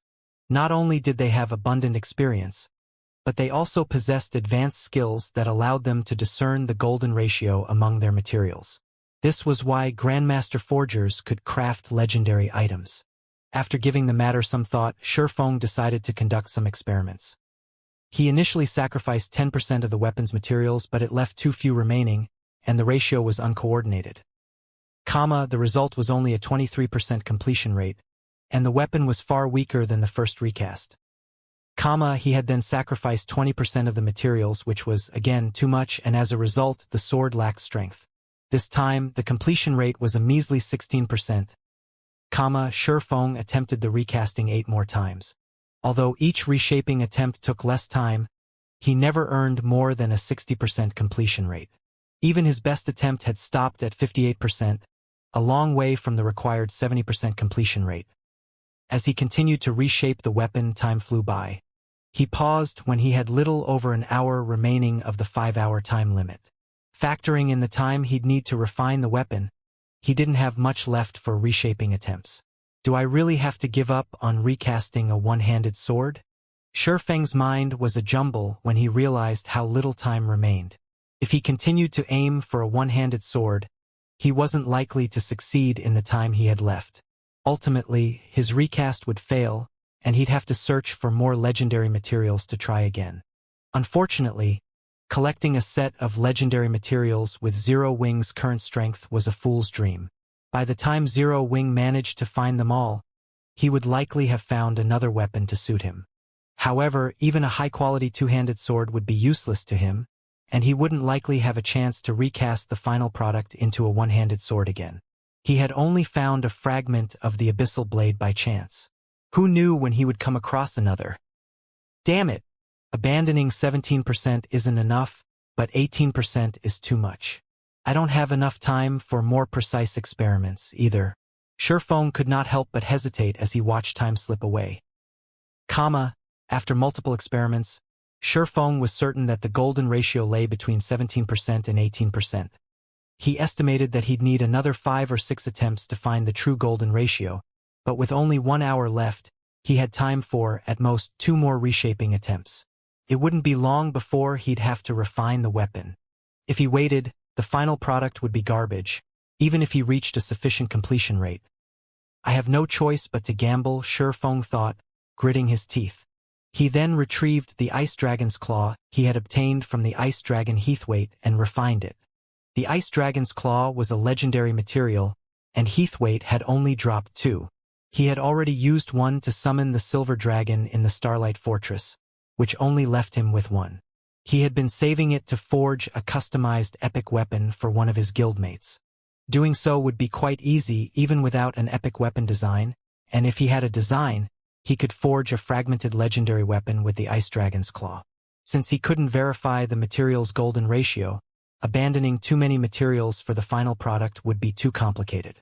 Hence, he had no choice but to make up for the gap with the ice dragon's claw. It took Sherfong 10 minutes to refine the claw, transforming it into a dark blue crystal. He merged the crystal with the abyssal blade, which added a white glow and a bone-chilling aura to the new weapon. Once the dark blue crystal had completely merged with the abyssal blade, Sherfong appraised the sword. Please succeed. Sherfong silently prayed as he watched the system appraise the reshaped abyssal blade. As the system began to appraise the weapon, the magic arrays on the new abyssal blade simultaneously lit up. Not only did these arrays illuminate the entire room, but they also gathered the room's mana around the weapon. The abyssal blade emitted another deafening dragon roar that echoed throughout the room. Roar! It was so powerful that Sherfong stumbled away from the weapon, and the magic arrays around the room's walls brightened, creating an additional barrier. Boom! The roar shook the dual-layered barrier violently, and it seemed as if the barrier would shatter at any second. As the roar faded, peace returned to the room, following which, a chill swept through the room, and even Sherfong, who had very high magic resistance, shuddered in the cold air. He felt as if he were standing in an icy tundra, and he could feel his body begin to freeze. What powerful mana!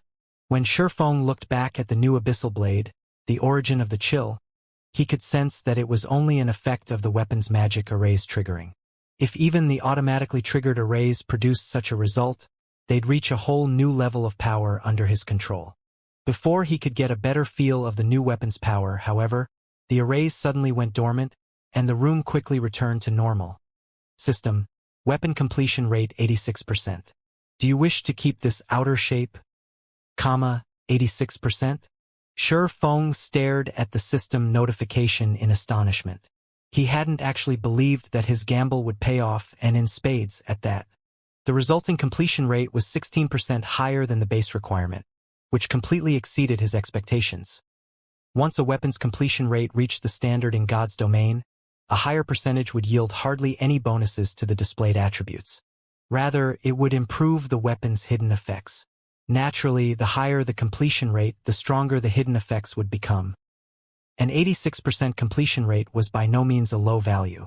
Less than 10% of God's domain's weapons had an 80% or higher completion rate, with most hovering around the 75% threshold. Only 1% of all weapons in the game had an 85% or higher completion rate. And according to Sherfeng's knowledge, the highest completion rate ever achieved when crafting a weapon was 94%. He had heard that the epic weapon's performance even rivaled a fragmented legendary weapon. Sherfong didn't even dare to dream of forging a weapon with a 90% completion rate. Only Grandmaster Forgers were capable of such a feat. He was merely an intermediate Master Forger and had only reached Advanced Master rank due to the Philosopher's Hand. He had never expected to achieve an 86% completion rate. He immediately chose to keep this shape, and as he confirmed his decision, the new abyssal blade gently landed on the central platform. Amazing! So, this is the power of the merged fragments. Surprise flashed in Shifeng's eyes as he took up the new abyssal blade. The old and new abyssal blades looked roughly the same on the outside, but the new weapon was much heavier than the old one. However, despite the increased weight, Shifeng felt far more compatible with this weapon than he ever had with the hilt in his hand. It felt as if the sword were an extension of his body. He could even feel the ambient mana flow through the weapon. With the new abyssal blade in his hand, his mana sensitivity underwent a qualitative transformation. He wasn't a magical class player, and his mana sensitivity couldn't compare to theirs. Mana sensitivity might not be particularly useful for physical players, but it was useful to experts, especially those who were adept at manipulating magic arrays. Not only could players control magic arrays far more easily with greater mana sensitivity, but they could also locate arrays' weak points with less effort. Moreover, once one's mana sensitivity reached a certain level, players could shatter their opponent's skill or spell by manipulating the flow of mana in the air. They could even prevent opponents from using skills or spells at all. System, you have 30 minutes remaining. Please complete the recasting process as soon as possible. If the process fails, the weapon will disintegrate. Too close. I nearly ran out of time. Shifeng breathed a sigh of relief when he heard the system notification, and he started to refine the new weapon.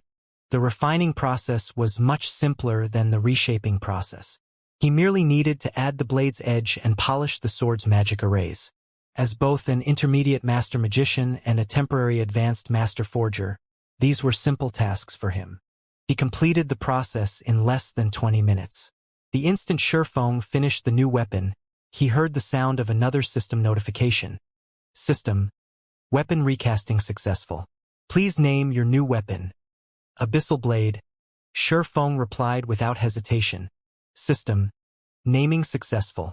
Recast weapon will be named the Abyssal Blade. Do you wish to activate auto-appraisal? Appraise. Shifeng answered.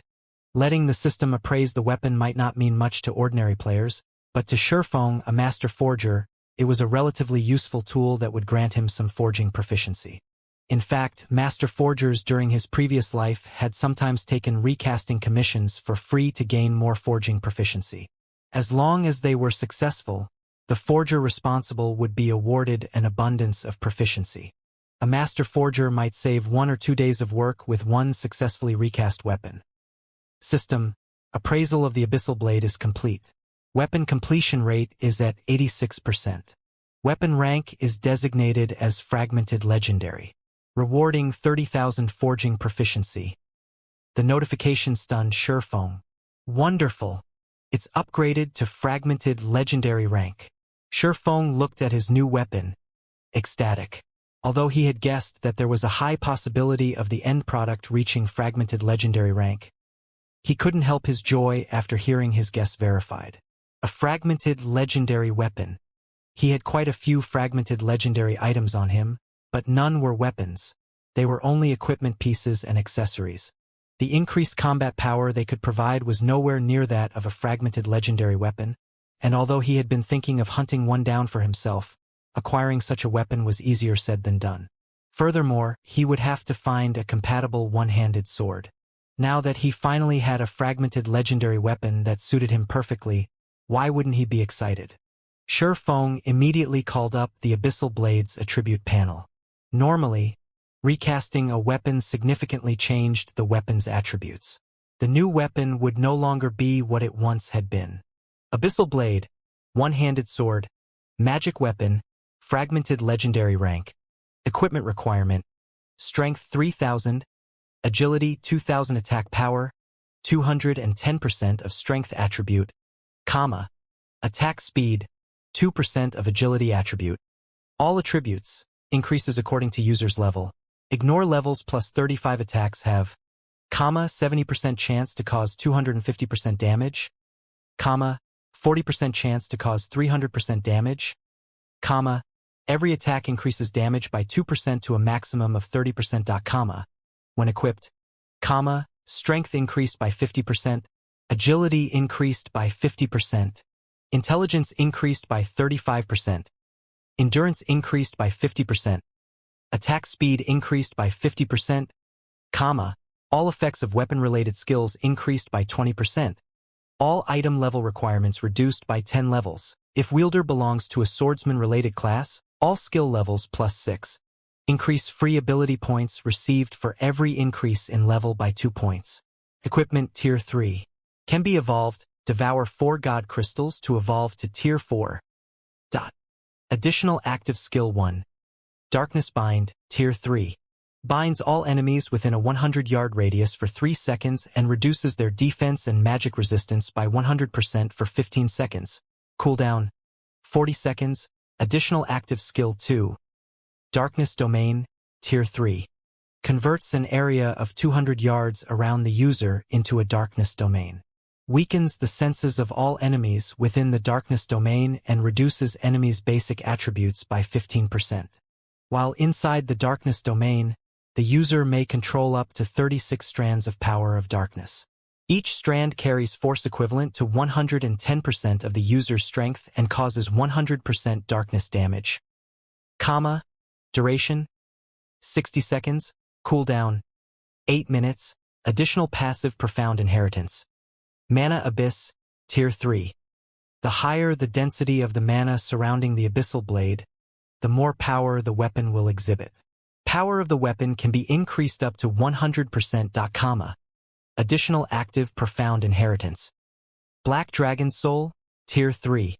Grants the user the Black Dragon King Soul and transforms the user into the Black Dragon King. The higher the density of the surrounding mana, the higher the Black Dragon King's life rating will be. Can use the skill, Dragon Breath. Duration, 10 minutes. Cooldown, 12 hours. A sword recast from the fragments of an ancient, unknown weapon. The Black Dragon King's power has been sealed within the sword, although the Black Dragon King has cursed the weapon. Beyond the immense strength the blade offers, the wielder must face a backlash after a certain amount of time. If the wielder cannot suppress the backlash, the wielder will receive the Black Dragon King's curse, permanently reducing all attributes by 70%. Unable to be dropped. Unable to be traded. Unable to be destroyed. So strong. Not even Fire Dance's 1,000 transformations can compare to this. The new Abyssal Blade's attributes left Shurfeng flabbergasted. With such attributes, doesn't this sword nearly rival legendary weapons? The new Abyssal Blade was like a combination of the old Abyssal Blade and Cruel Darkness. Even top-tier fragmented legendary weapons were likely weaker than the sword. When Shurfeng wielded the Abyssal Blade, he felt that he could display Tier 4 power with a normal attack, even without using a mana technique. I had been worried about getting to Solomon's Sword's fragments in Poison City, but with this, that shouldn't be a problem. Poison City was a level 120 secret land, and although it might be a challenge, even with his new weapon and the Hell Legion's help, it was no longer impossible. A level 120 secret land. If level 100 team dungeons were a place for players to adapt to Tier 3, level 120 secret lands were treasure troves for Tier 3 experts. Within these secret lands, players could find ancient inheritances, including Tier 3 skill and spell books, as well as ancient potions that could help players unlock their mana body's potential. By the time Shadow had grown strong enough to raid level 120 secret lands during Shurfeng's previous life, the various superpowers had long since swept through them, leaving only scraps for ordinary powers. If Zero Wing could start raiding level 120 secret lands now, the guild's ability to nurture Tier 3 players and help them unlock their mana body's potential would definitely surpass that of the various superpowers. His guild would become a true titan in God's domain. Now that my weapon is complete, it's time to meet with the players from the Dark World. Shurfeng sheathed the new Abyssal Blade and left the underground core room. Stone Forest City, Zero Wing's residence. As Shurfeng parted the doors to the guild hall's top-floor reception room, he felt 2 sharp auras locking onto him, which kept track of his every move. The 2 who radiated these auras definitely had domain realm combat standards. When Shurfeng glanced into the room, he spotted 3 people. The 2 people that accompanied Gentle Snow were a man and a woman, both of whom radiated such dense darkness energy that it took on tangible form. Even players who normally couldn't sense darkness energy could see a layer of black fog around the 2 players. The woman looked like she was in her early 30s and was a rare Dark Knight class. She was also a member of the rarer Dark Wolfkin race. Her aura was only slightly weaker than Gentle Snow's, who wore a piece of fragmented legendary equipment. The elderly man beside her garbed himself in pitch-black robes and held a black staff. He had long, pointed ears and tainted the room's mana with an icy, dark aura. Ordinary Tier 2 magical class experts would find the mana here difficult to manipulate. A fallen half-elf? A hint of surprise flashed in Shurfeng's eyes. Mana loved the elven race, and they were born with an extraordinary affinity for manipulating it. However, God's domain had a group of elves that had fallen to darkness in pursuit of mana's limits. They were known as fallen elves, and all natural elves relentlessly hunted them down. Fallen elves were unusual in God's domain, and players that successfully converted to the fallen half-elf race were even rarer. Of course, any superpower would target a fallen half-elf for recruitment. Fallen half-elves had an even stronger affinity for mana than ordinary half-elves, and their affinity for and control over the power of darkness was especially impressive. They could practically rival pure elves. Elves might not compare to dragons, but they were one of the top races in God.'s domain, with far greater growth potential than human players. By becoming a fallen half-elf, one would have the growth potential to rival true elves, and after Tier 3, each subsequent tier would grant a fallen half-elf a qualitative boost to their strength. Furthermore, any player that converted into a fallen half-elf proved they had very high combat standards. As long as they received enough resources, they were almost guaranteed to reach Tier 5. With the race's natural talents, no one would be able to take down a Tier 5 fallen half-elf player outside of Tier 6 God-ranked experts. As far as Shurfeng could remember, players only had a chance of completing the trial to become a fallen half-elf after they had unlocked their mana body's full potential.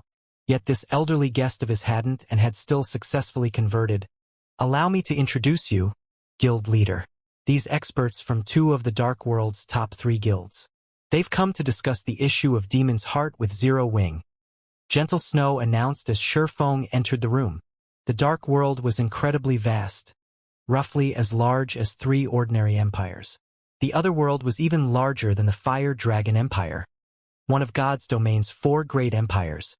3 guild ruled over the Dark World: Dark Rhapsody, Deity Society, and World Domination. They had all received support from major corporations during the game's early stages and had secretly poached quite a few experts from the various super first-rate guilds and super guilds. Since then, these 3 guilds had been steadily developing their strength in the Dark World, and now, each could rival a super guild. Zero Wing's 2 current guests were representatives from Dark Rhapsody and Deity Society. Seeing that you've come without warning, I'm assuming you're in quite a rush. Please, just speak your mind. Shurfeng addressed the 2 players before him. He had a rough understanding of Dark Rhapsody and Deity Society.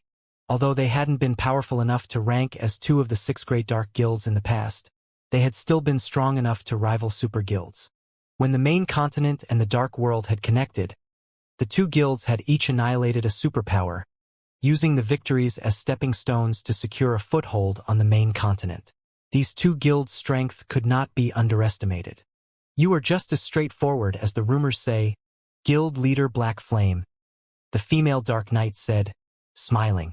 This trip hasn't been an easy one, so let's be forthright. Elder Gold and I are here on behalf of our respective guilds, and we hope to sign a contract with Zero Wing. A contract? Regarding what? Shurfeng asked. I'm afraid you still don't realize how terrifying Demon's Heart can be.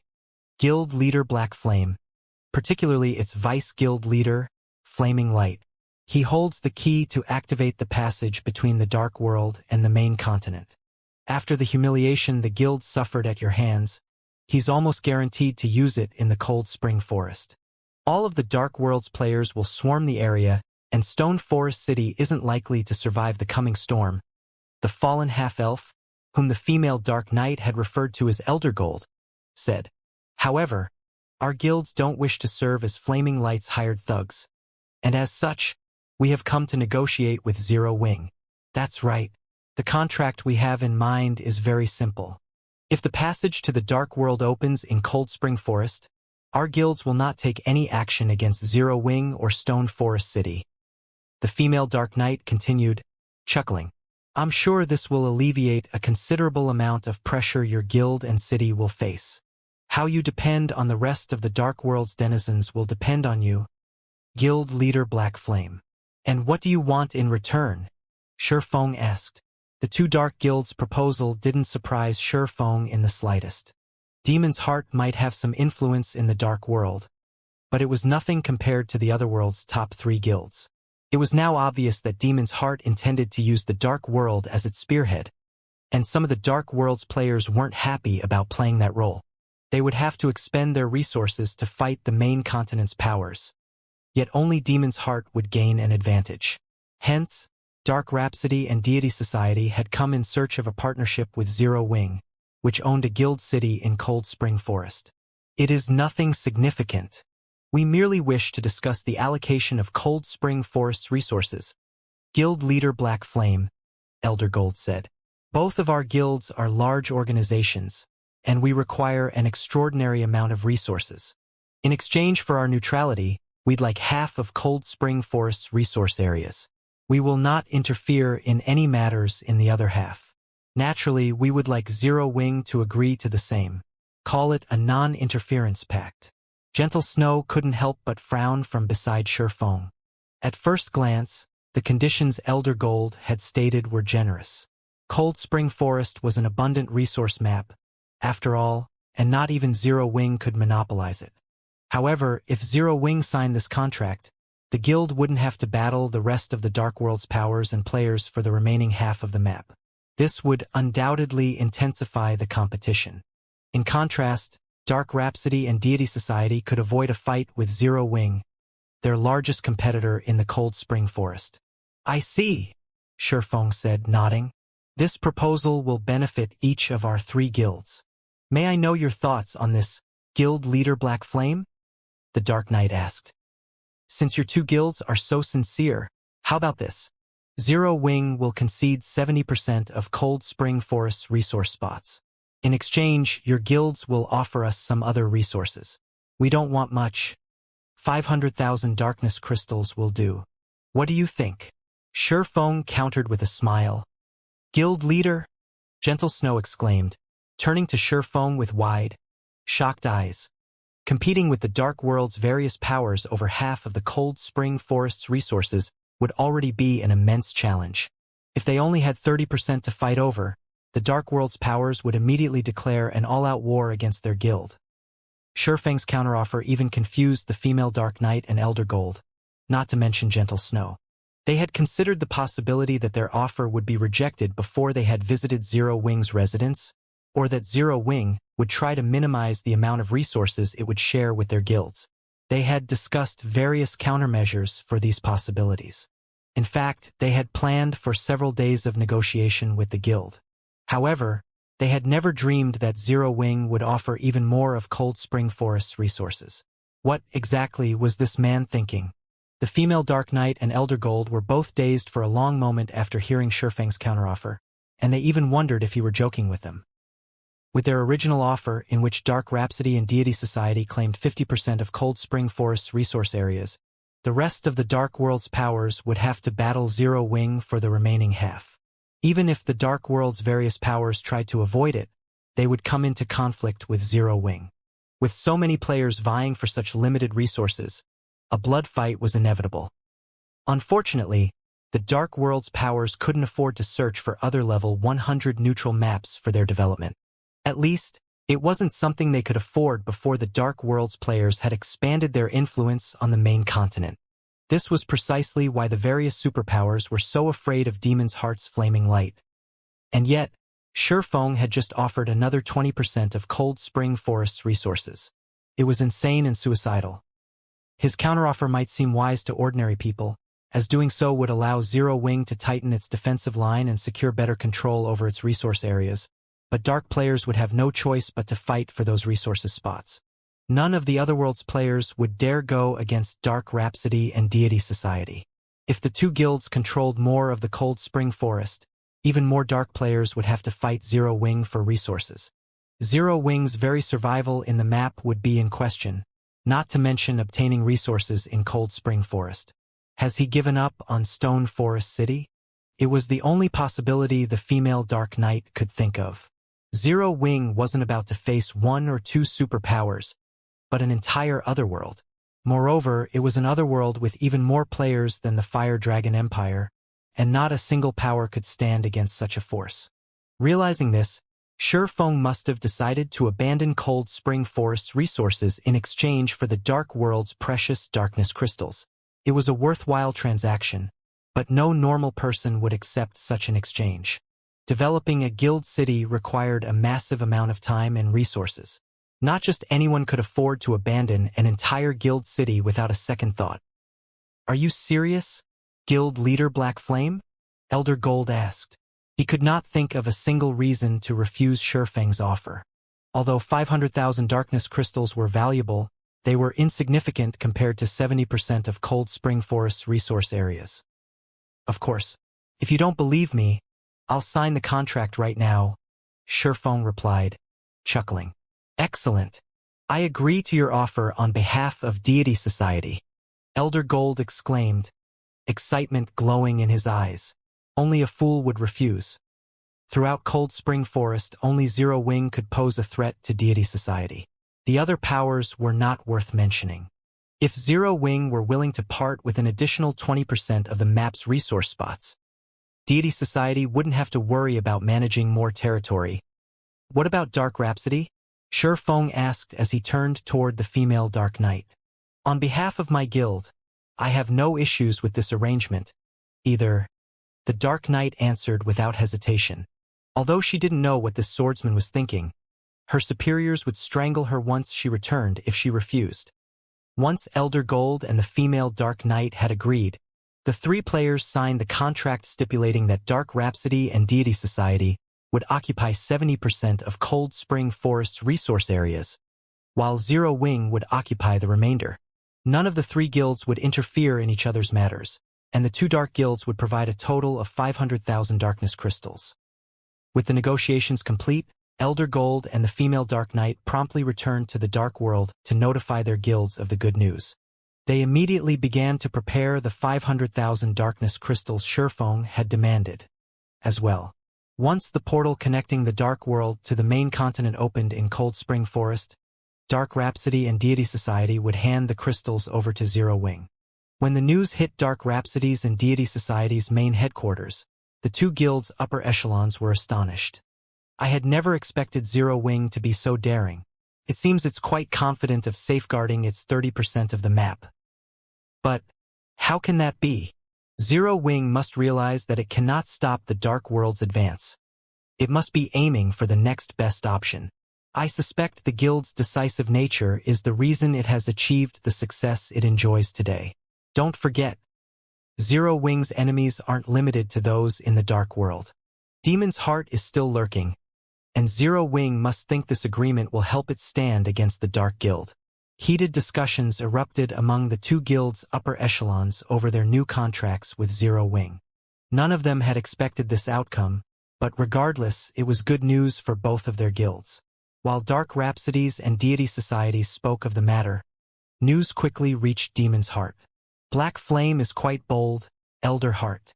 It seems he intends to give up Cold Spring Forest's resources and focus his forces on protecting Stone Forest City." A level 108, Tier 3 Demon Viscount Shield Warrior commented, grinning at Furious Heart. Shifeng had so arrogantly strutted through Demon City, and now, because of Flaming Light's single move, his guild was forced to part with 70% of its resource areas in Cold Spring Forest. It was a joyous outcome for Demon's Heart. Humph. Did he think he'd get off scot-free after provoking Demon's Heart? Furious Heart said, snorting. If he thinks he can protect Stone Forest City by handing over 70% of Cold Spring Forest's resource spots, he should think again. He simply doesn't know how futile his actions are. Vice Guild Leader Light has already reached an agreement with several superpowers. When the time comes, Demon's Heart and the various superpowers will attack Stone Forest City from both within and without. We'll tear the city asunder and ensure that Zero Wing never again has a place in Cold Spring Forest. Demon's Heart's other elders excitedly expressed their agreement. Zero Wing might assume its only opponents were from the Dark World, but in truth, the guild would have to face several superpowers as well. Under their combined assault, Zero Wing would be as powerless as an ant. It had no chance of survival. Stone Forest City, Zero Wing's residence. While many superpowers gossiped about the agreement between Zero Wing, Dark Rhapsody, and Deity Society, Gentle Snow, confused, followed Shi Feng to the guild warehouse on the residence's first underground floor. Guild leader, offering an additional 20% isn't worth just 500,000 darkness crystals. Cold Spring Forest's cold spring water is a huge help to Tier 2 players' development. It is the reason so many of our Tier 2 experts can work in level 100 neutral maps. Giving away so much of Cold Spring Forest will drastically reduce our Tier 2 members' development speed, Gentle Snow complained. She felt that Shi Feng had gone too far this time. Even God's Domain's various superpowers fought like crazy over cold spring water, and due to its rarity, the competition was incredibly intense. Fortunately, with Stone Forest City, Zero Wing had an absolute advantage in the competition for cold spring water from Cold Spring Forest, and thus no powers dared to cause trouble for the guild. This item allowed Zero Wing's Tier 2 members to level rapidly and reach level 105 far sooner than others. Once they reached that level and equipped level 105 top-tier equipment, these Tier 2 members could challenge their Tier 3 promotion quests, clearing them with relatively high success rates. As a result, Zero Wing continuously nurtured more Tier 3 players.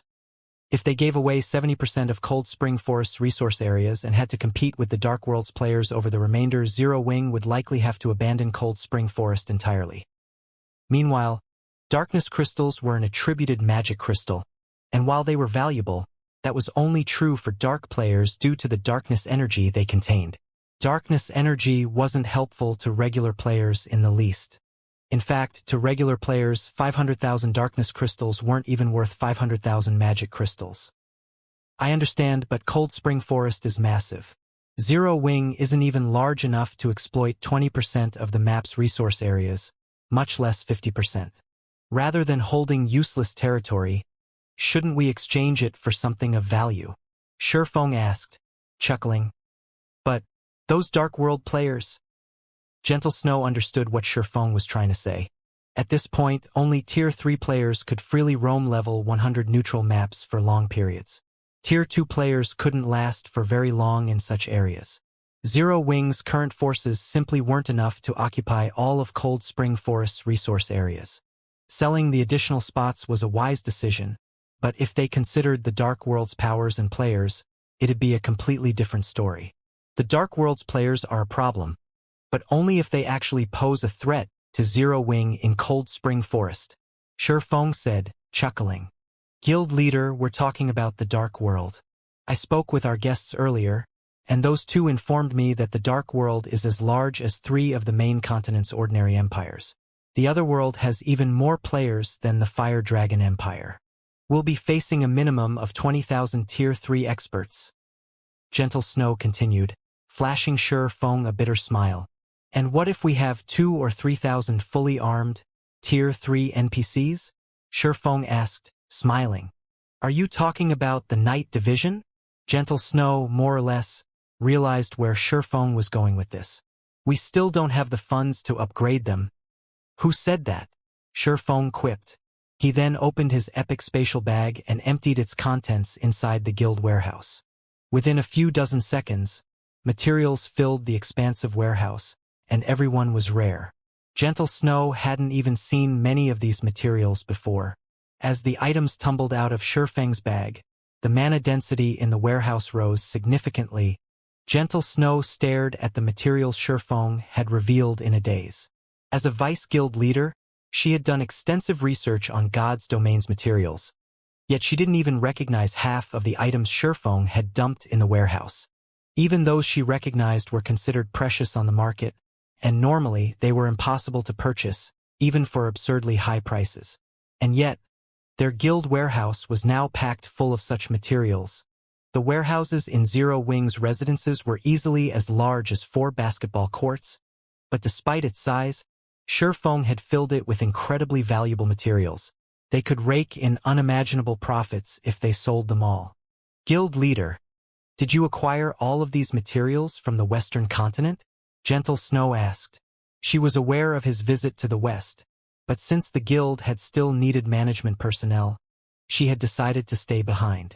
However, Shifeng hadn't spent long in the West, and even though he had left with millions of magic crystals, returning with such a bounty shouldn't be possible in such a short time. Rare materials were considered rare for a reason. There wasn't exactly a large supply of them on the market. To acquire as many materials as Shifeng had, one would have to sweep through multiple kingdoms and empires' auction houses. Moreover, once the various powers discovered that someone was purchasing certain rare materials in bulk, prices would skyrocket. To avoid that outcome, most purchased materials in small quantities over a long time. We spent quite a long time collecting these materials, Shifeng said, nodding. Smiling, he continued, how about it? Do you think dealing with those Dark World players will still be a problem? He had known about Demon's Heart's trump card for a long time. Before his visit to the Western continent, he never would have casually attacked the Dark Guild. He didn't want to become the entire world's enemy, after all. But times had changed, and he was now extremely wealthy. Magic crystals were worth far more on the Western continent than they were in the East. Hence, he had gotten a bigger bang for his buck. He estimated that the materials he had purchased for 3 million magic crystals in the West should fetch around 10 million gold in the East. At this stage of the game, not even superpowers could collect 10 million gold. At best, they might have 1 or 2 million to spare. You are really vicious, guild leader. I can't believe you got your hands on so many materials unique to the Western continent. The various superpowers would go mad if they found out about this, Gentle Snow said, excitement welling within her as Shifeng nodded victoriously. In God's domain, money was power. Whether one was trying to construct a guild city or provide their guild members more benefits, all required money. Hence, a rich guild could develop rapidly. Unfortunately, not only was God's domain's coin production limited, but players also had to cover many daily expenses. Even now, as players reached Tier 3, coins hadn't depreciated much, and there were even faint signs of them becoming more valuable. Now that Zero Wing had such a fortune, fully arming its night division and forming a true NPC army was entirely possible. I do have an important use for these materials, however. We can only sell half. I'll leave that to you. Make sure to find absolutely trustworthy people to do the job. If this news leaks, we'll have a hard time demanding high prices. Shifeng warned her. I understand. I ensure that every one of these items sells at an ideal price, and I'll make sure that none of the various superpowers learn of our wealth. Gentle Snow promised with a bright smile. She couldn't help but look forward to seeing the various superpowers' expressions when they saw Zero Wing's upgraded night division. Since Stone Forest City's relocation to Cold Spring Forest, many superpowers had been eyeing the city. As they gained more Tier 3 players, Zero Wing's control in the map had weakened, and due to the recent conflict with Demon's Heart, quite a few powers have started to cause trouble. At this rate, the various powers might assume they could fight Zero Wing for Cold Spring Forest's resource areas before the portal to the Dark World even activated. I'll leave everything to you then, Shifeng said, nodding. Following which, Shifeng stealthily made his way to Stone Forest City's candlelight trading firm. While one of his goals in visiting the Western continent had been to earn a ton of money and materials, his main goal had been for the Tree of Life. The Tree of Life was only a tool, not a weapon, yet all powers sought the treasure.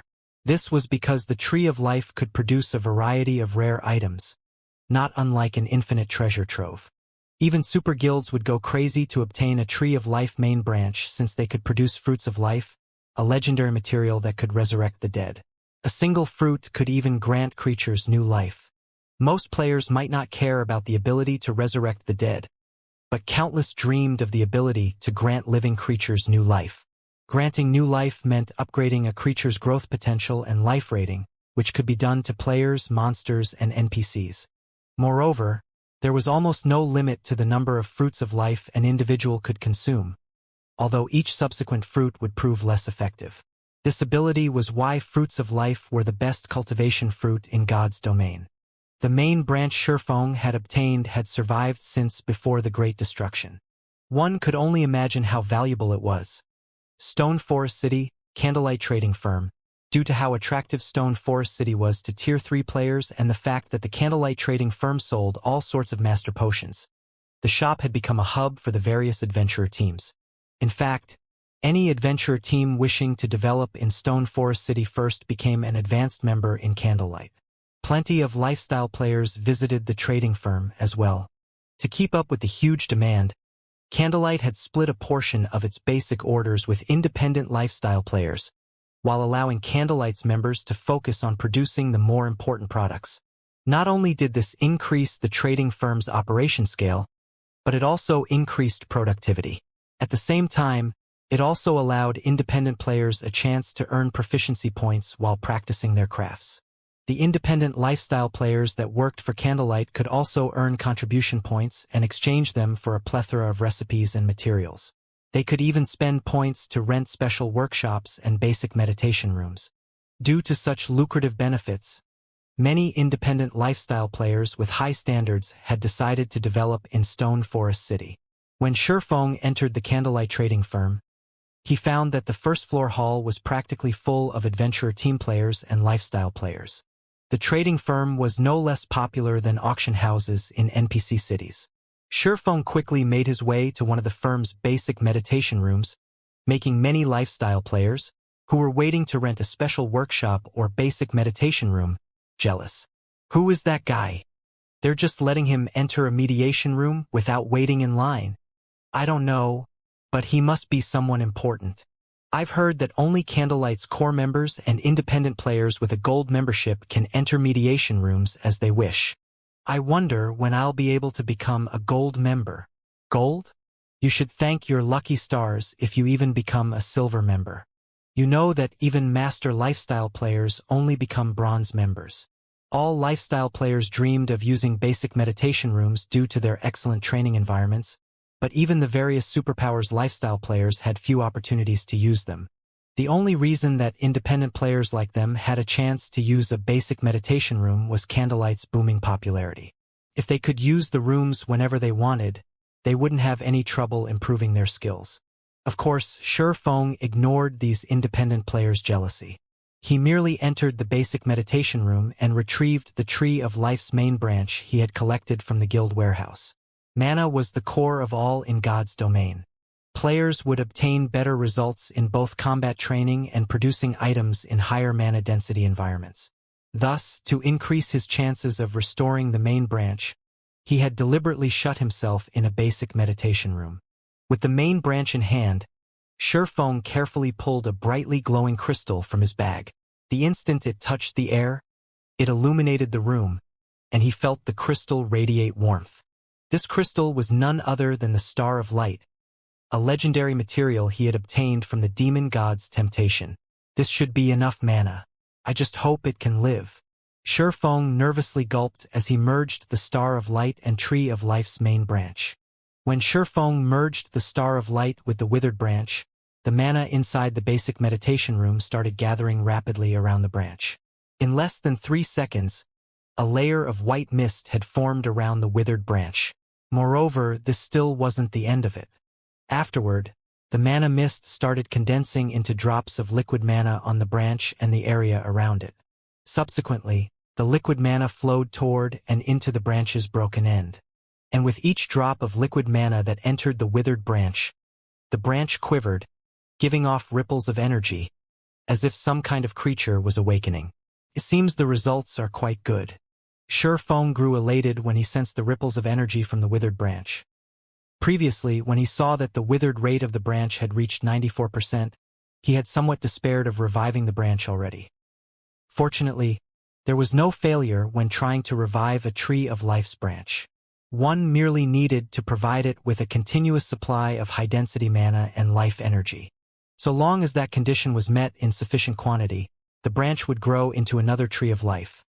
The only problem was that the quantity and density of mana and life energy required would vary depending on a branch's withered rate.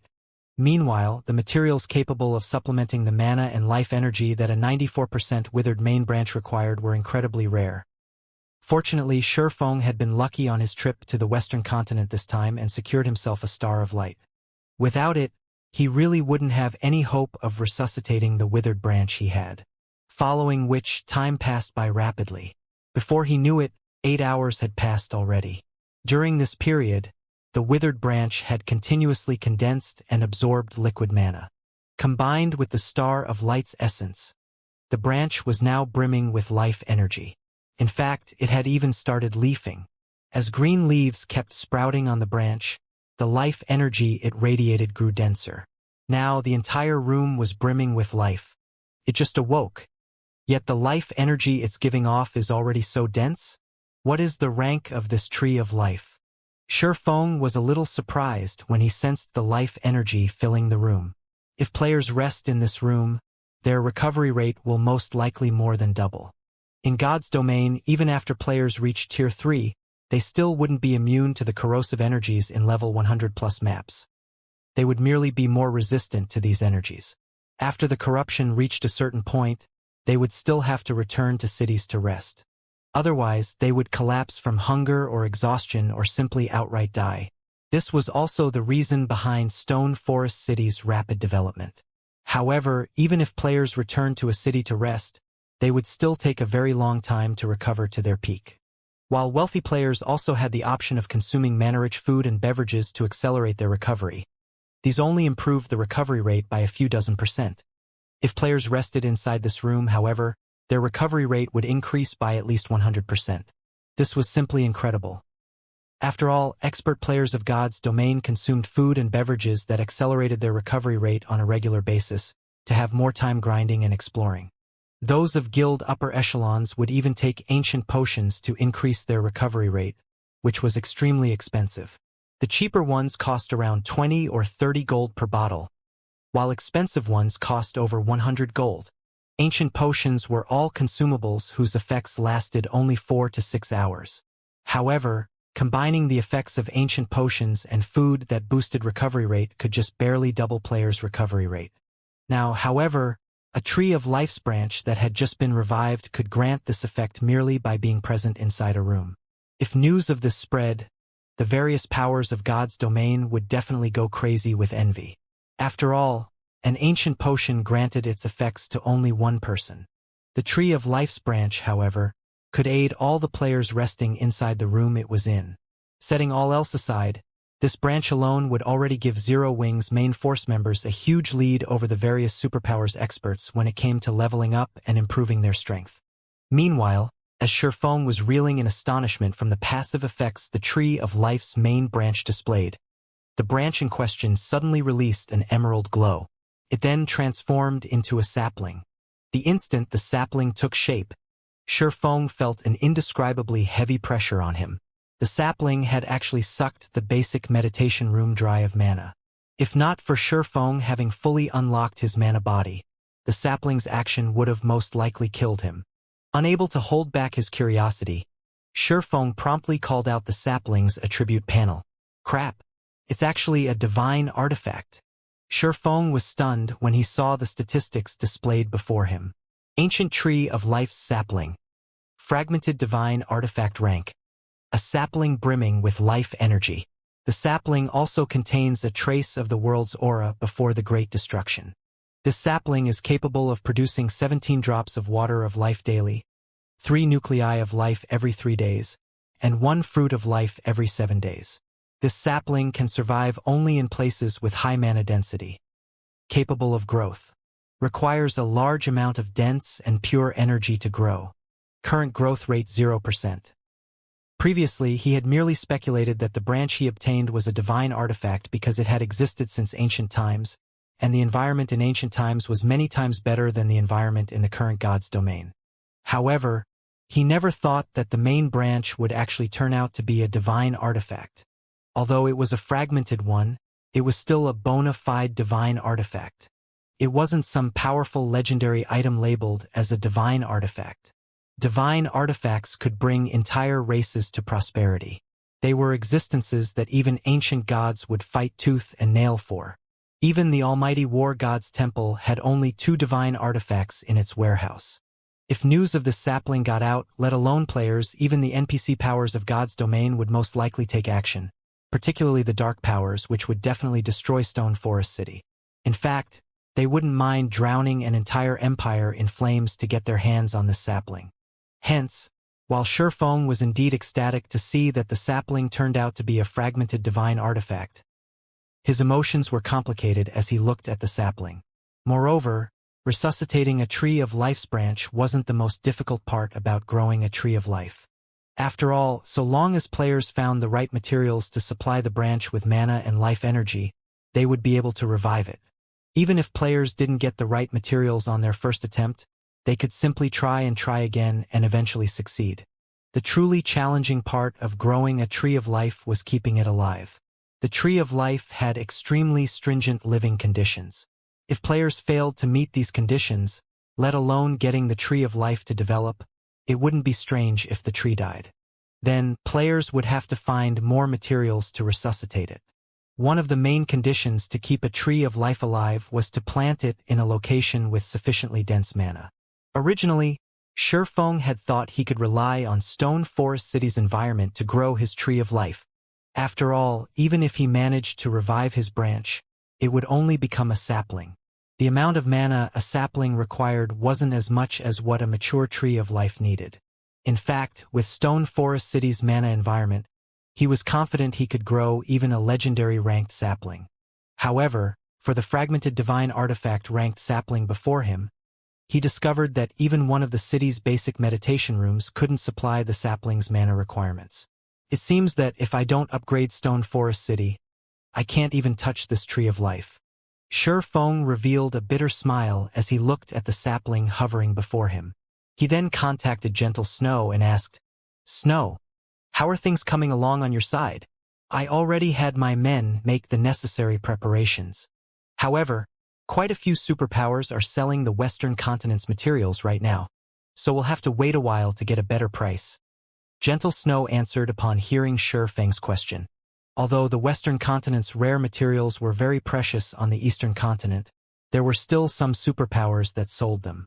To get a better price for the materials Shifeng brought back and to avoid significant price fluctuations, they had to not only split the materials across numerous kingdoms and empires but also consider the timing and sell only the materials that were unavailable or in low supply.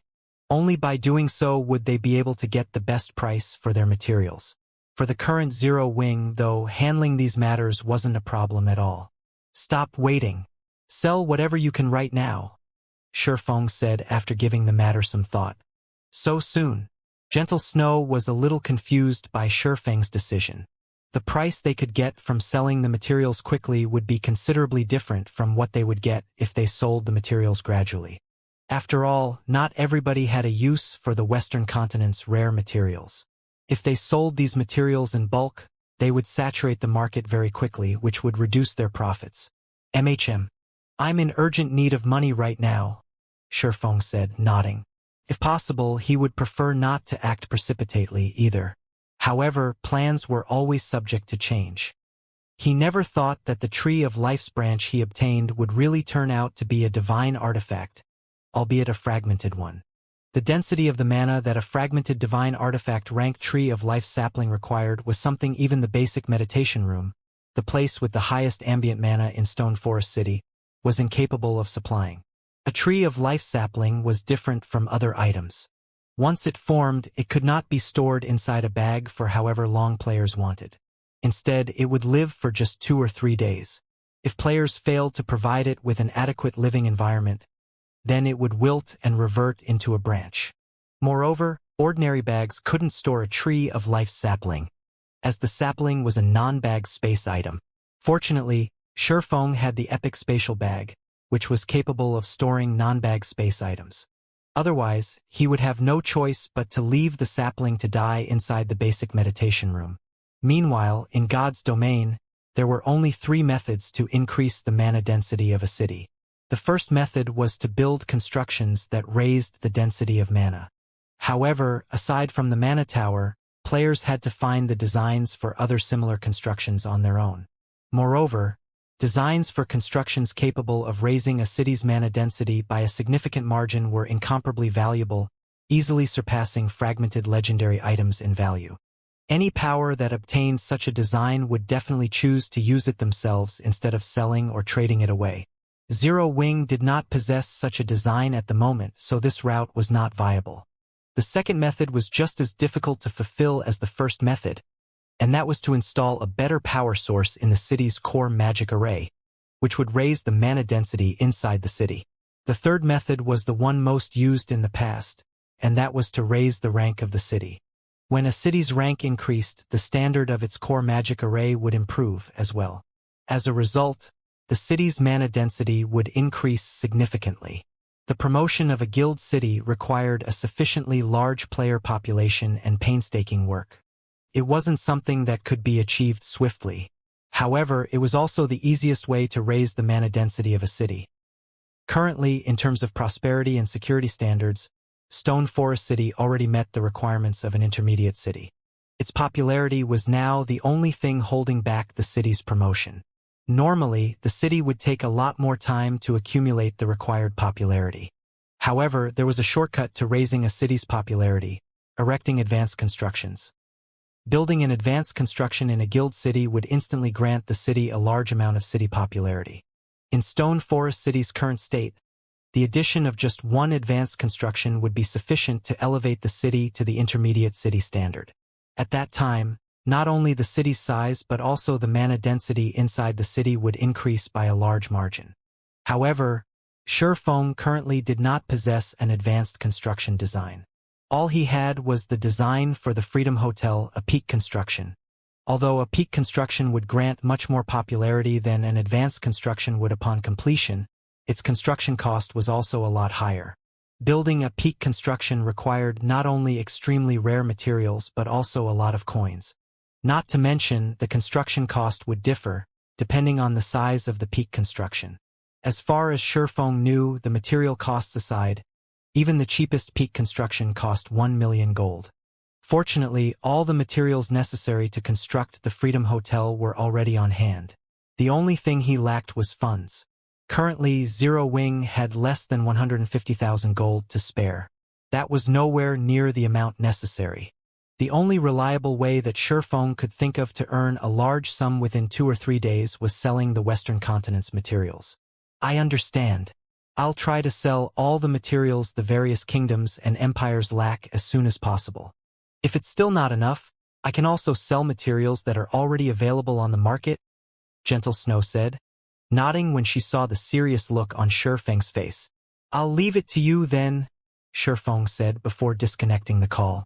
He then left the candlelight trading firm and personally conducted the preparation work necessary to construct the Freedom Hotel.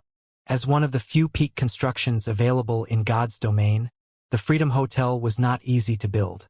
It required not only a large number of master architects but also a large number of master magicians. Without the technical expertise of a master magician, one shouldn't even think of constructing the Freedom Hotel. This was also the reason why Shifeng had not been in a hurry to construct the Freedom Hotel even after obtaining its design. Meanwhile, as Shifeng was gathering the necessary workforce to construct the Freedom Hotel, the various superpowers members, who were keeping an eye on Zero Wing's every action, were stupefied by this situation. What's Black Flame trying to do? The Dark World's invasion is about to start. Yet instead of making preparations for battle, he's having a bunch of architects run around the city. Maybe he is going to construct additional defensive structures to reassure Stone Forest City's players? I heard that this incident more than halved Stone Forest City's profits. Once the Dark World's players invade, instead of generating profits, Stone Forest City might end up a money pit instead. If Black Flame knew something like this would happen, why did he provoke Demon's Heart in the first place? Does he think a few defensive structures will be enough to stop the Dark World's players? Let alone Zero Wing's guild city. Even a guild city operated by 5 superpowers wouldn't be able to stop all of the Dark World's players. The various superpowers secretly ridiculed Shifeng when they saw him running around the city busily. The Dark World's invasion was imminent. Yet Shifeng was actually doing something as futile as constructing a few additional defensive structures instead of trying to recruit superpowers to help him repulse this invasion. In this situation, Zero Wing's members also could not help panicking. Previously, they had been very confident in Stone Forest City's defenses. After all, No power had ever managed to break through the city's defenses thus far. Now, however, their opponent was not a single power but an entire otherworld instead. No one knew whether Stone Forest City could hold its ground against such a force. Meanwhile, over in the Black Dragon Empire, Gentle Snow wore an ecstatic expression on her face as she oversaw the sales of materials. System. The Demon Heart Flower, 1 stack, you placed at the auction house has been sold. After deducting the procedural fees, 20 gold 27 silver have been deposited into your bag space. System. The magically refined iron, 1 stack, you placed at the auction house has been sold. After deducting the procedural fees, 55 gold 21 silver have been deposited into your bag space. System. The crimson timber you placed at the auction house has been sold. After deducting the procedural fees, 89 gold 76 silver have been deposited into your bag space.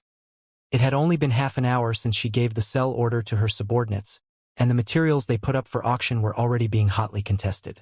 She had expected to gain only 400,000 gold from the first batch of materials they had prepared to sell. Now, despite having sold less than half of the first batch, they had already made over 350,000 gold.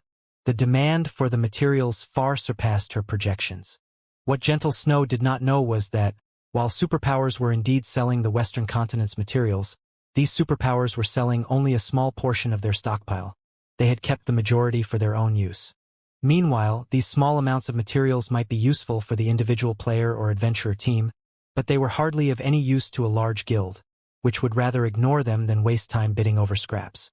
However, Gentle Snow was selling materials necessary for producing master potions and level 100+ weapons and equipment, and in impressive amounts. For the various large guilds that were desperately trying to explore level 100 neutral maps, these materials were a godsend. Hence, for a time, the various large guilds were crazily competing against each other over the materials Gentle Snow and her subordinates sold. And in less than half a day, they had sold half of their stockpile of materials, netting more than 4 million gold, nearly double their expected profits. This outcome astonished even Shifeng. It's no wonder those first-rate powers that were capable of intercontinental travel eventually developed into superpowers. This is simply a jackpot. Shifeng sighed ruefully when he received the 4.11 million gold from Gentle Snow's subordinate. In Shifeng's opinion, even selling the materials for 4 or 5 times their original price would already have been plenty exaggerated. After all, ordinary players couldn't afford the materials he brought back. Only the various major powers would have the means to purchase them.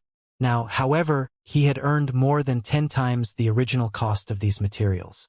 If he could make a few more business trips like this, he would most likely have enough money to drown an entire superpower to death. However, while Shifeng was indeed surprised by this outcome, he did not stop working. After making sure the area he stood on was sealed off from the public, he took out a thick, ancient tome from his bag. This tome was none other than the Freedom Hotel design. System. You now possess all the necessary construction materials and land to construct the Freedom Hotel. Do you wish to start its construction? Upon receiving the system notification, Shifeng took a deep breath and chose to construct the Freedom Hotel. Immediately afterward, he received another system notification. System. Please choose the size of the Freedom Hotel you wish to build. A small one will cost 1,200,000 gold, a medium one will cost 1,500,000 gold, and a large one will cost 2 million gold. Sure enough, it really is expensive. Shifeng was flabbergasted when he saw the prices listed. Although he had known that peak constructions cost a ton to build, he still found it difficult to accept after seeing the prices with his own eyes. With 1.2 million gold, one could easily construct 2 or 3 guild cities. It was an astronomical amount of money, even for superpowers, enough to let a first-rate guild achieve rapid development. Now, however, this sum was necessary just to construct a small Freedom Hotel. It was no exaggeration to say that peak constructions were things that only the various superpowers could afford. Other powers would only be able to use the design as a decoration. Constructing the real thing would be beyond their means. After seeing these prices, Shifeng chose to construct a large Freedom Hotel without hesitation. Originally, He had planned to construct only a small Freedom Hotel for the sole purpose of upgrading Stone Forest City into an intermediate city. However, since he had gained a much larger harvest than he initially expected from selling the Western continent's rare materials, he naturally had no need to be stingy with his coins. After all, the difference between a small Freedom Hotel and a large Freedom Hotel was massive. Although both small and large Freedom Hotels possessed the same functions, a small Freedom Hotel had only 8 floors. In comparison, a large Freedom Hotel had a total of 32 floors. Starting out with a small Freedom Hotel and gradually upgrading it into a large Freedom Hotel would also be many times more expensive than constructing a large Freedom Hotel directly. Hence, in a situation where funds were plentiful, most powers would choose to construct a large Freedom Hotel from the get-go. As soon as Shi Feng chose to construct a large Freedom Hotel, 2 million gold disappeared from his bag space, the coins transforming into a streak of golden light that flowed into the Freedom Hotel design in his hands. In the next moment, construction magic arrays started appearing on the tome's numerous pages. Every one of these designs was extremely complex, and even the simplest one was an advanced magic array. If someone below the Master Magician standard were to look at these magic arrays, they would most likely have a huge headache. Fortunately, most of these magic arrays could be retrieved from the design and engraved on the finished construction directly. Otherwise, if Shi Feng had to do all the magic arrays required for the Freedom Hotel from scratch, he definitely wouldn't be able to manage, short of reaching the Grandmaster Magician standard. "Alright, everyone, start working," Shi Feng said after seeing the magic arrays appear on the design. In the next moment, over 100 architects sprang into action while holding a copy of the Freedom Hotel design. Some architects started refining materials, while some started fragmenting materials. The construction of the Freedom Hotel progressed smoothly under Shi Feng's direction. As for Shi Feng himself, he frantically engraved magic arrays on the finished portions of the Freedom Hotel. At the same time as Shi Feng was constructing the Freedom Hotel, inside a high-class restaurant in a border town of the Ten Saints Empire. Currently, not only was the restaurant fully booked, but several dozen Tier 3 peak experts also stood guard around it. The imposing aura these players exuded deterring passers-by from approaching the restaurant. Several people were seated inside the restaurant's top-floor room. If the upper echelons of the Ten Saints Empire's various superpowers were to see these people, they would definitely receive a fright. This was because every player inside this room was a big shot in God's domain. They were existences capable of shaking up entire kingdoms and empires with their decisions. Among those present, the person with the highest status would have to be Cold Shadow, a Vice Guild leader of mythology. Vice Guild Leader Light, how are the preparations on your side coming along? I heard that the Dark World's Dark Rhapsody and Deity Society have signed a non-interference agreement with Zero Wing. A level 108, white-clad, elderly man sporting Pantheon's guild emblem asked as he looked at the indifferent and handsome youth seated beside him. Our preparations are nearly complete. The Dark World side just needs a little more time. Elder South, please rest assured. Those two guilds might have great influence over the Dark World, but the number of experts they command are nothing when compared to the expert population of the entire Dark World. In addition, we have reached an agreement with World Domination, which will help us add fuel to the fire. At that time, so long as no power assists Zero Wing, Stone Forest City will fall quickly. The handsome youth named Flaming Light replied with a chuckle. You can also rest assured on this point, Vice Guild Leader Light.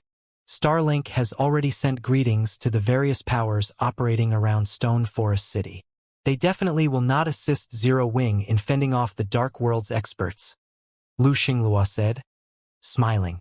Originally, Lu Xinglua had been racking his brain over how to deal with Zero Wing, which was growing stronger by the day.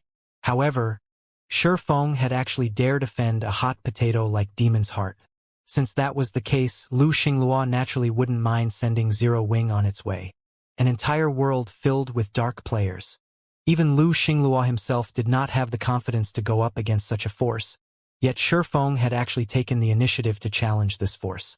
Zero Wing's guild leader simply did not know the meaning of death. So long as Zero Wing lost the gold mine known as Stone Forest City, with Starlink's financial strength, stomping Zero Wing to death would be a piece of cake. When the time comes, I'll have to rely on everyone present. As for the distribution of Stone Forest City's shares that comes afterward, Demon's Heart will take no part in it. Moreover, I believe the Dark World's top 3 guilds also won't dare interfere in this matter. Everyone present will be free to decide what to do with Stone Forest City. I only hope that we can put a swift end to this affair. If Zero Wing focuses fully on defense, I'm afraid even our side will have trouble taking down Stone Forest City, Flaming Light said. You don't have to worry about this point, Cold Shadow said suddenly. I have already promised Stone Forest City's various adventurer teams that I will purchase their materials at a high price and also let them exchange for a limited number of combat runes. I believe Stone Forest City's adventurer teams will no longer sell their materials to Zero Wing. Without the materials of these adventurer teams, Zero Wing won't be able to sustain its daily operations. Once the Dark World's portal opens, Zero Wing won't even be able to gather materials on its own. In that case, Zero Wing will implode in a matter of days. Upon hearing Cold Shadow's words, everyone present could not help but gasp in shock at her ruthlessness. Combat runes were items unique to the Western continent and were something the Eastern continent's various powers had been dreaming of obtaining, in order to raise the combat power of their members by a large margin. If an entire team were equipped with combat runes, it would have a much easier time raiding team dungeons and field bosses. Due to the effectiveness of the combat runes, the Eastern continent's various superpowers were sparing no expense to purchase them, with some going as far as using magic crystals for payment. Adventurer teams didn't even get a chance to purchase these combat runes. Now that Cold Shadow was offering to let Stone Forest City's adventurer teams exchange for some combat runes, those adventurer teams would definitely accept her offer without hesitation. With this, Zero Wing would truly have to fend off the Dark World's invasion by itself. Due to this matter, the members of Stone Forest City's adventurer teams were currently holding secret discussions. At the same time, they were also gathering materials to exchange for Mythology's combat runes. They were not selling any of the materials they harvested from Cold Spring Forest to Zero Wing at all. Zero Wing really knows how to hold its breath. Our adventurer teams have clearly stopped supplying it with materials, yet instead of raising its purchasing price, it is actually constructing something new. Does Zero Wing really think it can survive the Dark World's invasion with just a few additional defensive structures? Maybe Zero Wing is trying to make a quick buck before it falls. After all, so long as the Dark World's portal opens, everything will be over. As the adventurer team players looked at the magic array enveloping the Freedom Hotel, which was under construction, they could not help speculating about it among themselves. So what if Zero Wing's black flame was strong? It was useless even if he had the strength to go up against a superpower single-handedly. After all, before an entire world's players, even super guilds would be powerless. Meanwhile, as Stone Forest City's players were quietly discussing among themselves, the magic array concealing the Freedom Hotel suddenly shattered. With the magic array's disappearance, a 32-story building on Stone Forest City's main street came into view. At 150 meters tall, it overlooked the entire city. What a huge building! What's going on? Can a basic city have such a tall construction? Players on the main street were stunned when the Freedom Hotel was suddenly revealed. Previously, the tallest building in Stone Forest City had only been 100 meters tall. But not only did the Freedom Hotel reach another 50 meters above that, but it also occupied a shockingly large area. It easily covered the area of a large-scale sports stadium. Such incredible buildings were even rare in NPC cities, let alone guild cities. The Freedom Hotel's sheer size stunned everyone who saw it. While nearby players discussed this new construction, the Zero Wing members responsible for building the Freedom Hotel were astonished by their own creation. They had known that they had been building an extraordinary superstructure, but they hadn't understood how amazing it truly was until after the Freedom Hotel's completion. Outsiders had no idea how impressive the hotel really was, but they, who had built it, were perfectly aware. The Freedom Hotel was like another world. It was bigger on the inside than it appeared, and the mana density within was frighteningly high.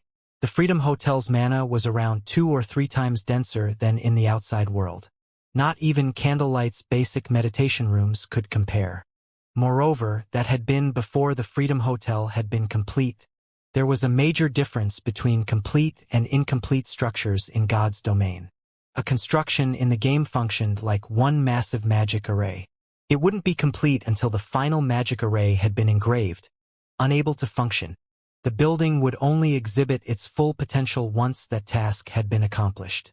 In other words, the mana density Zero Wings members had felt inside the Freedom Hotel had been a result of the rare materials they had used. It hadn't been amplified by any magic arrays. That wasn't the only thing that amazed Zero Wings architects. None of them had realized the complete building would stand 150 meters tall. Stone Forest City was surrounded by the Cold Spring Forest, and during their meeting on the 27th floor, they had been mesmerized by the view. If they had an opportunity to stay a night on the Freedom Hotel's top floor, they'd jump at the chance, regardless of the price. Players would also rapidly earn the double EXP buff while in the hotel due to the high mana density. Staying in the hotel would substantially boost their leveling speed. After all, every player grinding in level 100 neutral maps had to return to a city to rest sooner or later, and if players could earn the double EXP buff while resting, their leveling speed would be greatly affected. While Zero Wings architects were in awe of the Freedom Hotel's future prospects, Shurfeng looked at the peak construction and sighed ruefully. He had only witnessed Superpower's Freedom Hotels during his previous life, yet now Zero Wing had one of its own. Peak constructions weren't just rare in God's domain. Their powerful abilities were the true reason that drove countless powers crazy. Before Shurfeng could call up the hotel's system interface and inspect it properly, however, he heard the sounds of a series of system notifications. System: the large Freedom Hotel is complete. All players involved in the construction receive level +1 and 8,000 free lifestyle proficiency points. System: the large Freedom Hotel is complete. Stone Forest City's popularity increased by 100,000 points, city prosperity level +1, and Stone Forest City's popularity accumulation speed increased by 10%. System: congratulations! Stone Forest City is the first guild city to own a peak construction. Rewarding Freedom City title. This title will encourage more NPCs to visit Stone Forest City. System: Stone Forest City has met the qualifications for its promotion into an intermediate city. Do you wish to promote it to an intermediate city? By the time the system notifications ended, Shurfeng had risen from level 111 to level 112, saving several days of grinding. The abundant rewards even surprised him. I got the Freedom City title just like that? Shurfeng stared at the system notifications, at a loss for words. Obtaining titles in God's domain was relatively easy, but the same couldn't be said for towns and cities. Every power with a guild city dreamed of obtaining the Freedom City title in particular. Not only would more human NPCs visit a city with the title, but other races' NPCs would also make their way to the city, especially NPC merchants and soldiers. The title would allow Stone Forest City to recruit more human NPC soldiers and those of other races. Of all the races in God's domain, humans weren't particularly talented. They neither had impressive physiques and an affinity for the earth as giants did, nor did they have the magical gifts or keen senses of the elves and Ors, respectively. To put it simply, humans didn't have any outstanding advantages.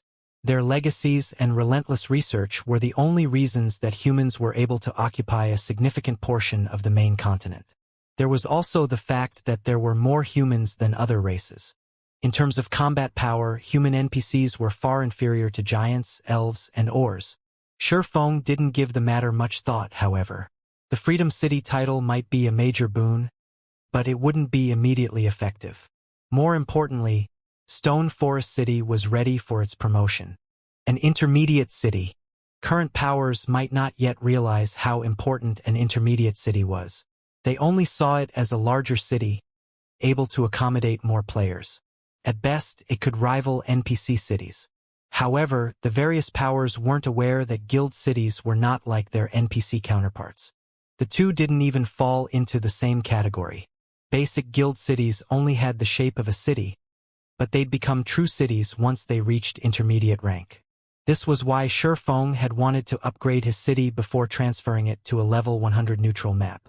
The city's defensive system would only truly activate once it became an intermediate city, and only then would a guild city have the foundation to survive in such a high-level area. Naturally, Shurfeng didn't hesitate to promote Stone Forest City. System: Stone Forest City is located in Cold Spring Forest, a level 100 neutral map. Promoting it into an intermediate city will cost 500,000 gold and 100,000 magic crystals. Do you wish to proceed? Promote! Shurfeng confirmed.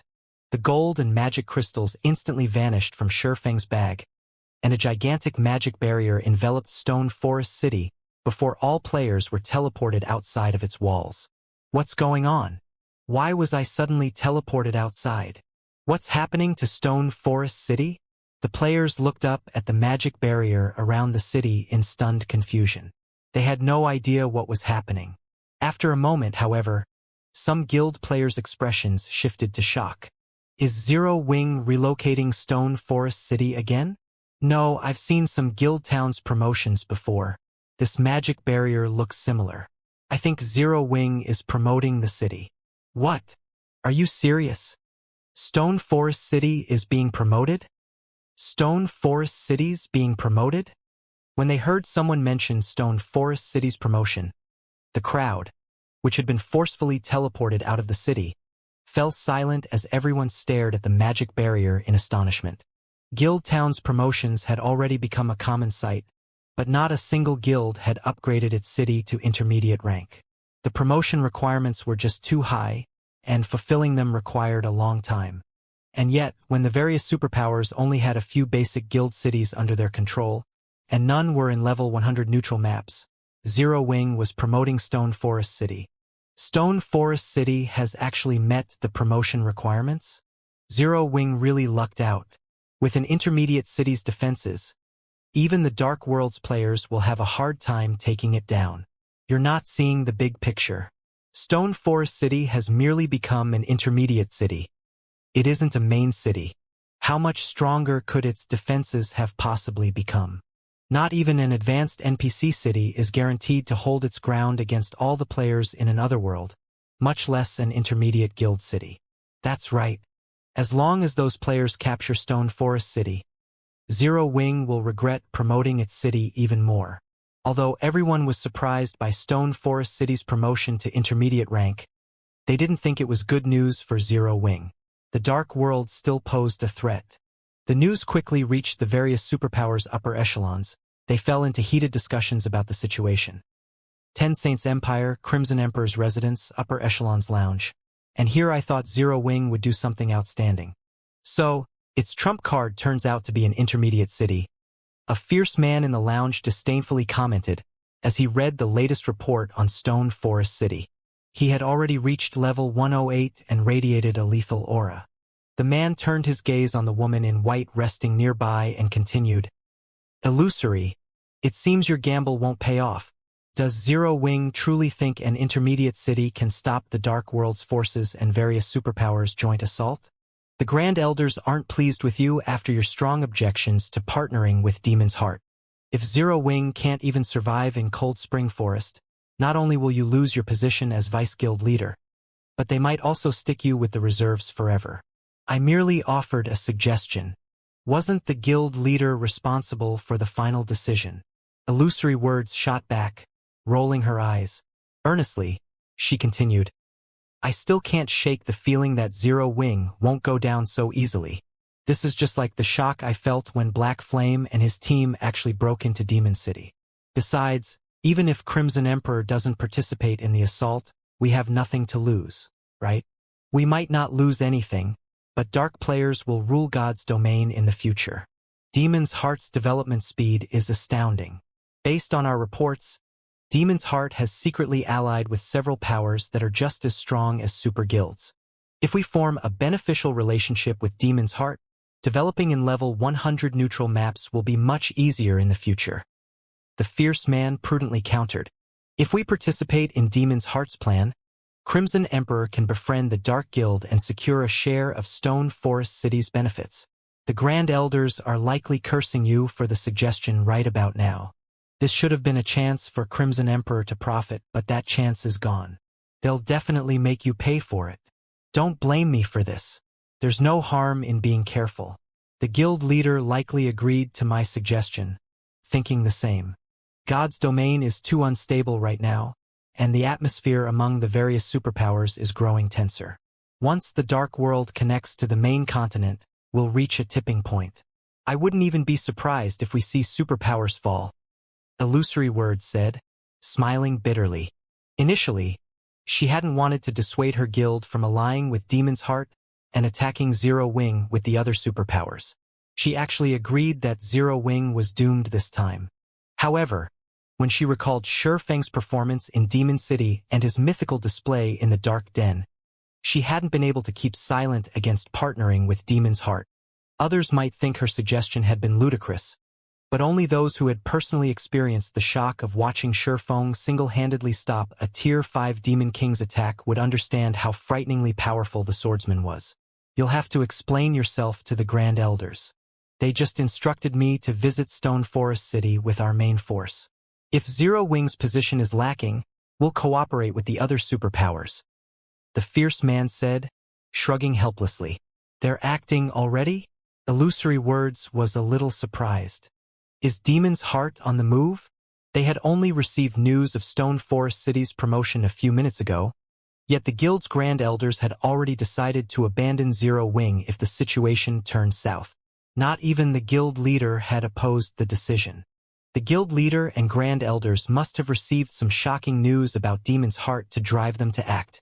They never would have changed their minds so quickly otherwise. I suspect that's the case, the fierce man said before standing up.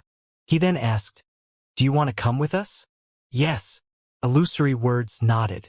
If I don't, the Grand Elders will likely view my suggestion as even less reliable. Following which, the fierce man and Illusory Words made their way towards Stone Forest City with Crimson Emperor's main force members. 2 hours after players had been forced out of Stone Forest City, the barrier around it began to crack. Within seconds, it shattered and vanished, revealing a completely new guild city.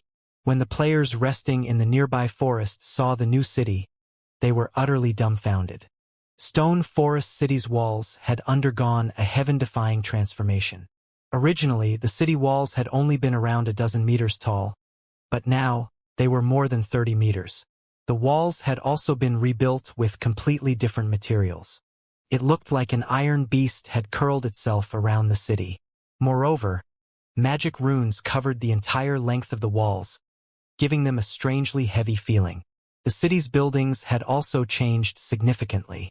Not only were all of the city's constructions much larger than before, but they also radiated an indescribable pressure. Even from over 1,000 meters away, players felt as if something or someone had locked onto their auras. Even more shocking was the mana Stone Forest City radiated. Players had already been amazed by the mana density in Stone Forest City. It was no exaggeration to claim that no other guild city in God's domain was its match in this regard. But now, Stone Forest City's mana density had reached newfound highs. There was even a faint white mist enveloping everything within the city's walls. Crap! Is that really Stone Forest City? Did Zero Wing replace Stone Forest City with some other city? The crowd began to converse as they stared at the transformed Stone Forest City. However, Zero Wing's members were more shocked than anyone. The moment the seal on the city had lifted, Zero Wing's members had been allowed back in. As they entered the city, they were mesmerized. Aside from the city's mana density, which players could feel from outside of it, these players were stunned by the city's new infrastructure. Not only did the buildings look completely different, but quite a few were now shops run by non-human NPCs. These shops sold special magic scrolls, potions, food, and drinks that were usually very scarce on the market. Most importantly, Stone Forest City now had NPC trading firms' shops. These new shops might look like the ones ordinary NPCs owned, but NPC trading firms often issued quests for players. Once players had earned enough reputation points with a particular NPC trading firm, they could receive special, high-ranked quests that offered bountiful rewards, and if they were lucky, they could even obtain high-quality weapons and equipment by completing these quests. These NPC trading firms were one of the main reasons that even now, independent and guild players frequently visited NPC cities. Now that Stone Forest City had some of these trading firm shops as well, They could continue to earn reputation points and pick up quests, saving them the trouble of returning to an NPC city. "What did you do, guild leader? Is this really Stone Forest City?" Gentle Snow asked, her heart pounding as she gazed around the main street. Stone Forest City now had just as many high-rise buildings and advanced shops as White River City. Truthfully, she would have assumed that she had entered a major NPC city, if not for the eye-catching Freedom Hotel. The biggest difference between NPC and guild cities was the presence of these NPC trading firms. They were responsible for nearly half of the quests available in NPC cities. These quests granted abundant EXP, but they also offered high monetary rewards. Even for expert players, these quests were a main source of income. This was why players were still tied to NPC cities. If they ignored these quests, they'd lose half of their income, and that would make it difficult for ordinary players to survive in God's domain. The chances of acquiring rare materials and equipment in level 100 maps were incredibly low, after all. At this point, ordinary players only grinded for EXP in level 100 maps. They didn't rely on these areas as a stable source of income. Now that Stone Forest City was home to so many NPC trading firms' advanced shops, the resident players wouldn't have to return to an NPC city to pick up or turn in the trading firm's quests. They could simply do so in Stone Forest City. This additional feature would only be a minor convenience for ordinary players, but for the various powers, this would allow them to shake off the shackles that bound them to NPC cities. If other powers had this feature in their guild cities, they would be able to thrive independently, even without the help of NPC cities.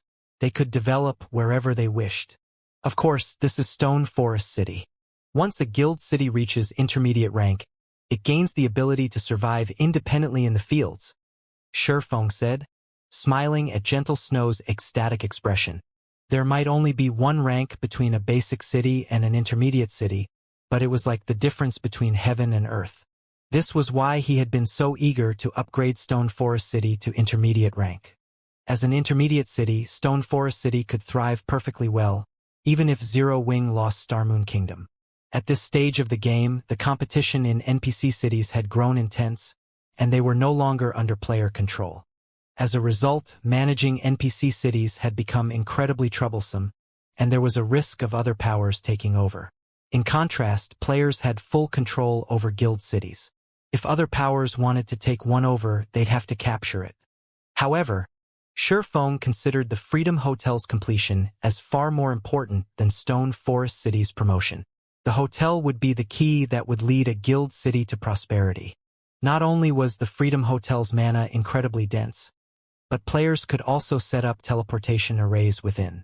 Unlike NPC cities, there were no return scrolls for guild cities, and gaining them was a major challenge. Freedom Hotels, however, could meet that challenge. Any of the Freedom Hotel's guests could purchase return scrolls and teleport to it at any time and from anywhere. This feature was immensely convenient for players that didn't have a residence or house within the city. Aside from the convenience it offered combat players, the Freedom Hotel would be significantly helpful to lifestyle players.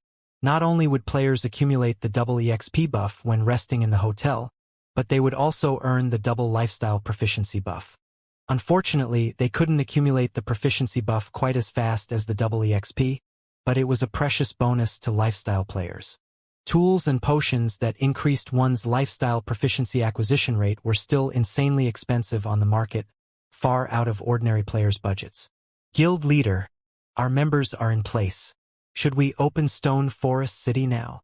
Gentle Snow reported once she had calmed down. To cope with the Dark World's invasion, they had dispatched a large fraction of the guild's manpower to Stone Forest City. Even though the city was now much larger, they could still manage it without issues. Moreover, Gentle Snow was eager to show the city off to the public. Once Stone Forest City reopened, independent experts would likely have a hard time sitting still.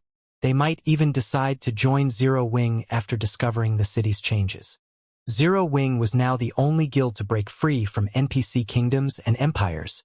And with the city's help, the guild's members could level up far faster than other players. Let's wait. We can open the city once I'm done with the Freedom Hotel, Shurfeng said. The Freedom Hotel? Gentle Snow was a little confused. The hotel had already been constructed. What more needed to be done? Shifeng didn't explain, however, and instructed her to refine Stone Forest City's management and entrance fee collection. He then headed to the nearby Freedom Hotel. Once he stood in the hotel's inner courtyard, which he had built personally, Shifeng retrieved the ancient Tree of Life's sapling from his bag. The mana density here should be the highest within the city. If not even this is enough, I'll be out of options. As Shifeng exposed the Tree of Life's sapling to the air in the quiet courtyard, the mana in the area rampaged, frantically gathering around the sapling. After a moment, Shifeng felt a pulse of life from the sapling, and its aura grew powerful enough to be visible. The surrounding plants began to grow with astonishing speed as the green energy reached them. Success! Shifeng released a held breath as he watched the sapling's reaction. If this courtyard's mana hadn't been dense enough to accommodate the sapling, he would have had no choice but to give up on it and try to nurture the young tree after promoting Stone Forest City into a main city. However, upgrading a guild city to that rank was incredibly difficult. Not only did the ruling guild need to be powerful enough, but it would also need a lot of time to develop its city. Carefully, Shifeng planted the sapling in the center of the courtyard. He had designed the courtyard and specifically reserved a plot of land in its center for the Tree of Life. To be precise, he had designed a small island in the center of a lake within the courtyard. Not only had he engraved a mana-gathering magic array into the lake bed, but he had also embedded plenty of mana stones into the soil. As a result, the lake water brimmed with mana. Overall, the lake alone had a daily upkeep of nearly 200 mana stones. The various superpowers of his past had considered this the standard configuration for growing a Tree of Life.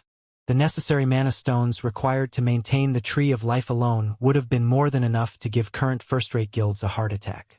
Ordinary powers simply couldn't afford to play with Trees of Life. Fortunately, he had the Philosopher's Hand. After Shifeng planted the sapling, the air in the courtyard seemed to vibrate. The tranquil, cool atmosphere became scorchingly hot for a time. It even got to Shifeng. After about 3 seconds, the sapling shot up into a large emerald tree. Its trunk was so thick that it would require 3 fully grown men to just barely be able to wrap their arms around it. The instant the tree reached maturity, dense life aura spread throughout the inner courtyard, tinting everything with a faint shade of green. The high temperature also began to fall to a pleasant warmth. Shifeng felt as if he were standing in the middle of a field on a warm, sunny day. Is this an effect of a fragmented divine artifact? Shifeng wondered, astonished, as he felt the transformations to the inner courtyard. Just planting the Tree of Life had filled the courtyard with life energy, and it was incredibly dense. Bathing in the aura, Shifeng could sense the foreign energy within him rapidly disappear, and his mind felt unusually refreshed. This sensation wasn't like the calm indifference players experienced when around highly dense mana. Rather, Shifeng's mind felt pure and rejuvenated. It was as if all of his thoughts had been given clear, distinct paths, and he knew exactly what to do. If players could practice combat techniques here, they would have a much easier time learning them. Players needed a clear understanding of the techniques to practice and better execute them, after all. It's a pity that I can't let just anyone enter this courtyard. Shifeng gave the Tree of Life a bitter smile. The Tree of Life had already taken root, and any player could discover the tree's identity with an ordinary identification skill. If news got out that Stone Forest City housed a fragmented divine artifact ranked Tree of Life, not even NPC powers would leave Zero Wing in peace, much less players. Everyone would do everything in their power to steal it. Even so, Shifeng was very satisfied with this outcome. The Tree of Life's bonus effects weren't his goal, but the items it would produce. He urgently needed both the Water of Life and the Nuclei of Life. The tree would also produce the Fruits of Life, which were godly tools for NPCs and players' development. Now, he just needed to wait for the Tree of Life to produce these items. With the matter of the Tree of Life resolved, Shifeng contacted Gentle Snow to ask, "Snow, how are the arrangements on your side coming along?" "Everyone's in position. After our discussion, we've set the entrance fee to 20 silver. Any player capable of exploring level 100 neutral maps is an expert, so they should be able to afford that price," Gentle Snow said. Even at 10 silver per person, Stone Forest City's player population had maxed out. Now that Stone Forest City was an intermediate city, not only had the mana density within its walls increased, but NPC trading firm shops were also available. Hence, Gentle Snow and her subordinates had agreed that even if they doubled the entrance fee, Stone Forest City's player population might still skyrocket. The quests the NPC trading firms offered provided a significant portion of players' income, which was why so many experts insisted on keeping their base of operations in NPC cities. 20 silver? You guys are vicious. Shurfeng was a little surprised to hear the new entrance fee. Moreover, based on the woman's expression, she must still consider the price a little low. Revealing a bitter smile, Shurfeng continued, "That seems fair, but we are trying to develop Zero Wing as quickly as possible, and to do that, we'll need to attract as many experts to the city as we can. Normally, expert players have their own private teams, which include players of low standards. If those players cannot survive in Stone Forest City, their expert friends will go elsewhere." Stone Forest City was much larger than it had been, and it would even have plenty of room to spare if 7 or 8 million players visited. They no longer had to limit access to experts to develop the city. The more players within the city, the more prosperous it would become. In turn, more NPCs would visit, particularly those of other races. Furthermore, money was no longer a problem for the guild now that Zero Wing was capable of intercontinental travel. Rather than focus on money, they should try to grow Zero Wing's strength. Zero Wing wasn't nurturing as many Tier 3 players as it had been, and if they wished to attract more within a short time, they'd have to recruit more expert players. In that case, should we stick with 10 silver? Gentle Snow asked. After listening, she agreed with Shurfeng's reasoning. Most of the city's previous visitors had been experts from the various guilds and members of powerful adventurer teams. Independent experts only made up a small minority of Stone Forest City's player population. However, she hadn't paid much attention to the matter since Stone Forest City had only been able to accommodate so many players. Now that mainstream players had reached level 100, it would be unwise to increase the city's entrance fee too much as they needed to recruit more players into Zero Wing and nurture more Tier 3 experts. No, lower it to the minimum 5 silver. Shurfeng decided. F5. Gentle Snow stuttered, stunned. Stone Forest City was now an intermediate city. Maintaining the original entrance fee would already be a major concession. She didn't even want to imagine what would become of the city if they lowered the entrance fee to 5 silver. Just set it to 5 silver, Shurfeng said, nodding. It's about time we make some changes in Zero Wing. Shurfeng then instructed Gentle Snow to open the city to the public after adjusting the entrance fee. Meanwhile, the numerous independent and guild players outside of the city were growing impatient. They all shared their guesses about Stone Forest City's abrupt promotion. Is Zero Wing really going to make us wait outside for an entire day? I doubt it. There's too many of us out here. The entrance fees alone will be more than enough to make any power jealous. How could Zero Wing possibly pass on so much money? Huh? Look, Stone Forest City is open. In Cold Spring Forest's inner area, a 100-man team of superbly equipped, level 107+ experts ate up the ground as it followed the forested path toward Stone Forest City. The weakest of the team's mounts was Secret Silver rank, and as the team boldly flew down the small path, all players in their way stepped aside, none daring to hinder the team's advance. Even the various major powers members moved aside.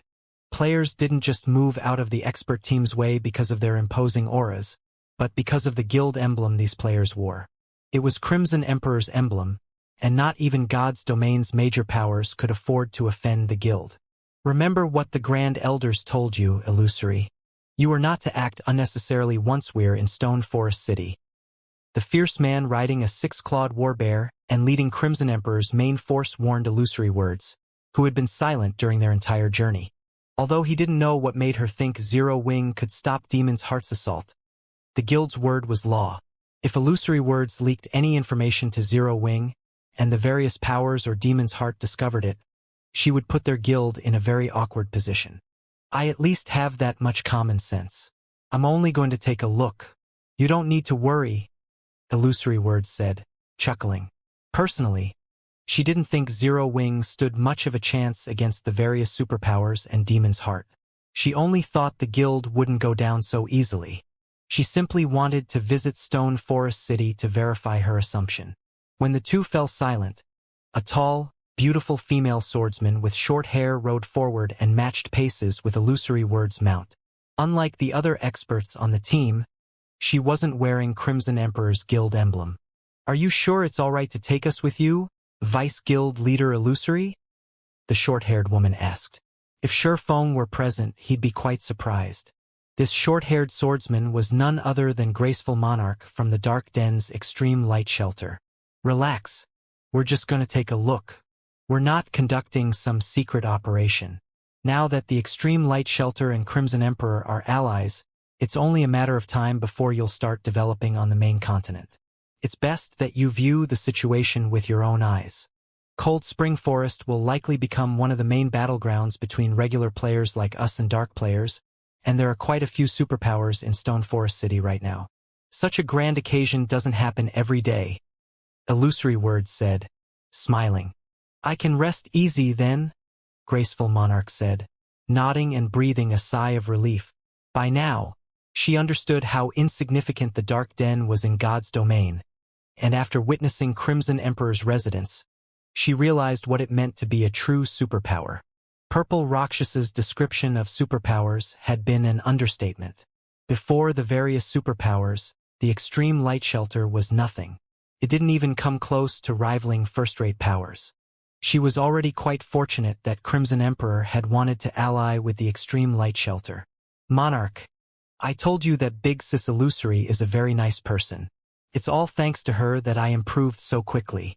Since she's agreed to bring you and your team along on this trip, you'll definitely grow a lot stronger.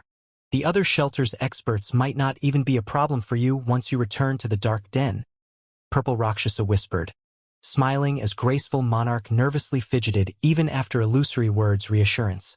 Our visit to the main continent has certainly been full of surprises.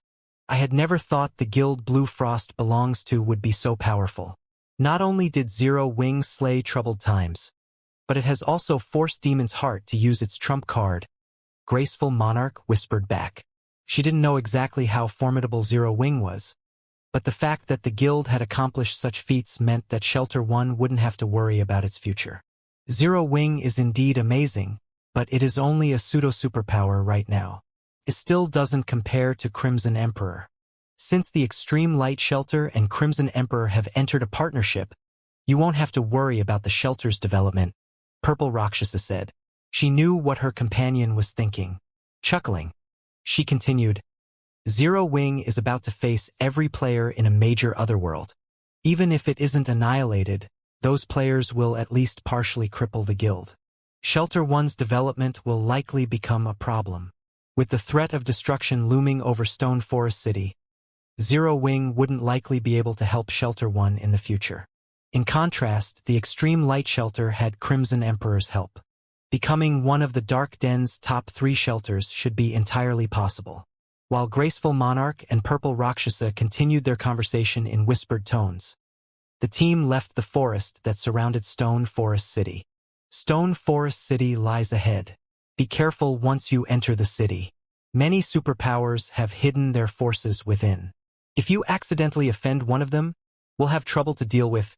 Illusory Words warn the two from the Dark Den. Zero Wing's main headquarters is ahead of us? Curiosity flashed in Graceful Monarch's eyes. I'll finally get a look at how strong the guild behind Blue Frost is. She still hadn't forgotten the image of Shurfeng stopping the Demon King's hand in the Dark Den, and it piqued her not long after Illusory Words' warning. The silhouette of a gigantic city came into view. It was just as splendorous as the major NPC cities in the Ten Saints Empire. The mana density radiating from Stone Forest City was especially noticeable.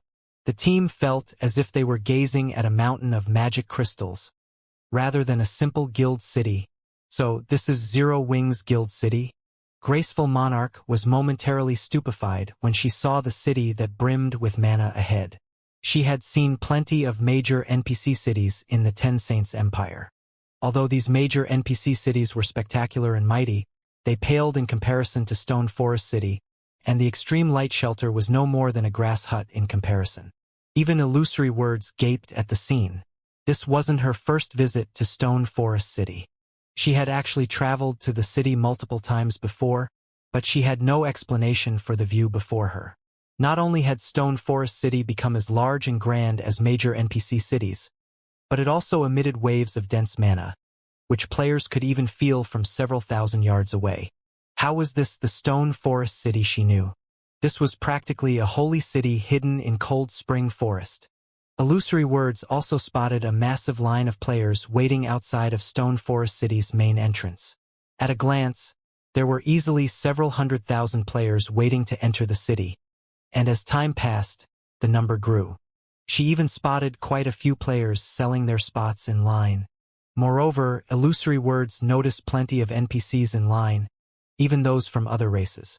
Stone Forest City now looked more like a well-established major NPC city, not a guild city. The fierce man beside her glanced Illusory Words' way and asked, "Did you lead us to the wrong place, Illusory?" With the fierce man's question hanging in the air, the rest of Crimson Emperor's members turned to Illusory Words. The Stone Forest City before them was simply too impressive. It was hard to imagine this was merely an intermediate city. They had been busy within the Ten Saints Empire, so they had only heard about Stone Forest City. This was their first visit. Only Illusory Words, who preferred to wander throughout God's domain, had ever seen the city before. "These are the coordinates. This should be Stone Forest City," Illusory Words said, giving the fierce man a bitter smile. "The sign above the gate clearly states this is the city we're looking for. This shouldn't be a mistake." In truth, even after seeing the sign, she felt as if she had arrived at the wrong place. This looked nothing like the Stone Forest City she had visited in the past. It almost looked like a major NPC city. Furthermore, there was too much mana wafting from the city. Not even the holy city of Titan had such dense mana. Stone Forest City looked nothing like a player-owned city. Crimson Emperor's members snapped out of their daze and examined the city before them. Just as Illusory Words had said, this was undoubtedly Stone Forest City. Crimson Emperor's members weren't the only players shocked by Stone Forest City's new appearance. Some of the various major powers experts that had come to investigate the upgraded city were just as astonished by what they found. No one had ever thought a guild city would change so drastically when it grew from a basic city to intermediate rank. Black Flame really is amazing. With so much mana in the city, players will still choose to rest here, even with the Dark World's imminent invasion. With the entry fees alone, Zero Wing won't have any financial worries for a while. Galaxy passed. The Star Alliance's guild leader enviously commented as he gazed in awe at the splendorous city before him. Once upon a time in Starmoon Kingdom, the Star Alliance had stood toe-to-toe with Zero Wing. However, while the Star Alliance had been nursing headaches over its daily income, Zero Wing was swimming in money. Nowadays, the various guilds' main source of income was the entrance fees they collected in their guild towns and cities. But as more towns and cities rose up in neutral maps, the competition between them grew intense. To maintain an edge over their competition, most guild towns and cities had reduced their entrance fees to a painful low. Stone Forest City, on the other hand, wouldn't have such worries. As the sole guild city in a level 100 neutral map, it had no competition whatsoever. It could set whatever entrance fee it wished, and plenty of players would still visit the city. That's for sure. Zero Wing will make a killing. You've just arrived, so you might not realize how insane the guild is, but Zero Wing is only charging 5 silver per person to enter the city. I've heard that it's the lowest price you can set for an intermediate city. Other guild cities in neutral maps charge at least 2 silver per person, but they're nothing compared to Stone Forest City. Many of my friends are planning to shift their base of operations to Stone Forest City, and I'm sure they're not alone in that idea. I suspect we'll see the number of players trying to get an increase by at least tenfold. An independent Tier 3 shield warrior in front of Galaxy passed in line said, nodding in agreement. 5 silver. Flourishing Willow, the Tier 3 female ranger behind Galaxy passed, stared at the shield warrior with wide, shocked eyes, doubting his claim. First-rate guilds like the Star Alliance had no choice but to reduce their entrance fees due to how much competition they faced. But Stone Forest City was unique. Even if it cost 20 silver to enter the city, a ton of players would still use it as their bases, let alone 10 silver. God's Domain had far too many players and innumerable experts. Stone Forest City wasn't nearly large enough to accommodate so many players.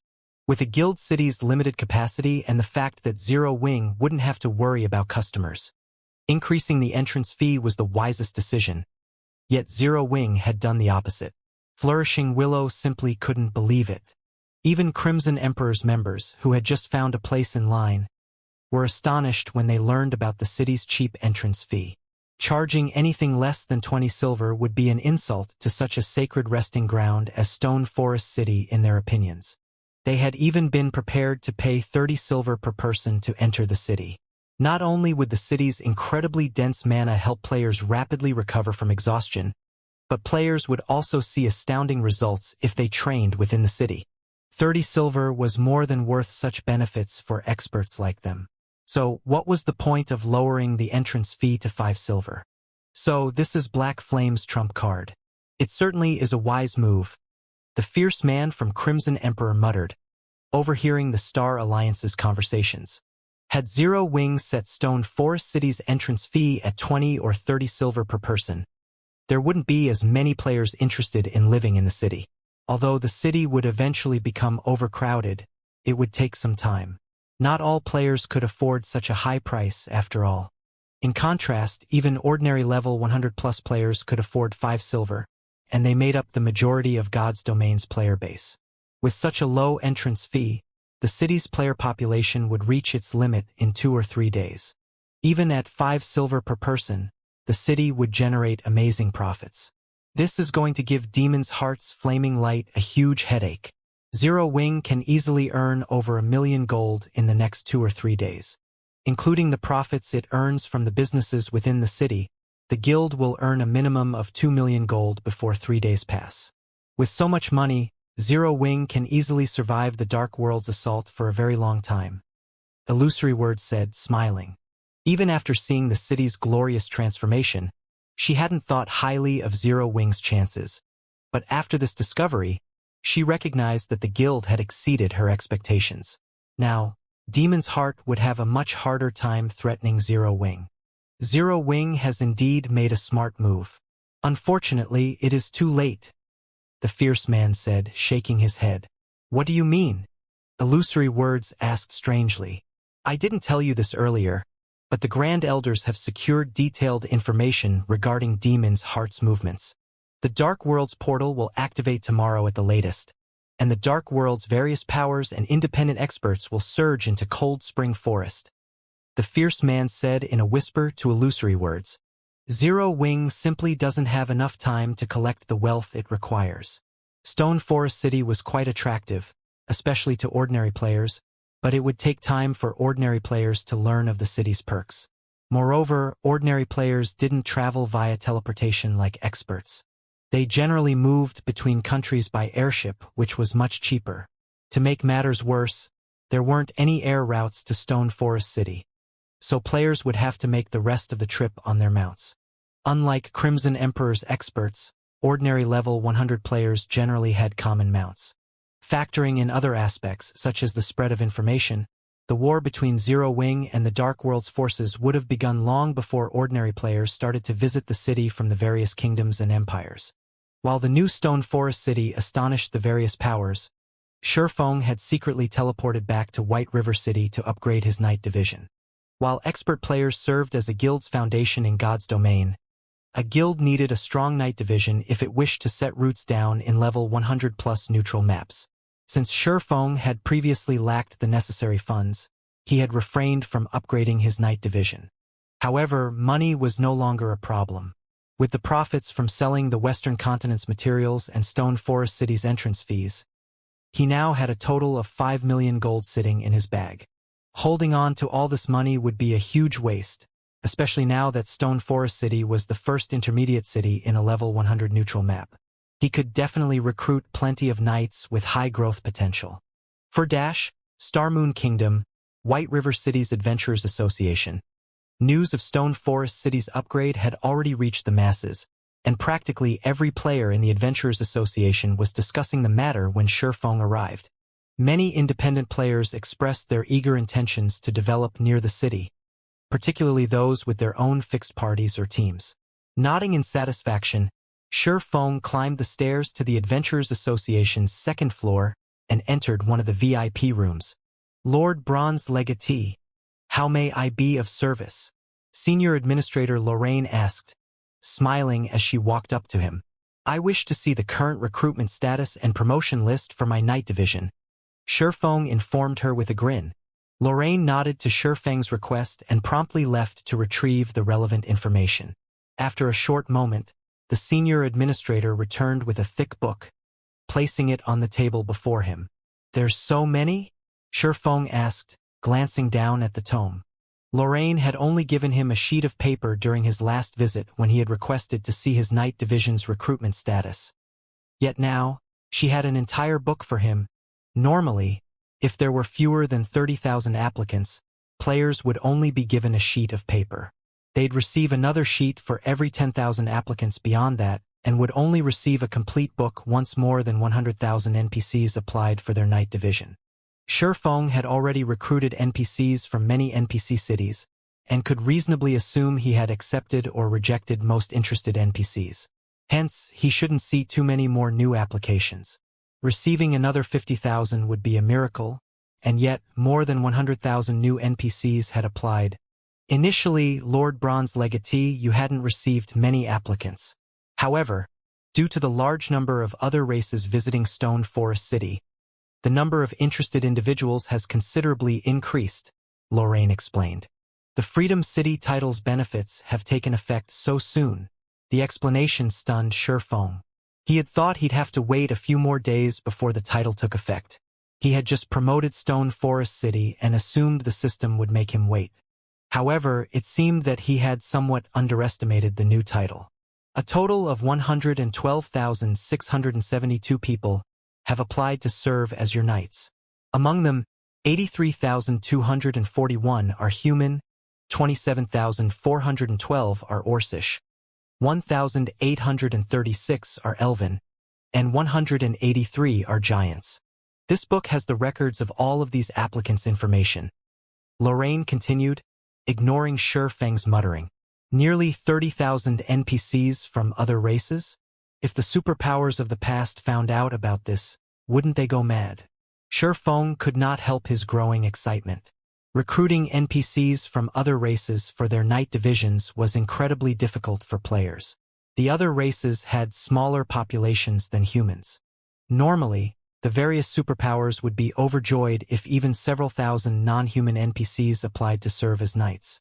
And yet, Shifeng had nearly 30,000 of these applicants, certainly a frightening number. Not even a 2-star lord might receive so many throughout a full year. Most importantly, elves and giants had applied in considerably large numbers. The situation had completely exceeded his expectations. In God's domain, the Orcish population was only second to the humans. Ors typically made up the majority of non-human NPC applicants. Of course, that didn't discount or knight strength. On the contrary, Or NPCs were quite powerful. They were natural-born warriors with sharp senses and robust frames that were far superior to humans. Excluding heroes, human fighters were no match for or fighters of the same level and tier. The human race's superior research and creativity were the reason that Ors weren't a match for humans and forced to live far from the main continent's fertile lands. However, if one could assemble the Ors scattered across the continent and form a melee unit, the force would be absolutely unstoppable in battle. Shaking off his shock, Shifeng immediately inspected the recruitment list. When he had arrived, he had only planned to recruit new knights with high growth potential to replace some of his weaker NPCs, but now he had many more changes to make to his knight division. Time flew by, and without taking a break, Shifeng had spent over 20 hours browsing the recruitment list. He was more focused on the list than he was during boss fights. Thankfully, I brought plenty of coins with me. Otherwise, I wouldn't even have enough to pay the dismissal fees. Shifeng revealed a bitter smile as he finished reading the list. If things had gone according to his original plan, he would have only been able to replace a small fraction of his Night Division's members.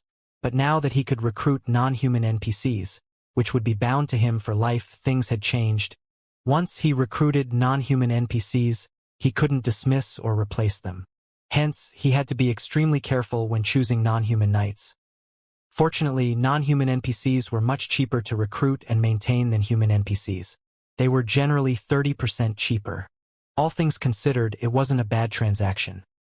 Moreover, non-human NPCs tended to be quite talented.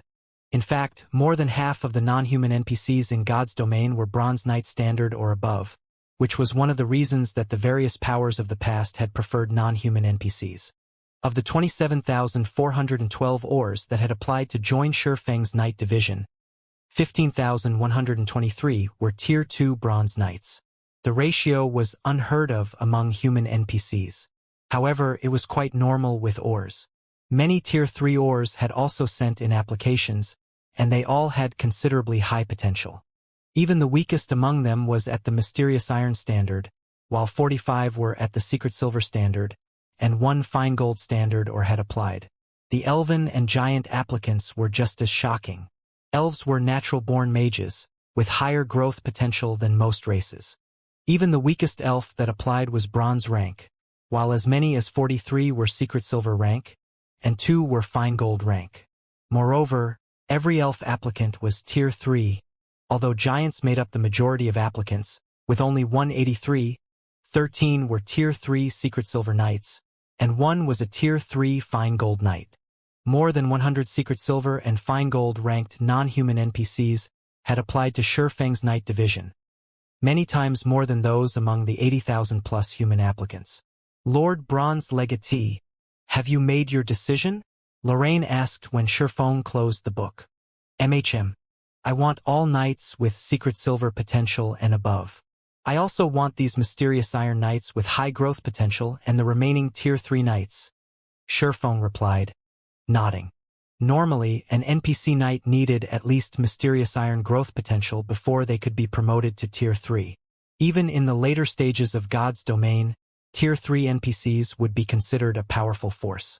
After all, very few players could reach Tier 4. Even if they did, a group of Tier 3 NPCs, backed by a city's magic array, wouldn't be an easy opponent. If enough Tier 3 NPCs formed a battle array, they could slay Tier 4 players. This was why, even after reaching Tier 4, players could only afford to act conceited in the fields. Very well. There are 152 applicants with Secret Silver potential or above. Including the rest, there are a total of 326 Tier 3 Knights. Calculating the recruitment fee of the 1,872 Tier 3 Mysterious Iron Knights with high potential and some of your current Knights' dismissal fees, your bill comes to 554,600 gold. Lorraine explained after taking a moment to tally his total. Please, include the promotion fees for the 437 members of my Knight Division, Shifeng said. Giving the matter some thought, he continued. I also want to outfit my Tier 3 Knights with epic equipment. How much will that come to? That will raise the price considerably. If we include the 437 people that will be promoted to Tier 3, you will need an additional 5,640,000 gold to arm all of your Tier 3 Knights with epic equipment. With the prior fees, your total comes to 6,198,970 gold. Lorraine responded, giving Shifeng a skeptical look. After giving the matter some more thought, Shifeng said, reduce the number slightly. Then, I'll take 1,150 sets.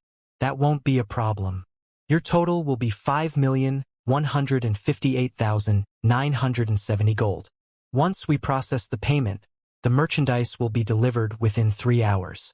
The new knights will arrive at your city lord's mansion within 1 hour, Lorraine calmly stated. Shifeng then nearly emptied his bag of coins, and in the blink of an eye, he was once again a pauper. Nurturing a Knight Division really is expensive. It's no wonder why all of the superpowers that had Knight Divisions were poor, Shifeng muttered, bitterly smiling at the less than 3,000 gold in his bag. While Shifeng upgraded his Knight Division, in a remote canyon in the distant Cold Spring Forest, A group of black-clad magical class players chanted an incantation along the edge of a gigantic magic array. The array covered a 200-yard radius, and in its center stood an indifferent, handsome youth with a night-black crystal in his left hand, while writing a series of divine runes with his right. With each line of completed runes, a shard broke off of the crystal and disintegrated. When the crystal was nearly gone, the youth completed the final line of divine runes. Suddenly, the sky above the magic array split, and a colossal door dropped from the spatial tear. The door was over 100 meters tall and covered in ancient runes, radiating a mighty aura that made everyone nearby shudder. Once the door landed, it began to part down the middle. "Excellent! It's complete!" Flaming Light exclaimed as the door began to open. He then glanced at the middle-aged man standing nearby and said, "Heart, notify the various powers and tell them that the door is open. Whether they cherish this opportunity or not is up to them." "Understood." Furious Heart respectfully responded, crossing the threshold with his team. Cold Spring Forest, Stone Forest City. As news regarding Stone Forest City spread to more independent players, the number of small adventurer teams visiting the city continued to increase. Less than a day after the city's reopening, it had become somewhat crowded, and even more players had lined up to enter the city. A 6-man party of cloaked players, all radiating darkness energy, stood among the long line, and none of the nearby players even dared to take half a step closer to them. Those players' killing intent is so strong. Not even dark players, who constantly slaughter others in the fields, have such intense hostility. Who are those people? Their killing intent isn't the only thing that's intense. Look at their equipment. They might have concealed the glow effect, but all of their items are engraved with magic runes. Their equipment should be fine gold rank or higher. Level 105 fine gold equipment. Not even the various superpowers' main force members necessarily have such top-tier items. Although the independent players nearby were afraid of the 6-man party, they couldn't help but envy the party's equipment. Ever since mainstream players had reached level 100, demand for level 100-plus secret silver weapons and equipment had skyrocketed, but supply remained incredibly low. Thus, these items' prices had substantially increased. Not even ordinary expert players could afford level 100-plus fine gold weapons or equipment. Even the various superpowers' main force members would throw a party if they acquired just one such weapon or equipment piece. However, the weakest piece the 6-man party wore was level 105 fine gold rank, and all of their equipment bore magic runes. To ordinary players, the equipment was divine. Despite noticing the surrounding players' envious looks, the members of the 6-man party didn't respond. I guess the main continent's ordinary experts don't amount to much. Not only do they have such poor weapons and equipment, but they don't even know about magic enhancement.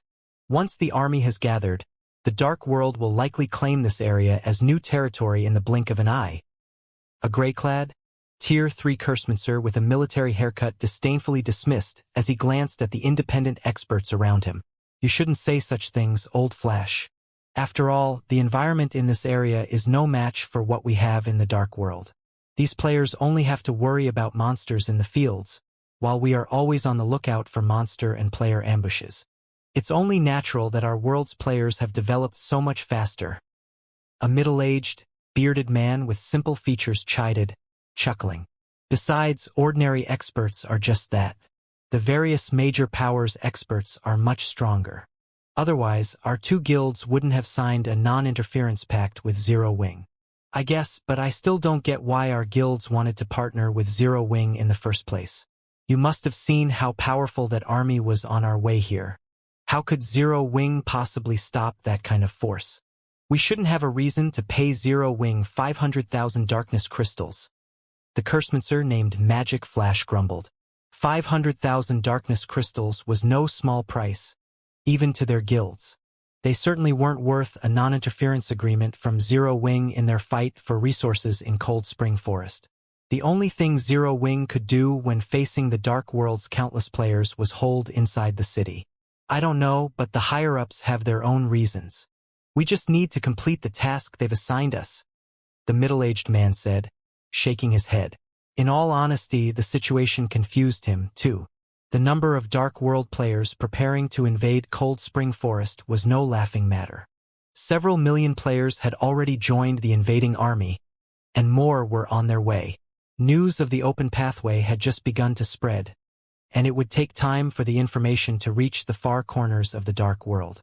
Based on their guild's estimates, the army should easily include tens of millions of players, possibly over 100 million.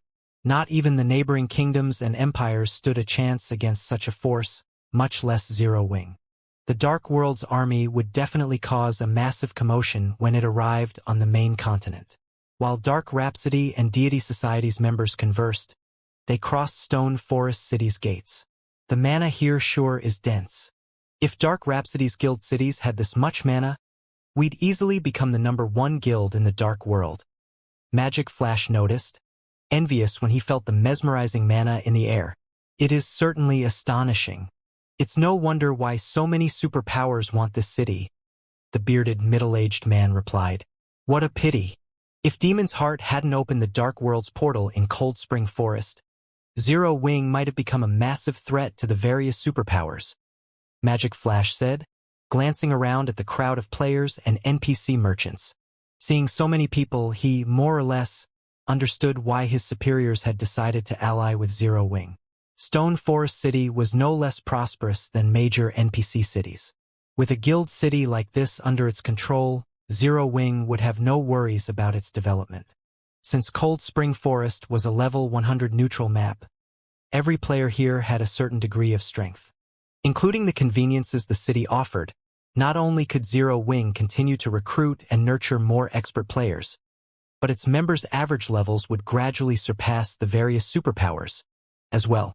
Zero Wing definitely had the potential to become a titan in God's domain. Maybe, but we shouldn't dwell on it. We should hurry and contact Zero Wing. The sooner we get this done, the sooner we can return. If we wait and miss the invasion, it'll become more difficult to establish ourselves in Cold Spring Forest later, the middle-aged man cautioned. I've already contacted the guild. They said we should head toward the tallest building on the main street. Once we're there, someone will take us to meet their guild leader, Magic Flash said. You mean that building?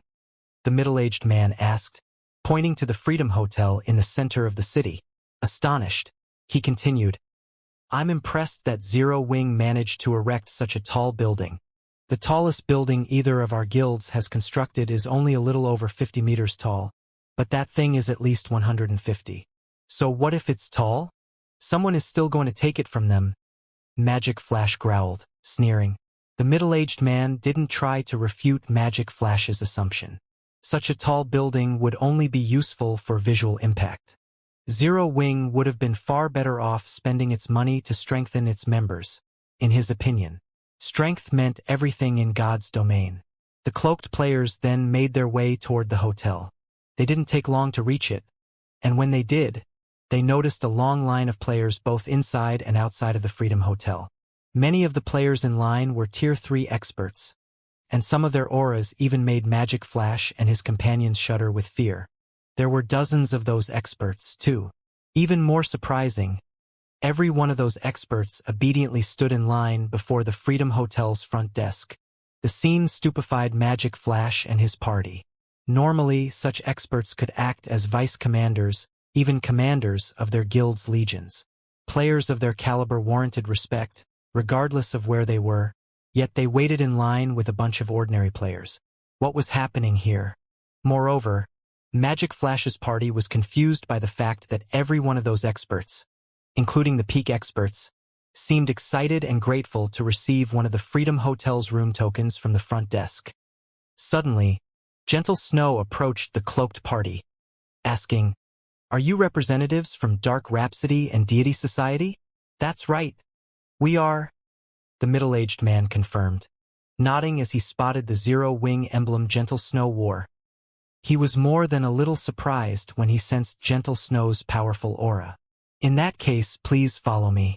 Our guild leader is waiting in the reception room upstairs, Gentle Snow said after verifying the party's identity. She then led the party to the elevator that would take them to the appropriate floor. Many of the experts waiting for their room tokens were jealous as they watched Magic Flash's party follow Gentle Snow. Crap! Who are those people? They actually get to use the elevator that'll take them to the 80th floor and beyond. They must be Zero Wing's allies. If I remember correctly, only the hotel's silver members get to stay on those floors. You need more than just coins and magic crystals to become a silver member. 2. You also need to earn a large number of membership points. I've heard that not even top adventurer teams commanders were granted silver memberships. Zero Wing is too stingy. It actually wants us to earn points just to stay in this hotel. I wonder when I'll earn enough to become a silver member. It's not all that unusual. There are only a limited number of rooms available after all, and I've heard that the advanced rooms on the 80th floor and above are amazing. Not only is the recovery speed there 30% higher than in normal rooms, but each room also has its own training room. Players can practice simple combat techniques by themselves in those training rooms. Seriously? You can actually practice your combat skills in the advanced rooms. This won't do. I need to become a silver member as soon as possible. The players waiting in the Freedom Hotel's lobby were indescribably jealous as they watched Magic Flash's party enter the elevator. Their reactions confused the dark players. A short moment later, the group arrived on the Freedom Hotel's top floor. The instant Magic Flash and the others set foot on the Freedom Hotel's top floor, their minds felt serene. To be precise, they felt mentally refreshed as if their thoughts had found their own unique paths. They could now conceptualize ideas without confusion. So, this is Zero Wing? Magic Flash and the others couldn't help but gasp when they felt the change. They had already been astonished by the Freedom Hotel's mana, but compared to this environment, the lobby was nothing. If they could train on this floor, they'd see results dozens of times faster. They might even be able to break into the Void Realm. Our guild leader is inside. Please go in, Gentle Snow said, not surprised in the slightest to see the 6 players' astonished expressions. She simply smiled as she opened the reception room's doors. Gentle Snow's request yanked Magic Flash and the others from their reverie, and they walked into the VIP reception room with awkward expressions. As they entered the room, however, they were once again left speechless. The refreshed sensation they had enjoyed in the hall had been amazing, but it was amplified several times the moment they set foot in the reception room. The strange energy in the room was clearly denser than in the hall. If they could train inside this reception room for a few days, their combat standards would reach the next level.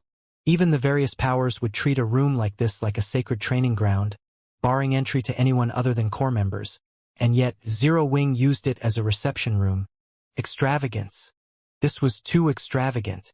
A male swordsman reclined on one of the sofas in the reception room, wearing a simple set of equipment and a black cloak across his back.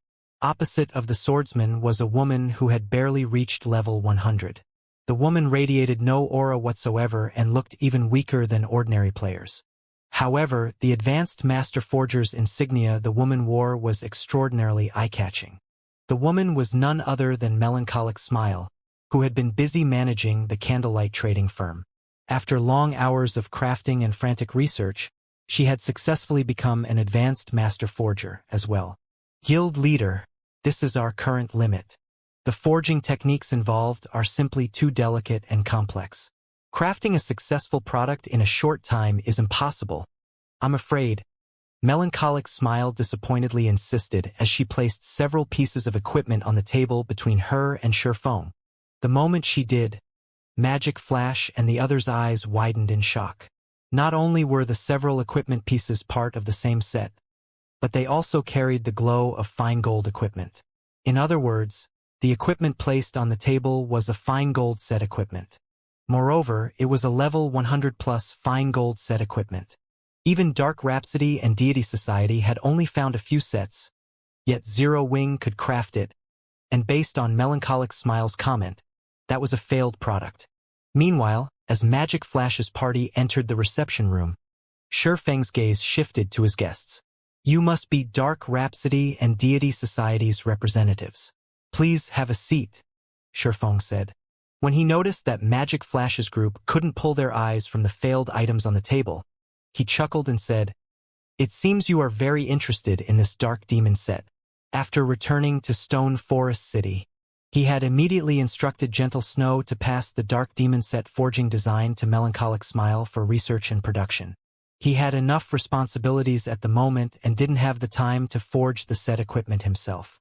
In contrast, Melancholic Smile could and did devote her free time to forging. Hence, she improved her skills a lot faster than Sherfong could.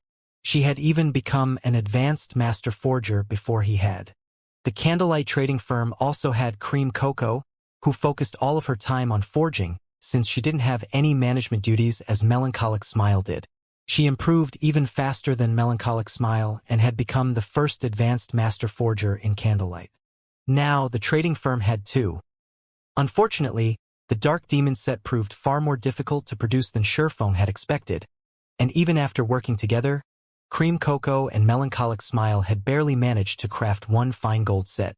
Moreover, their production success rate wasn't particularly high. Even after involving all sorts of tools and rare materials, they had only managed to raise their success rate to 50%. I apologize for our earlier rude behavior. The bearded middle-aged man from Deity Society hurriedly apologized. It's just that level 100 plus fine gold set equipment is a truly rare sight. I had never imagined that Zero Wing was capable of crafting such equipment. It surprised me, but rest assured, we won't reveal this secret to anyone. It's fine. This doesn't need to be a secret. Since Dark Rhapsody, Deity Society, and Zero Wing are allies, you don't need to behave like outsiders. If you are interested, I can sell you a few sets, Sherfong nonchalantly offered. Zero Wing's possession of the Dark Demon set forging design had already been exposed. Only, news of it hadn't reached the Eastern continent. Hence, there was no need to keep it a secret. Moreover, Sherfong intended to store these fine gold-ranked Dark Demon sets in the guild warehouse, making them available for purchase later. Once he did, there would be no containing the information. Besides, the sooner the public learned about the Dark Demon set, the better. That way, Zero Wing could use the set to attract more experts to join the guild. Are you serious? Guild leader Black Flame? Magic Flash could not help but ask. That was a level 100 plus fine gold set equipment they were talking about. If he could get his hands on such a set, his combat power would increase by at least 30%. He might even catch up to peak experts of the same level. Of course, Sherfong said, smiling when he saw the passionate light in Magic Flash's gaze. However, it won't be cheap, and I won't sell them for coins. He did not mind selling the fine gold-ranked Dark Demon set. This was only a failed product after all, and at this point, most superpowers had at least a few sets of fine gold set equipment. Selling some to Zero Wing's partners wouldn't harm his guild in any way. What do you want for the set, then? Magic Flash eagerly asked. Darkness crystals, Sherfong said. My price isn't very high. What do you think of 15,000 crystals? The various powers still thought only dark players needed darkness crystals, but they didn't realize that as God's Domain's lifestyle players continued to develop, attributed magic crystals would become more valuable. Weapons and equipment crafted with attributed magic crystals would gain additional properties related to the crystals. Such changes wouldn't be visible in the item's attribute panel, but in the hands of Tier 3 players and above, they'd perform considerably better, especially for players with fully unlocked mana bodies. Fortunately, darkness crystals were relatively easy to acquire in the dark world. Hence, Sherfong had decided to collect some before the various powers realized their value. 15,000 crystals per set? Magic Flash was shocked. Isn't that a little too much, Guild Leader Black Flame? Level 100 plus fine gold set equipment was indeed very rare and some of the best equipment available in God's Domain right now, but darkness crystals were similarly rare and valuable. In fact, they were worth even more than magic crystals to dark players. Guild Leader Black Flame, is what you say really true? The bearded middle-aged man suddenly interrupted. Ha! Why would I lie? I want 15,000 darkness crystals per set. If you wish to buy them, you may do so whenever you wish, Sherfong said. He could not help but feel a little exasperated at the middle-aged man's question. Before Magic Flash could refuse the offer, the middle-aged man from Deity Society continued. Deity Society will buy them. We'll buy as many sets as you're willing to sell us, the older man declared, determined. Have you gone insane, Old Forest? Magic Flash was astonished. What a joke. The Dark Demon set was just a level 100 plus fine gold set equipment. 15,000 darkness crystals would be the maximum anyone would pay for such a set. Yet his companion jumped at the chance to buy them. Magic Flash couldn't think of any sane reason why he'd act like this. Wait, something's not right. Magic Flash realized something felt off when he saw the bearded man's nonchalant reaction. He immediately activated his identification skill and turned to the Dark Demon set on the table. Both Dark Rhapsody and Deity Society had sent players with advanced identification skills to lead their respective groups as insurance. While Magic Flash led Dark Rhapsody's team, Deity Society's leader for this party was Old Forest. There had to be a problem for Old Forest to act like this. Don't bother with an appraisal, Old Flash. The fine gold set equipment on the table isn't some level 105 set. It's a top-tier fine gold set equipment that players can use until level 120. No one had ever found anything like it in the dark world. Old Forest whispered as Magic Flash used his own advanced identification skill. Upon hearing Old Forest's words, Magic Flash gasped. Fine gold set equipment that can be used up to level 120? Currently, the best-known fine gold set equipment in the dark world could be used only up to level 105. Even Dark Rhapsody's peak experts sported only level 105 dark gold equipment, which was the equivalent of level 110 fine gold equipment, hardly comparable to level 110 fine gold set equipment. Level 120 fine gold set equipment was simply unimaginable. That's right. Aside from level 100 plus epic equipment, there's no better equipment than this in the entire dark world, Old Forest said, nodding as he tried to suppress the excitement in his heart. If the price was indeed 15,000 darkness crystals for level 120 fine gold set equipment, then it was definitely acceptable. This was especially true when the dark world's various powers were frantically raiding level 100 team dungeons. Due to the abysmally low drop rate for level 100 plus weapons and equipment, these powers were not making any significant progress with their dungeon raids. This, in turn, led to a stagnation in their development. If he could secure a batch of Dark Demon sets for Divine Society, then his guild would have a massive advantage over the other guilds. With this advantage, they could easily earn back the cost of the Dark Demon sets. As soon as Old Forest finished speaking, excitement also shone in Magic Flash's eyes. Magic Flash immediately said, Guild Leader Black Flame, Dark Rhapsody will also buy everything you have. Darkness crystals definitely aren't a problem. If he could get his hands on multiple Dark Demon sets, then the plate armor classes of the guild's main force would be in for a wonderful time. They wouldn't have to worry about finding equipment before reaching level 125.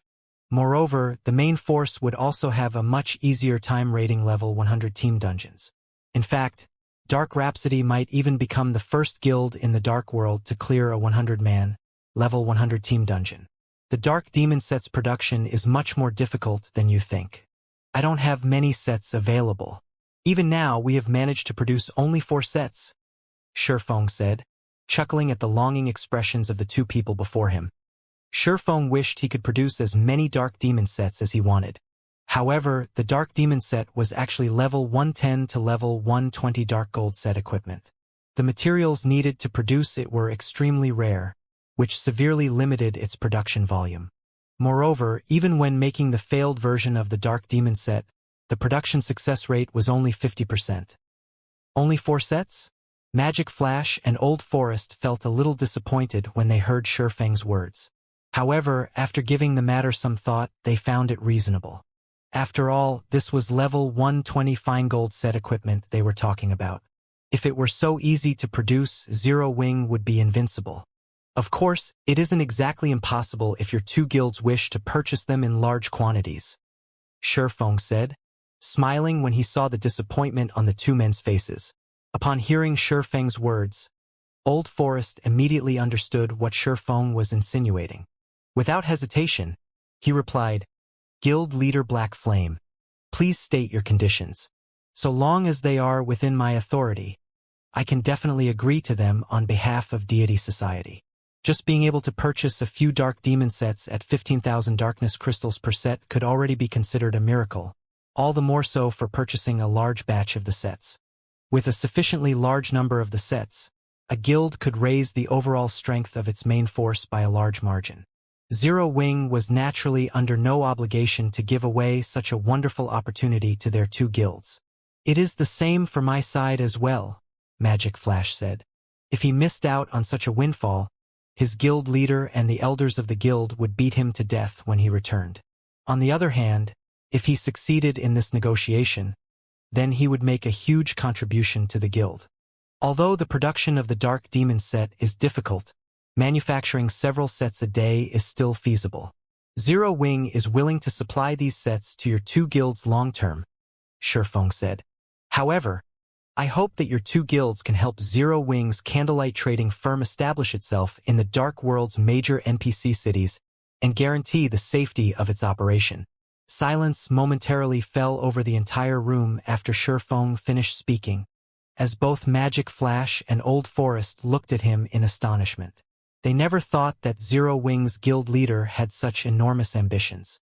The Dark World was equivalent to roughly 3 ordinary empires on the main continent. The Otherworld's player population was larger than even that of the Fire Dragon Empire, one of the 4 great empires of God's domain. As the Dark World had been sealed all this time, it had almost no contact with the main continent whatsoever. Hence, the Dark World's various powers thoroughly monopolized the Otherworld's NPC cities. Moreover, the NPC cities found in the Dark World were different from those found on the main continent in that players held partial authority over them, which made taking over the Dark World's NPC cities incredibly difficult for outside powers. Meanwhile, the opening of the Dark World's portal now presented both the Dark World's powers and the main continent's powers with a huge business opportunity. Needless to say, the main continent's various superpowers would definitely contest over this opportunity and would naturally be willing to offer unimaginable prices. Guild leader Black Flame, "I'm afraid I don't have the authority to decide on such a matter," Old Forest stated honestly.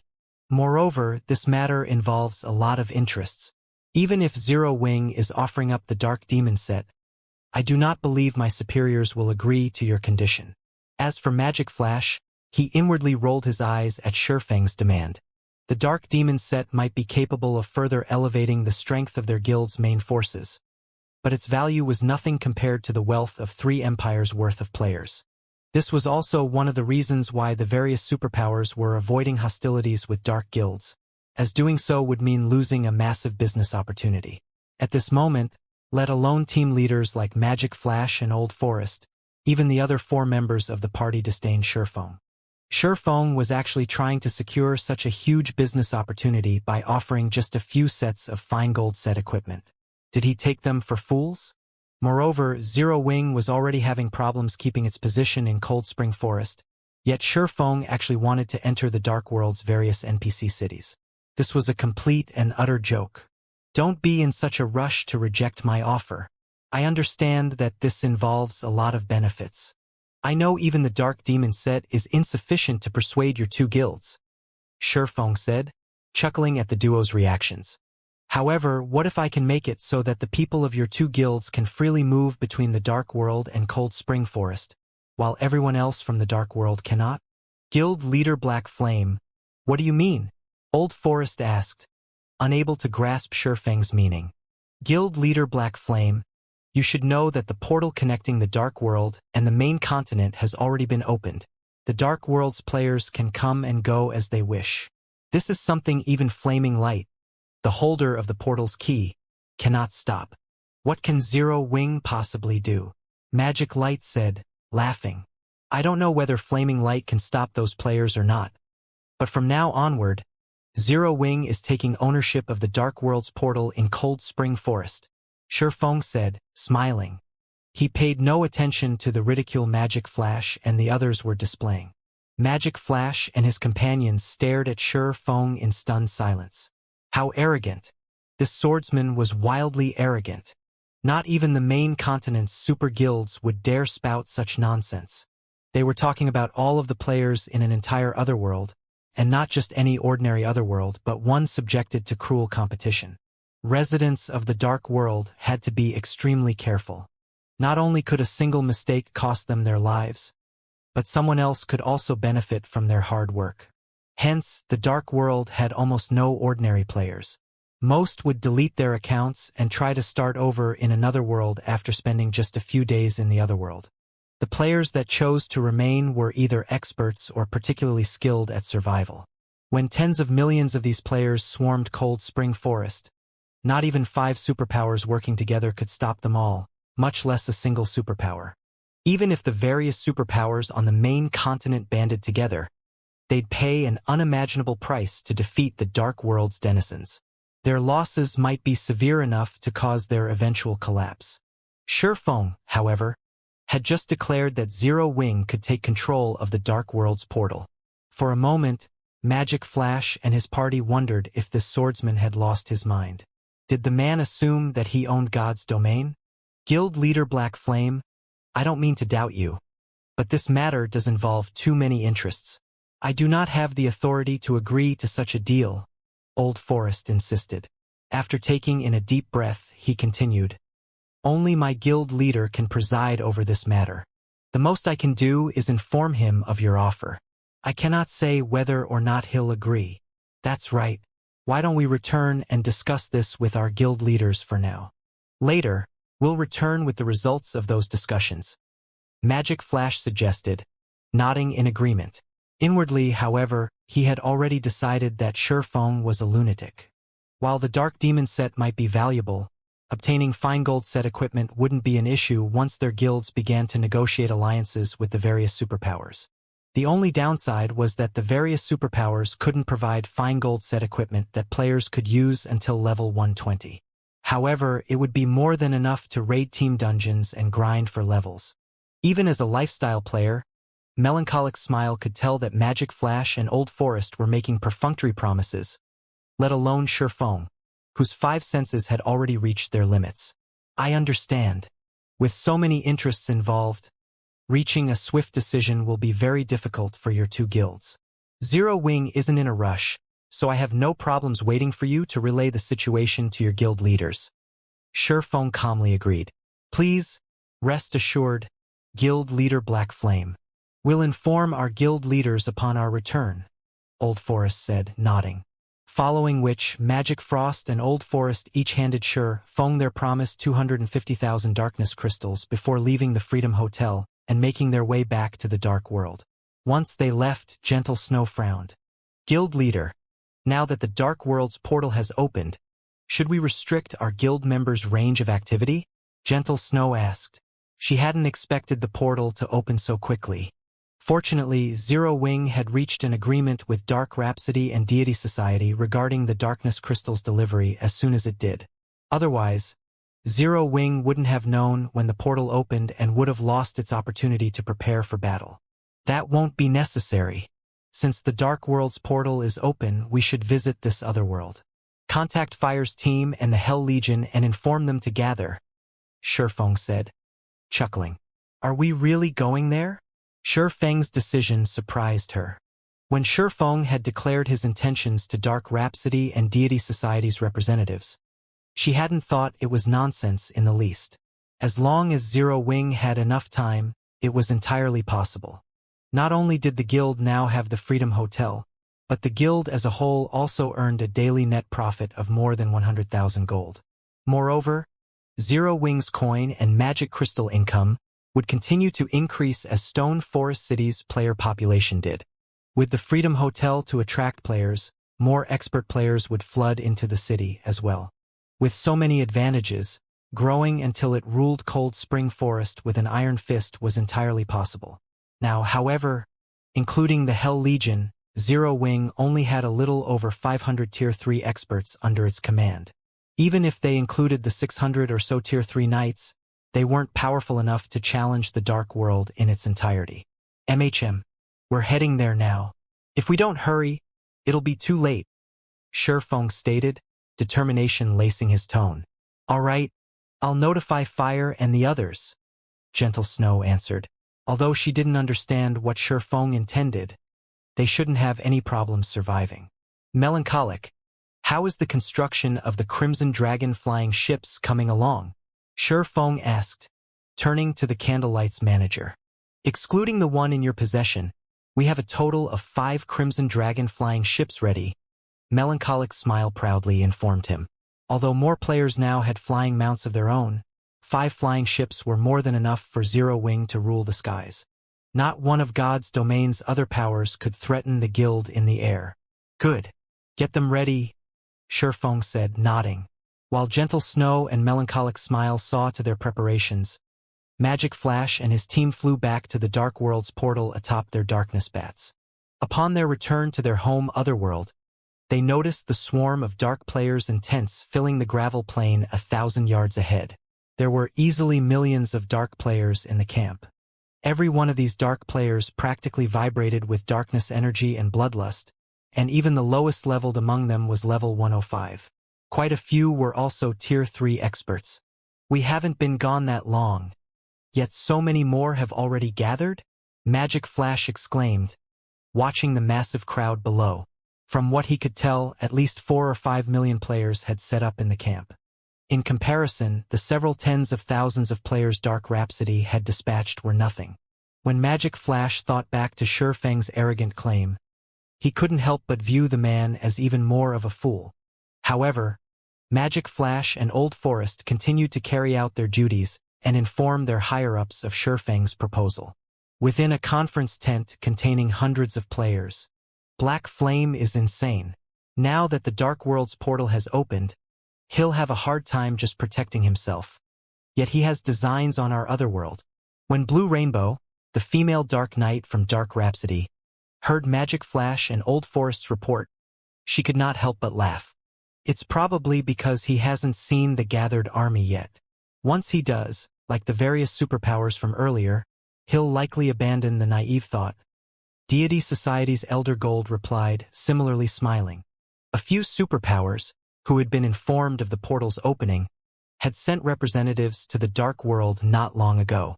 They had wanted to negotiate business deals with the Otherworld's various powers. But when they saw the number of dark players waiting for the impending invasion, every one the representatives had dropped their proposals. Those superpowers representatives had realized that the moment the gathered dark players burst through the open portal, even the neighboring kingdoms and empires would be at risk, let alone Cold Spring Forest. In truth, even the Dark World's top 3 guilds had been surprised by how many players had joined the invading army. They had only estimated that around 20,000 experts would show up, yet more than 30,000 Tier 3 experts had already joined the camp. At this rate, they wouldn't have any problems gathering 40 or 50,000 Tier 3 experts by the time the invasion began. While Blue Rainbow and Elder Gold spoke in hushed whispers, the various representatives in the tent fell silent. It seems everyone is of the same opinion. In that case, there's no point in continuing this discussion. We can still afford to ignore Stone Forest City, but since the Dark World has mustered such a powerful army, we cannot let the main continent's superpowers take our share of the city. A cold, robust man resting in one of the 3 main seats within the tent spoke up.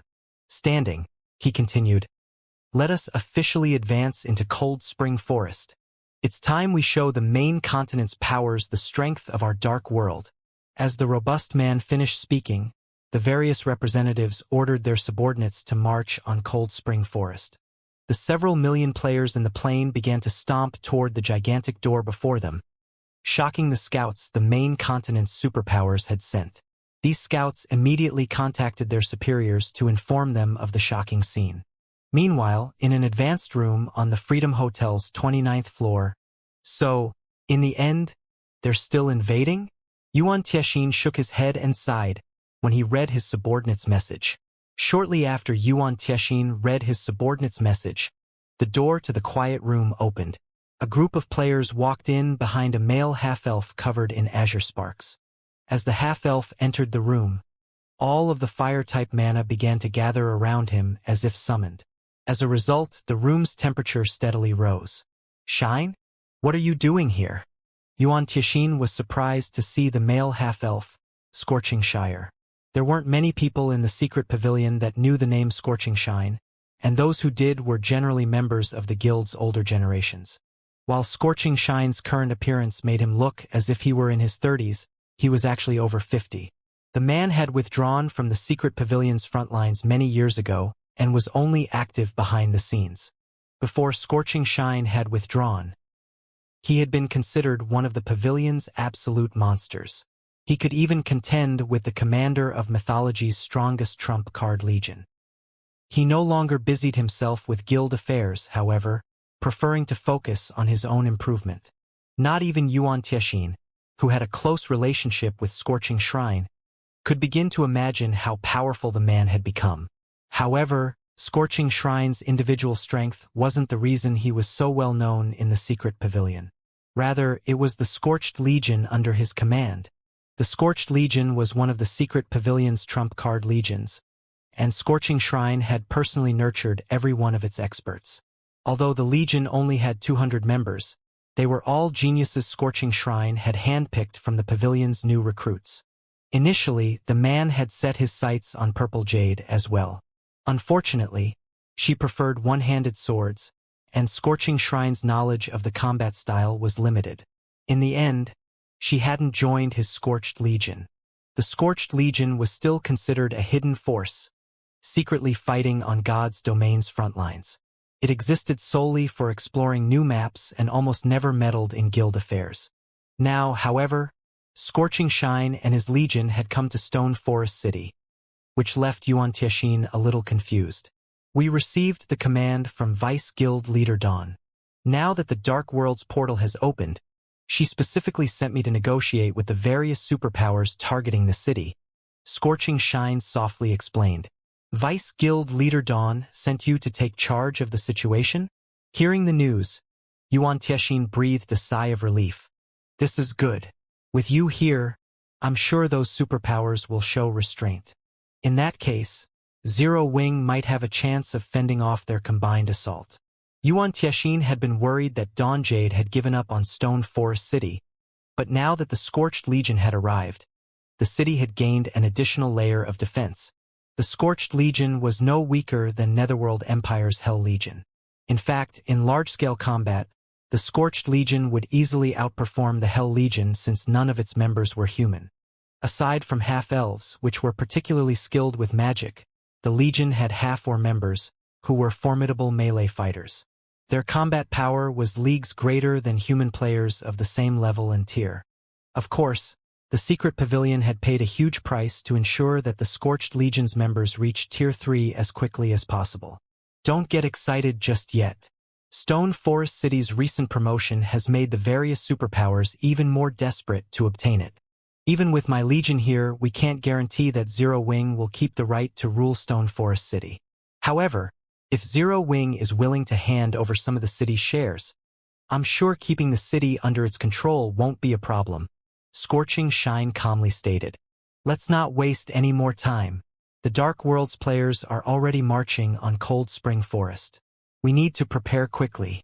I'm not familiar with Black Flame, so you'll have to contact him. That won't be a problem. I'll inform Zero Wing right away. Yuan Tiexin agreed, nodding. He then contacted his connections in Zero Wing. The various superpowers' combined force wasn't the most worrisome. Rather, the Dark World's forces warranted more concern. Not even the secret pavilion had expected the Dark World to be so powerful. The Otherworld's invading army had more than 5 million experts, and more than 30,000 of them were Tier 3 experts. The army also had more than 50 flying mounts, and to make matters worse, these numbers only grew as time passed.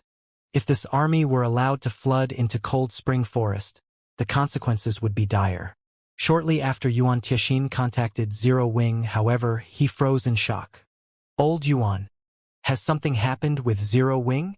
Scorching Shine asked. His curiosity piqued when he noticed his old comrade's stunned expression.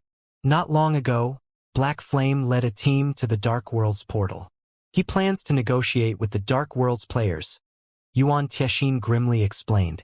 Negotiate with the Dark World's players? The news dazed Scorching Shrine as well. He then looked at Yuan Tiexin and asked, Are you sure Black Flame's brain is working properly? What a joke.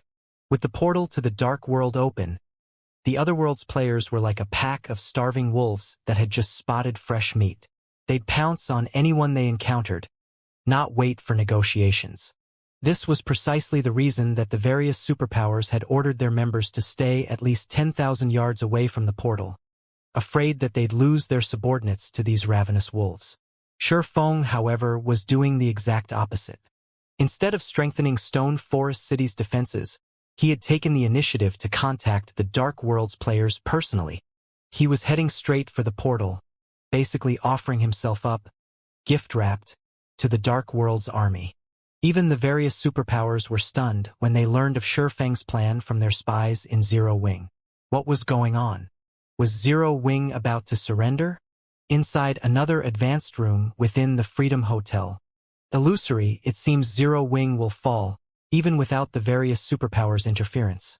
The fierce man from Crimson Emperor said as he read a report from his subordinate. Shaking his head, he continued, "We won't even have to wait 2 or 3 days for this war to conclude. Everything will likely end today. This is insane. We're talking about an entire otherworld of experts. Why would he pull such a crazy stunt?" Illusory Words couldn't believe her eyes when she read the report. When Shi Feng had tried to challenge an entire city with only several hundred players, she had seen a possibility for him to succeed, but trying to repel all of the players from an otherworld was a fool's dream. This was no longer a force an individual power could hope to overcome. While Illusory Words and many others were puzzled by Shi Feng's most recent ploy, Furious Heart, who had been busy persuading the Dark Worlds players to act, received the news. Interesting. Seems Black Flame really loves a fight. He must think this battle will be just like the one in Demon City.